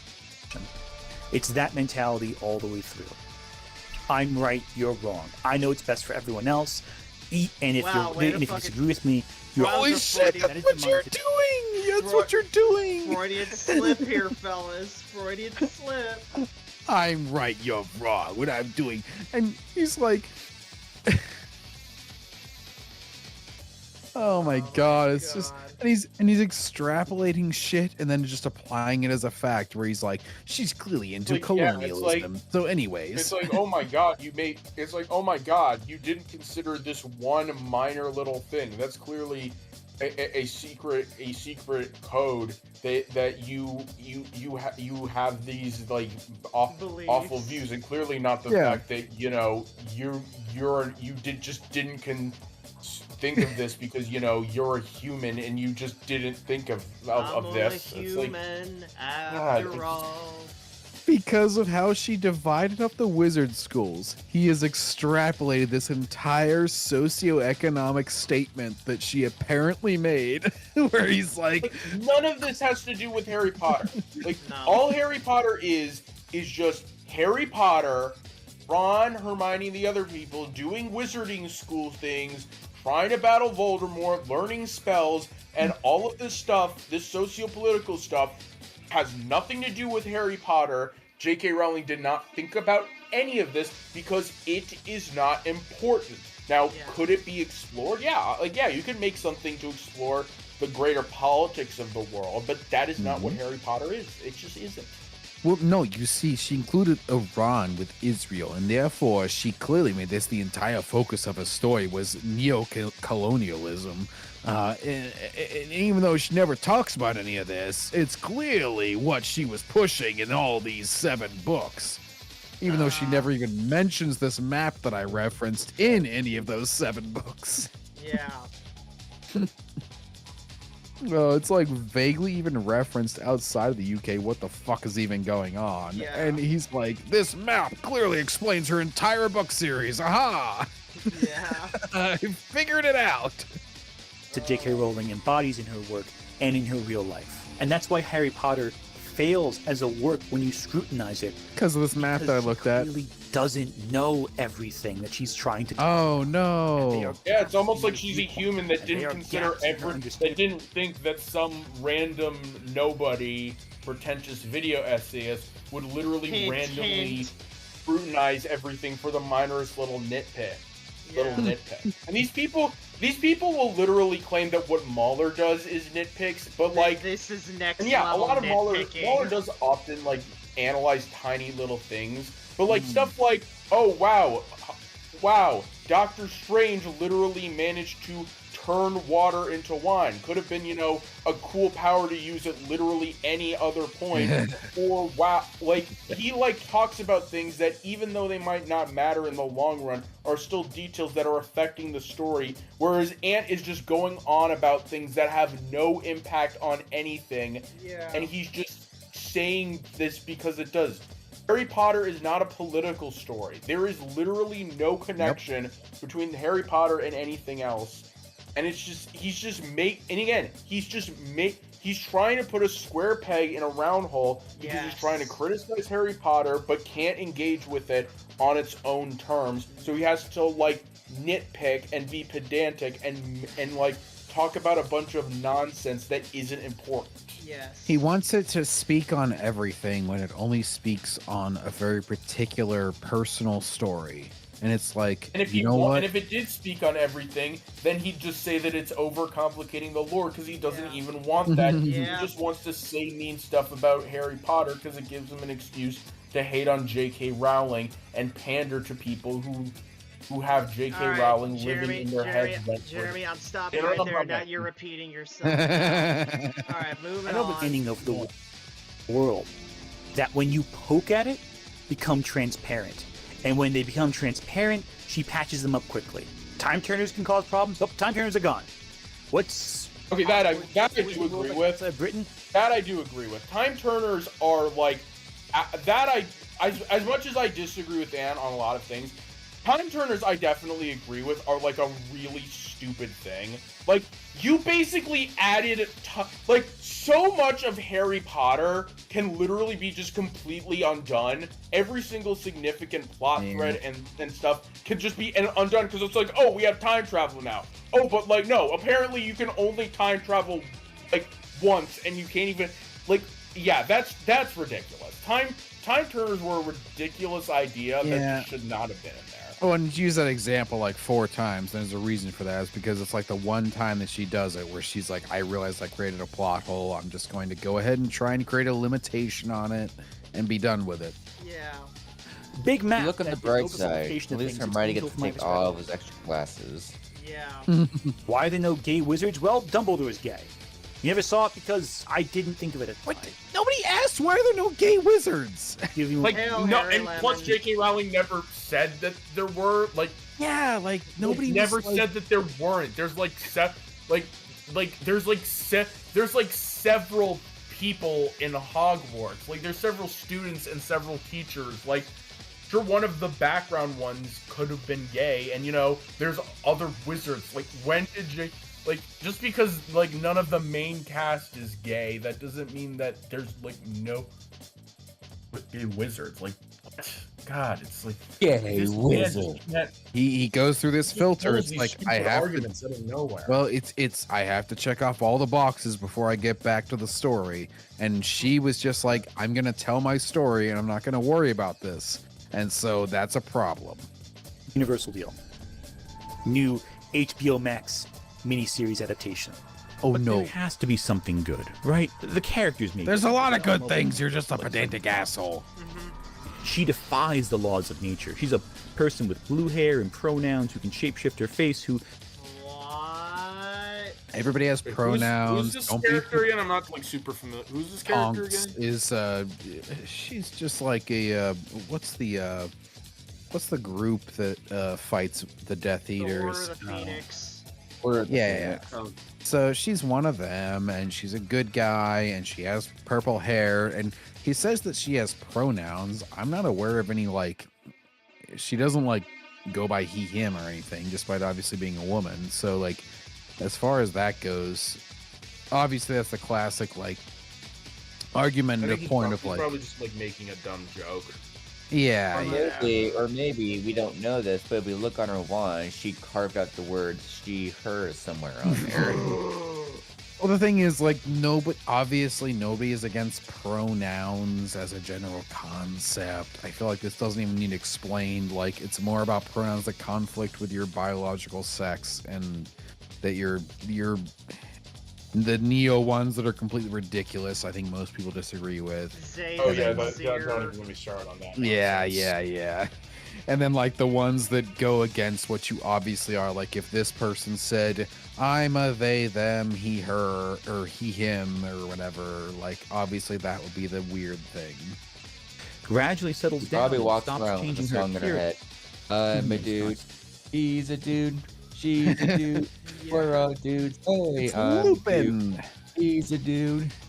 It's Lupin, who's who can only be thought of as an HIV metaphor, according to Ant. Yes. Like when she meets the right man, a man who's an allegory for gay men's. I called it. Hang on, that doesn't sound good. Wait, I'm sorry. Wait, what did he show? What did he show? It's Lupin the werewolf. He says that he can only be thought of as an HIV/AIDS metaphor. Oh God! Stops changing her appearance constantly when she meets the right man.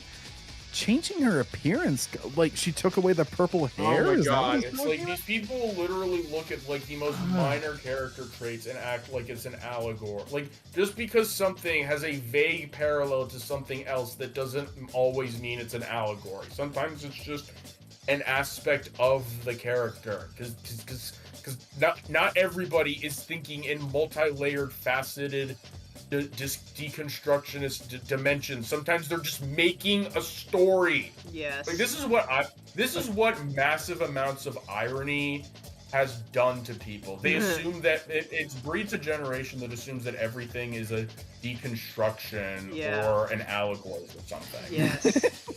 Here 11, I can confirm here in England, werewolves canonically have AIDS. Oh, geez. I'm just thinking of Rich Evans on Red Letter Media. AIDS! AIDS! Yeah. A man who's an allegory for gay men struggling. Magic with Johnson AIDS. is a werewolf. That's not correct. A Dumbledore. There we go. A guy who had a gay fascist phase when he. You're referencing the retarded movies everybody hates. Don't do that. Gay fascist face. He was younger. Yeah, Fantastic Beasts really did. Like, it literally just went from a story about Newt, like, trying to find a bunch of animals to a bunch of nonsense political stuff with Dumbledore, and also Newt's here too, I guess. Yeah.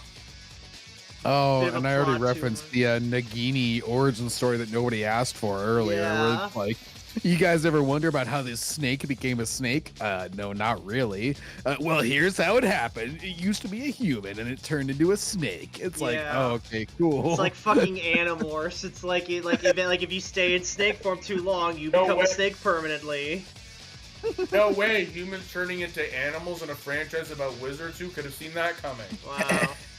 Anyway. Who's just always right, despite endangering the lives of countless children, and grooms multiple children to be his personal pawns in a greater scheme. They literally criticized him for that! One he helped train and raise in the first place. Wait, no, hang on. That's not right either. I'm sorry. Who else is there? Hermione, Ron, Harry Potter, the main character of these books, right? He's the central figure. So, when he learned he was bullied for years by his family, and he learned he was secretly rich and powerful and the chosen one, and he becomes a cop, enforcing the very system that fascist belief. Okay, no, wait, hang on. I'll let you guys take this one away for a minute. I'm just gonna take a quick piss. Oh my god. This point was so bad it made John need to go to the bathroom. Okay, it's like, oh my god, yeah, Harry Potter was literally abused by his stepfamily, and then he found out that he was a wizard. One, he's not, rich. I don't think he, suddenly got a lot of money, and yeah, I guess he's powerful, but, oh no, how dare someone who was literally abused by their family find power? What, did you want him to just not be a wizard and be abused by his stepfamily for the rest of his life? And no. Life, and it's like, oh, it's like, apparently Ant is also going full ACAB here, since apparently it's bad if Harry becomes a magic cop. I hate it because it's like, I hate that because it's like, yeah, there are corrupt cops that deserve to be called out, but so let's call out the corrupt cops and not just smear all of them. It's basically the equivalent. ACAB is basically the equivalent of punishing the entire class. Yes. Because one kid acted up. Because one kid put a fucking whoopee cushion on the teacher's seat. Yeah. I mean, it's just so counterintuitive and counterproductive. But we gotta, virtue signal. Yay! My God. Oh my! It's like, why does anyone take this motherfucker seriously? Because he preserves their echo chamber. Yes. Because he says things that preserve their echo chamber, that's good enough for them. Alright, let's move on. Let's move on. Seriously. We've only got 7 minutes left. Let's go. Let's go. I'm mistaken. This can't be how it is. But it is. No! Unlike Hermione, Harry never returned to Hogwarts Harry's to finish his needs. No! But he did dive right into his career as an Auror at the Ministry of Magic. As it turns out, Harry was able to achieve the honor of Head Auror at the ripe age of 26. The ending of Harry Potter... Damn, what a success story. Series, because nothing changes. Nothing has changed. Why does things... The world... Here's what changes. The big evil guy is dead. Yes. Yeah, it's like, what do you mean, nothing is changed? What do you mean nothing is changed? Harry Potter starts out as, a shy, timid, person, bullied by his family, and then becomes a more confident person who went through experiences, troubles, and tribulations, and is, a better person because of it. Because nothing changed. There's been a ton of changes throughout the course. Because it's still the same. What hasn't changed? Because it's still the same corrupt system that allowed Voldemort to take over it, or some shit like that. Well, the thing is, oh my god! If Harry Potter doesn't completely rewrite the entire government, then nothing has changed. Yes. If he doesn't overthrow all these systems that opposed Voldemort, by the way, yeah, then he's totally with the system that made Voldemort rise up. Yes. I've never heard of this person, but I already hate his takes. Well, Harry Lemon, that makes you based. This is like saying, yeah. hey Oh guys, my God, you are so lucky. You know what got Hitler elected? Democracy. We should never have democracy again. Let's overthrow it. Oh my God. You know what? You know what platform characters like Lenin, Stalin, and all the rest pushed? Marxism. Let's never do Marxism again. Oh. Yes. World isn't changed by all this tragedy. No one really grows. You end up in a variant of where you started off. Every character. Harry Potter starts the series with wonder and respect for magic and a love of the wizarding world, and he ends that way. Hermione is a brilliant know-it-all who's top of the class. What do you want? Do you want Harry to just go like totally disillusioned with it and just like abandon it altogether at the end? Yeah, it's like not every character. Like, sometimes a character grows not in the sense that they change in terms of their personality, but they change in terms of their status. Like look at Marty McFly. Marty McFly. Yeah. I mean, in the first movie, he doesn't really change at all, but in the second movie, he's still the same character. But like by the end of the third movie, he gets over. He changes realizes, basically. Yeah. He's not a, he doesn't he becomes a lot more like like again he's only making these criticisms to find flaws in J.K. Rowling's work. And he can't criticize them in good faith. I know I keep repeating it, but like that's literally. All right. Ant would hate like One Piece or Dragon Books to be like, Goku loves martial arts at the beginning of the series, and he loves martial arts at the end. He clearly hasn't changed at all, and nothing has happened. In One Piece, Luffy loves adventure at the beginning of the series, and the series hasn't ended yet, so I'm guessing. But Luffy loves adventure at the end. Yeah. It's just like, you're taking them as basic shit and saying it's not. I'm sorry the character hasn't done a complete 180 from where they were at the beginning. Sorry. Ends it that way. All the side characters, they barely change at all. Except again for Draco Malfoy, and that's why he's a fan favorite, but even then, most of his change happens at the very end and becomes more like the protagonist who he once bullied. Let's be real here. Yeah, because his actor is based. Yeah. Also, because all like the teen girls like had crushes on him. Let's be real here. Oh yeah. Anyway. Along the way, I think at one point, some adult literally filed like adoption papers, so they'll take custody of Tom Felton at any time they want, or anytime you want. Oh no! Oh my Start God. to point end. Almost everyone is in a very similar position as to when they start the first book. Really? There's 10-year-olds? Okay, Again, that's hang kind of on, the starting point Ant, for him too. Ant. Okay, fine. So they started a place and they ended the same place. But did they undergo a shift in the beat time? That is what you are not considering. It's like, it's fucking hero's journey shit. The hero leaves their house at the beginning. The hero comes back to their house at the end, a changed man. Frodo leaves the Shire and he comes back to Shire still a hobbit. The only thing that changed is the amount of his fingers. This is so non-progressive. How dare they? Oh my God. Anyway. You know what? Luke Skywalker leaves Tatooine a hopeful, bright-eyed individual, and then he ends Return of the Jedi, because I'm not counting that other shit. Yeah. as a hopeful and believing in the Force. How dare he? Yeah. Flaws that develop over the course of the story, like Ron's jealousy over Harry or Draco's bigotry, they rise, they come into play, and then they fall away a bit. They kind of go away. They are conveniently forgotten about after they are resolved.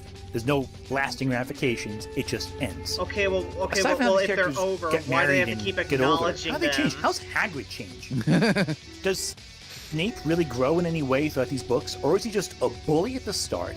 A bully at Snape is a fully grown man. Of course, he's somewhat more like crystallized than the kids. Yes. Yeah. He just thinks that like, oh, every single character needs to undergo a change of some kind. And not every character can be a dynamic character. It's like I've said this before. Some characters just work better as static characters. And, Goku. Goku, he's a static character. I don't think really Marty people McFly. want him. Yeah, I don't think people even really want Goku to be a dynamic character. That just speaks to how well he works as a static character, really. Nope. Goku changes those around him, and that's why he works well. Because he is inspirational and he is a pillar of morality for those around him. And Ally to and good, everybody nightmare to you. Yeah. Well, that's a dub line, but yes. I mean, it still He fits his undergoes character. very subtle, very small changes where his approach might change, but his morals and his complete character does not. And it affects the story around him, and it turns enemies into allies, and it does all this stuff because his steadfastness is inspiring in and of itself. He doesn't need to question everything and completely fall on his ass and say, oh my gosh, I'm such a horrible person, because he doesn't start off as a horrible person. He's simple. That's the whole thing. Harry Lemon. You know who else breathed air? Stalin. Yeah, pretty much. But my air is your air, comrade. Our air, yes, comrade. Anyway. Yeah, who did a couple of nice things in between those 2 points because he had a crush on a girl he met when he was a kid, who he harbored a crush for. Bang Ginny later adulthood. Like, no one changes. It's the same motivation when you're a newborn kid to when you're an adult. You know Ron is like the best wingman since he lets you date his sister. Hell yeah. Anyway. He's like, whatever, I scored Hermione. You settled, Harry. Yeah. Moving on. Hermione's like, Ron, I'm doing Wizards Only fans. You have to support me. He's like, yes, dear. Oh, I'm a cuck. Yeah. Nothing. Unless you die. In which case, you're removed from the story. Yes, that's normally how death works, unless it's Dragon Ball where they wish you back. Painful. Lord of the Rings shows that even after war ends, that Magic you the can never Gathering go art. back to the way things were. That trauma sticks with you. Narnia ends with the ultimate release from life. Ged spends a lifetime doing everything he can until he can no longer do anything else. I compare. Cool, it's almost like those were Harry the Potter stories that those authors wanted to tell, and J.K. Rowling wanted to tell a different one. You know, yeah, exactly. So I'm about a little bit less than halfway through Wheel of Time. Only wands. Yeah. It seems like it's a very self-sacrificial story. I already know it's probably going to end a lot different from Harry Potter. That doesn't mean that Harry Potter's ending is any lesser, because it's made it very clear from the start that this shit is like meant to be a tragic ending. Like, I'm making somewhat of a prediction here, but we'll come back to it and I'll see if I'm right. But it's all about self-sacrifice and a cycle and kind of how you fit into the larger scheme of things. And Harry Potter is very much not about that. It's very much about like overcoming the evil and making things better for everyday folk. Yep. Pokemon at the start of this video, but even each Pokemon game ends with you undertaking this journey and accomplishing something through hard work, strategy, and travel. Oh yeah, the Pokemon, they're known for ending with like, dead people fucking all the tragic loss of Pokemon. You know what I did at the end of my because I'm a fucking Gen 1er. Oh yeah, John, they're called Nuzlocks. I defeated the Elite Four, I became the Pokemon champion, and I ended that shit. Yeah. And I beat Team Rocket. Like, what tragic loss is there? Hang on. And the world does change. You are the champion. The hierarchy is upset. But this, once one bad guy is beaten, life goes back to the way it was. Trauma has no lingering effect. There's no changes made to the system that was compromised by evil. Things just go on. It's so shallow and stagnant. No one actually learns anything except that the bad guy was bad, which we knew from the start. It's so poorly thought out, and it's so disappointing. God damn, he just wants subversion of expectations. That's all he wants. It's just, Basically, oh, the system was bad from the start. That's why Voldemort happened.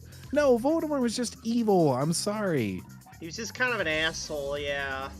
Yeah, he was uniquely evil, and then he made 7 Horcruxes, and it was so disturbing to the professor that he brought that up to, that he was like, oh my gosh, you're so fucking evil. It's just like, dude, you don't need to make everything a socioeconomic upheaval. Ugh. And knowing that there's nothing to it, that this was no allegory for some greater idea, shows that it's not even like a reflection of real life. This was just all she could think of. And that's kind of sad, honestly. Yes. Why is it sad? There's nothing there to be read. They're just an endless string of Well, I cliches. guess in that case, I kind of Warhammer think- 40k is pretty sad, since that's just whatever Games Workshop was thinking of, like, yeah, this would be cool, yeah, wouldn't it? Yeah, it'd be cool, yeah. This is the very Not root. everything has this huge, deep allegory. It's like Exactly. the story's just a story. It's the very root of this ideology where they say everything is political, everything has to mean something, and when it doesn't, that means that it's sad and it's simple and it's stupid. It's like, no, there's a lot of things, and this fucking disheveled fucker who looks like he's about to keel over. I'm sorry that he's. I'm sorry that it doesn't appeal to him, where it has to. Because what's the point? Like, it spoke to life and it had an allegory to modern day, and then the villain was defeated. What the fuck difference does that make? It's just like, would it make it better if it had like, oh, Trump bad or something at the It end would make of it Harry better in Potter? ant size, at least, yeah.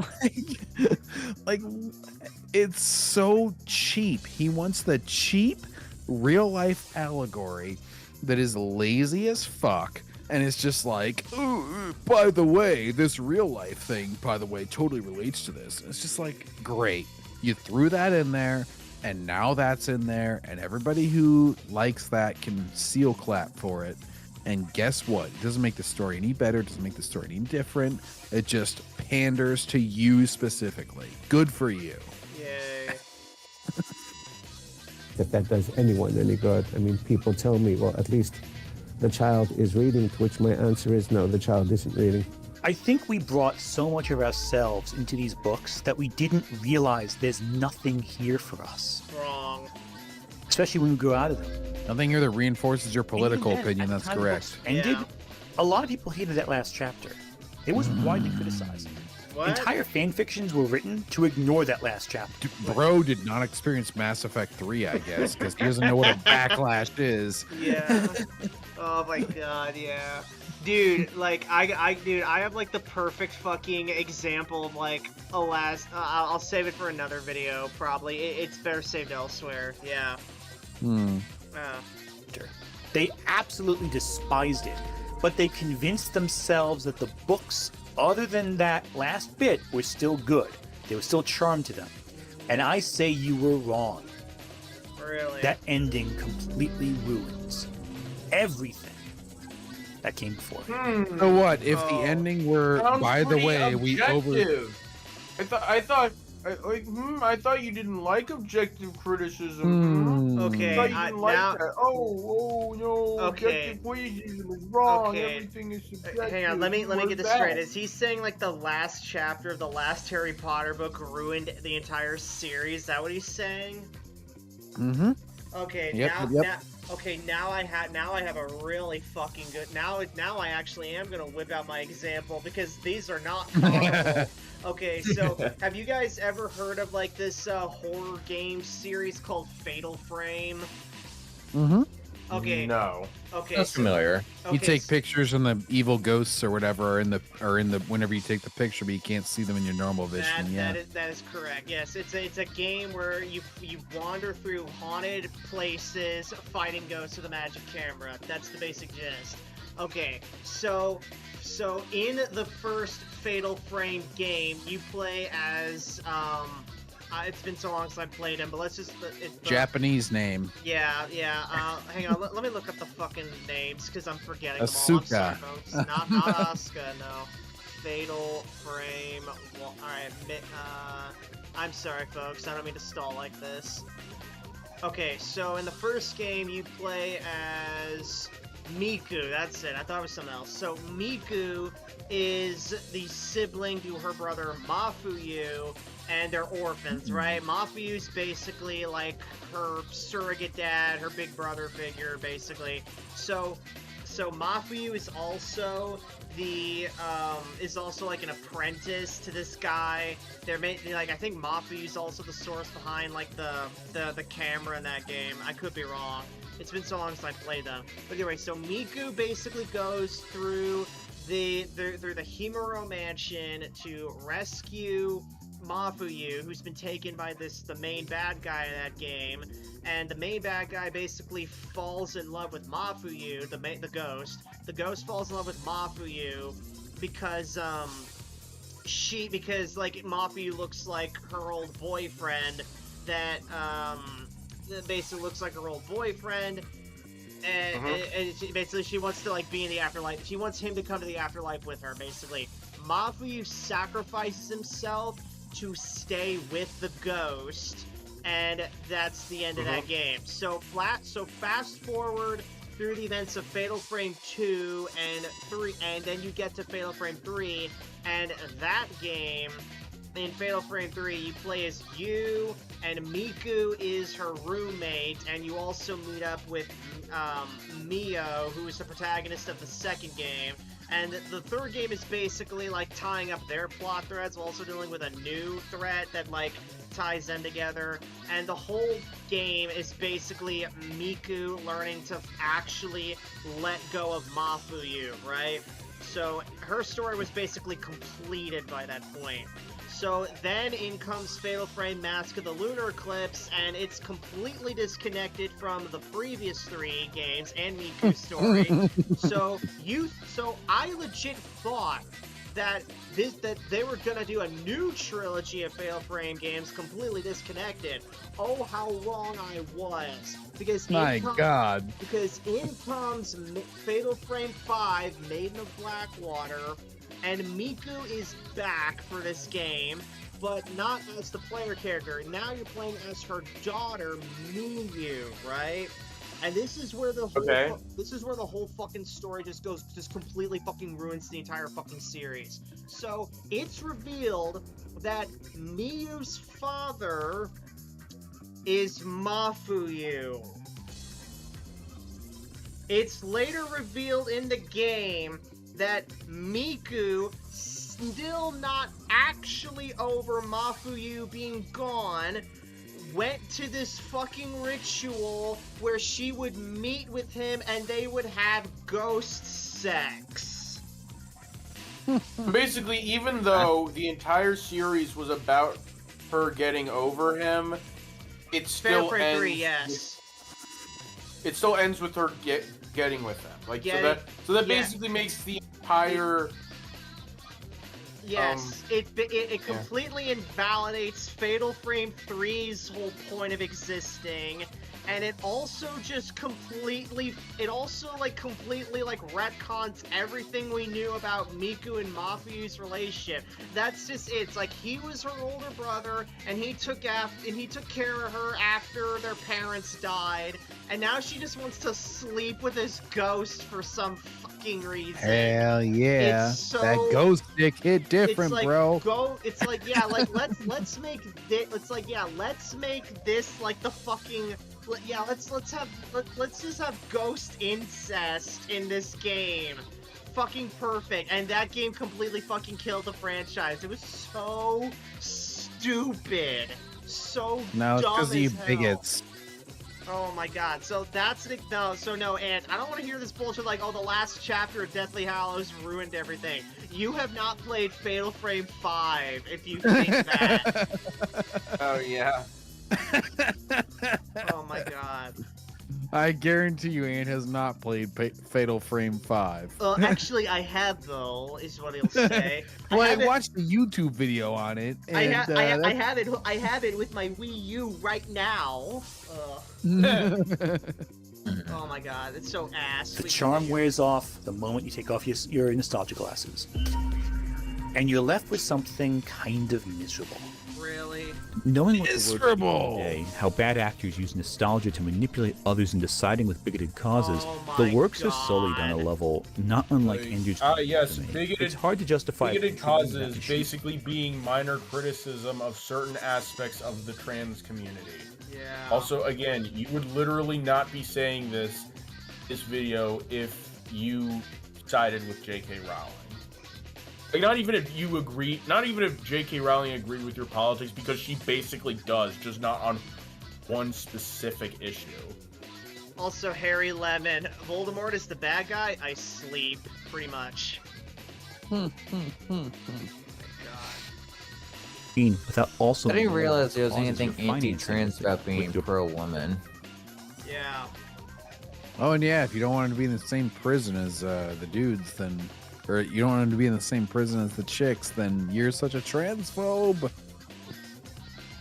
Oh my god. J.K. Rowling legally threatened. Oh yeah, this is the second time he's brought up this thing. This is called defamation, and you're not allowed to do it. And Also, I'm not it's sure from what to tell you. BuzzFeed. Oh no. Yeah. Purchases. It just fucking sucks, man. It feels like a divorce in some ways from something that meant a lot to us as kids, but you also know. Maybe for you, for I'm fine with it. It's painful but necessary to reflect that these stories just not aren't all that necessary. good. And yes, a boycott isn't going to solve anything. I mean, there's always going to be people who buy this product. You're millions and millions of people.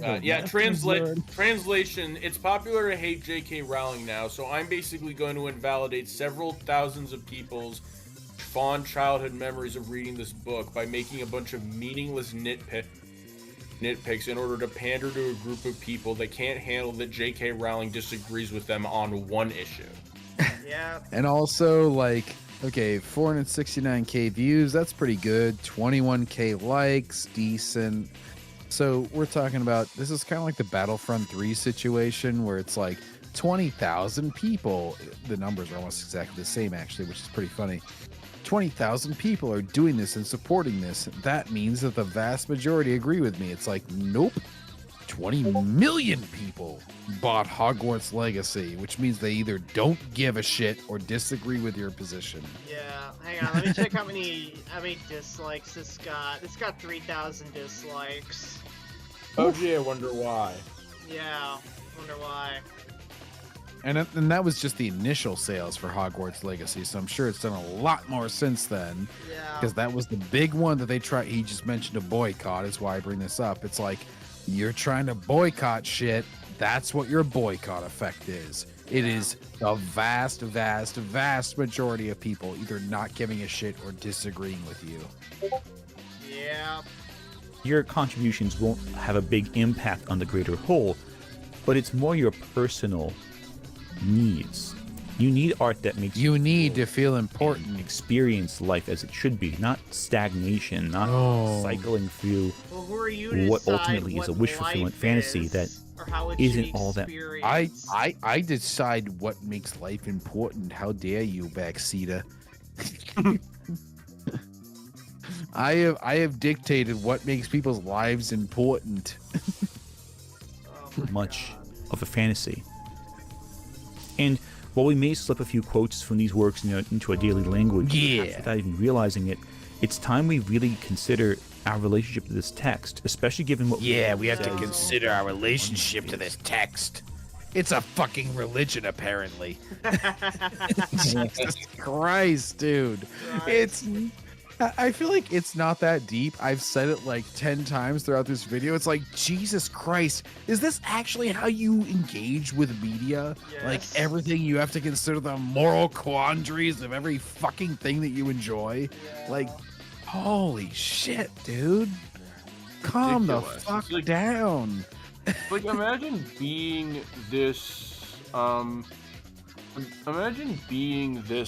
like, these people have to just walk on eggshells in order to have even a halfway decent life. That's why I don't even bother. I either just completely ignore them or troll the ever-loving heck out of them. If I ever start walking on these people eggshells, is a losing battle. if I ever start walking on eggshells, just kill me then and there, dog. Like Backseater, I've been experiencing the Ace Attorney games for the first time. Imagine if, as I'm consuming those, I'm just like, oh, this is a sexist portrayal of this old woman. How dare they insult her? Rather than just fucking laughing and being like, holy shit, that's hilarious. Everybody hates this old lady who's blabbering about everybody. Wendy old bag, yeah. Like, the difference between like just being normal and enjoying something versus like what Ant is proposing, where he's like, you have to consider the socioeconomic impact of everything. It's like, holy fuck, you are creating an entirely new stress level for yourself for no reason. Yeah. Nobody gives a shit whether you morally agree with this or not. Dude, nobody is going to respect you more.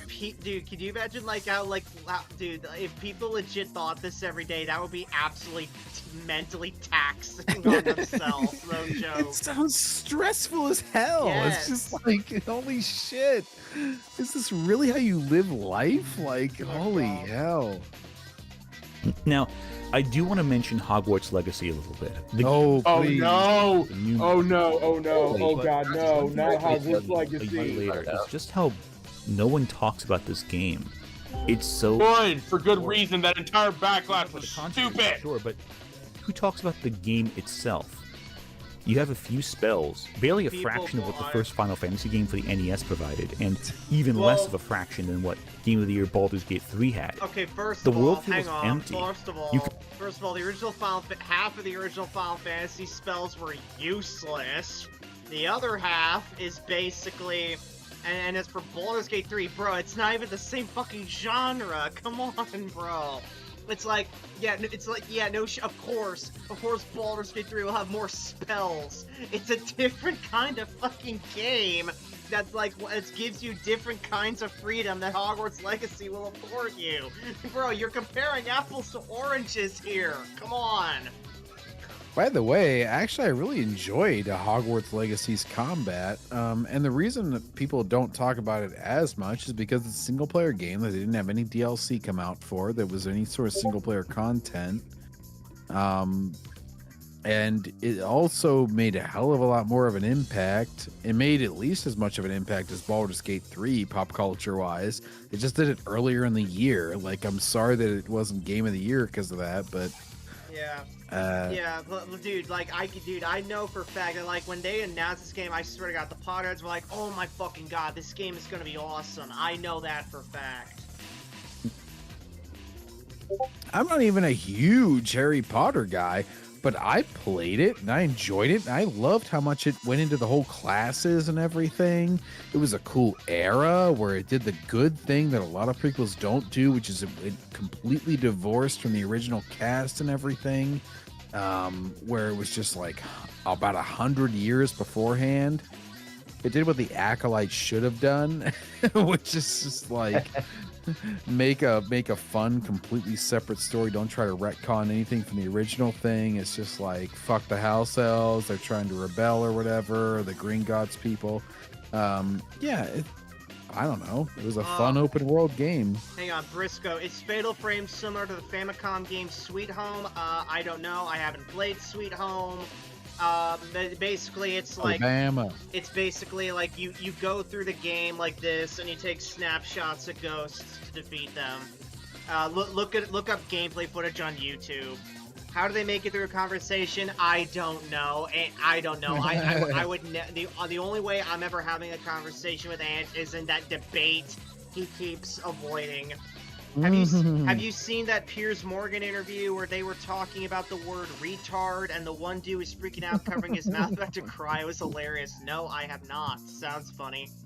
Now hang on. I've seen some like Piers Morgan uncensored clips, and honestly, they're like completely like off the wall. It's basically like watching a bunch of basically just like watching a bunch of insane people argue about a bunch of different stuff, whereas Piers Morgan just sits in the background trying to keep everything together.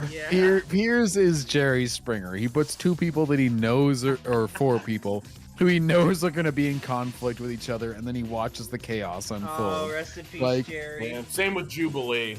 Oh, he 100% does it. He's like, critical drinker and neurotic. I'm going to put you next to this completely woke, like black bisexual, and I'm going to have you argue with him on my panel. And then whenever you start yelling at each other, I'm going to go like, hold on. Let's all be civil. I couldn't have possibly predicted this would happen. Next. All right, John, let's finish this up. You can walk around Hogwarts riding your broomstick, but you can finish the game in 10 hours, less even. Yeah, And if you there's very speed little run. complete the rest of the game because there's very little reward for it. Not you true, beat- actually. There's a lot of good Like, side wow, quests. it's like, oh wow, an open world game about you being in Hogwarts isn't this incredibly, like, rich, emotional, like, story. Again, this is meaningless nitpicking. I also have to say, like, this is completely not true. As someone who, surprise, surprise, trophy whore, I platinumed this game. There's a lot of dumbass puzzles. There's like 80-something little puzzle things that take a few hours to complete out in the open world. Sure, those are completely fruitless. But there's a lot of good side quests out in Hogsmeade and everything. What's up? Oh, sorry. Yeah, like out in Hogsmeade and stuff, there's a lot of like little side quests and stuff that are completely unique. There's a lot of classes that you don't have to take to level 5, but you can if you want to. And they go everywhere from herbology to like the astronomy kind of classes. Like there's a lot of extra shit you can do. He's talking about literally speed running the main story. Like it's so strange that he's like trying to make this point with this open world game in particular. It's like, yeah, you can speedrun GTA 3 in a few hours if you really want to. Eat it. That's kind of it. It's just window dressing of a magical world without anything else to see. And I feel it's emblematic of Harry Potter as a whole. It's a visual and audio. Oh my God, imagine trying to make Harry Potter you dig accountable deeper, for open world all you games. find is emptiness. And you leave feeling profoundly unfulfilled. I guess what I'm saying is... I don't know, I had fun with it. Read Percy Jackson. Read Six of Crows. Read the books of magic. Read Earthsea. I'm sorry your Or favorite maybe books just, are not or as maybe popular, Ant. maybe just read those books and Harry Potter if you like it, because, you know, people can read Harry Potter if you want. Aren't you the person that doesn't like Again, you're the person who claims that Mahler is dumb for using objective criticism, whereas you're claiming that Harry Potter is objectively bad and people shouldn't be reading it for Don't read X, this Y, and popular Z. It's almost thing. like you're hypocrites. He's trying to head off the multi-generational Harry Potter fans. He's like, stop your kids from reading this terrible thing because it's Again, not these people- deep enough.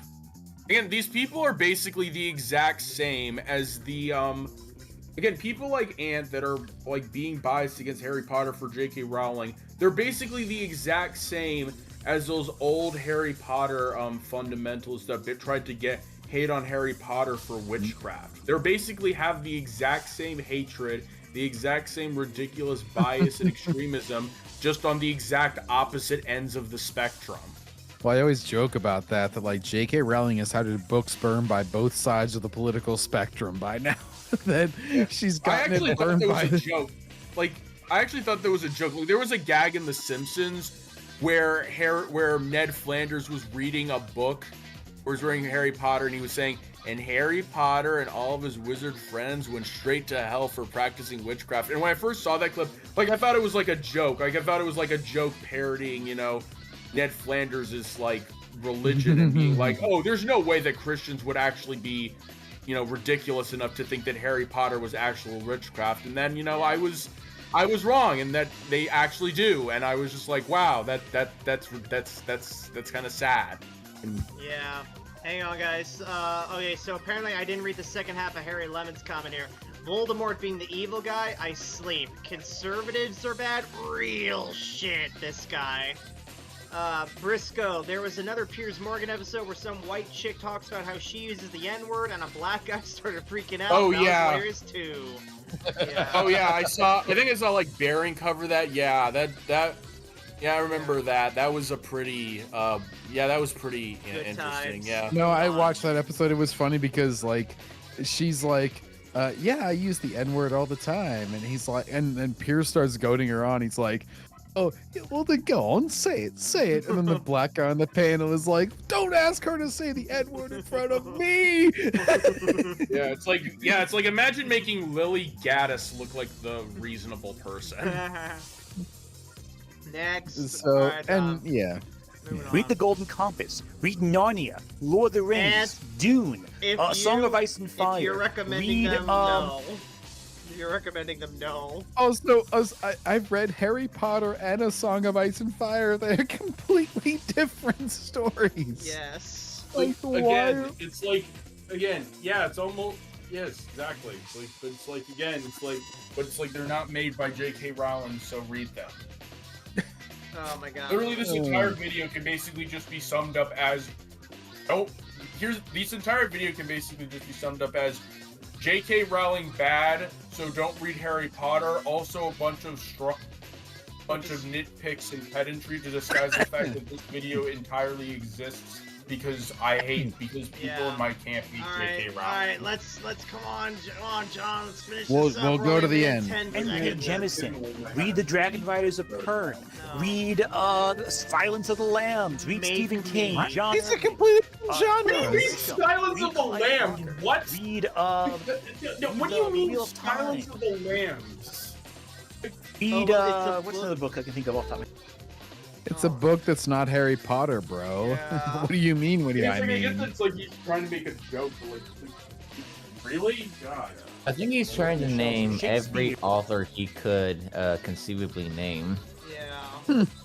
Poe, Dante Alighieri. Oh, jeez. Now we're going through all of history. Read Sherlock Holmes. Read Jane Austen. Read them. Arthur Conan Doyle. the Like,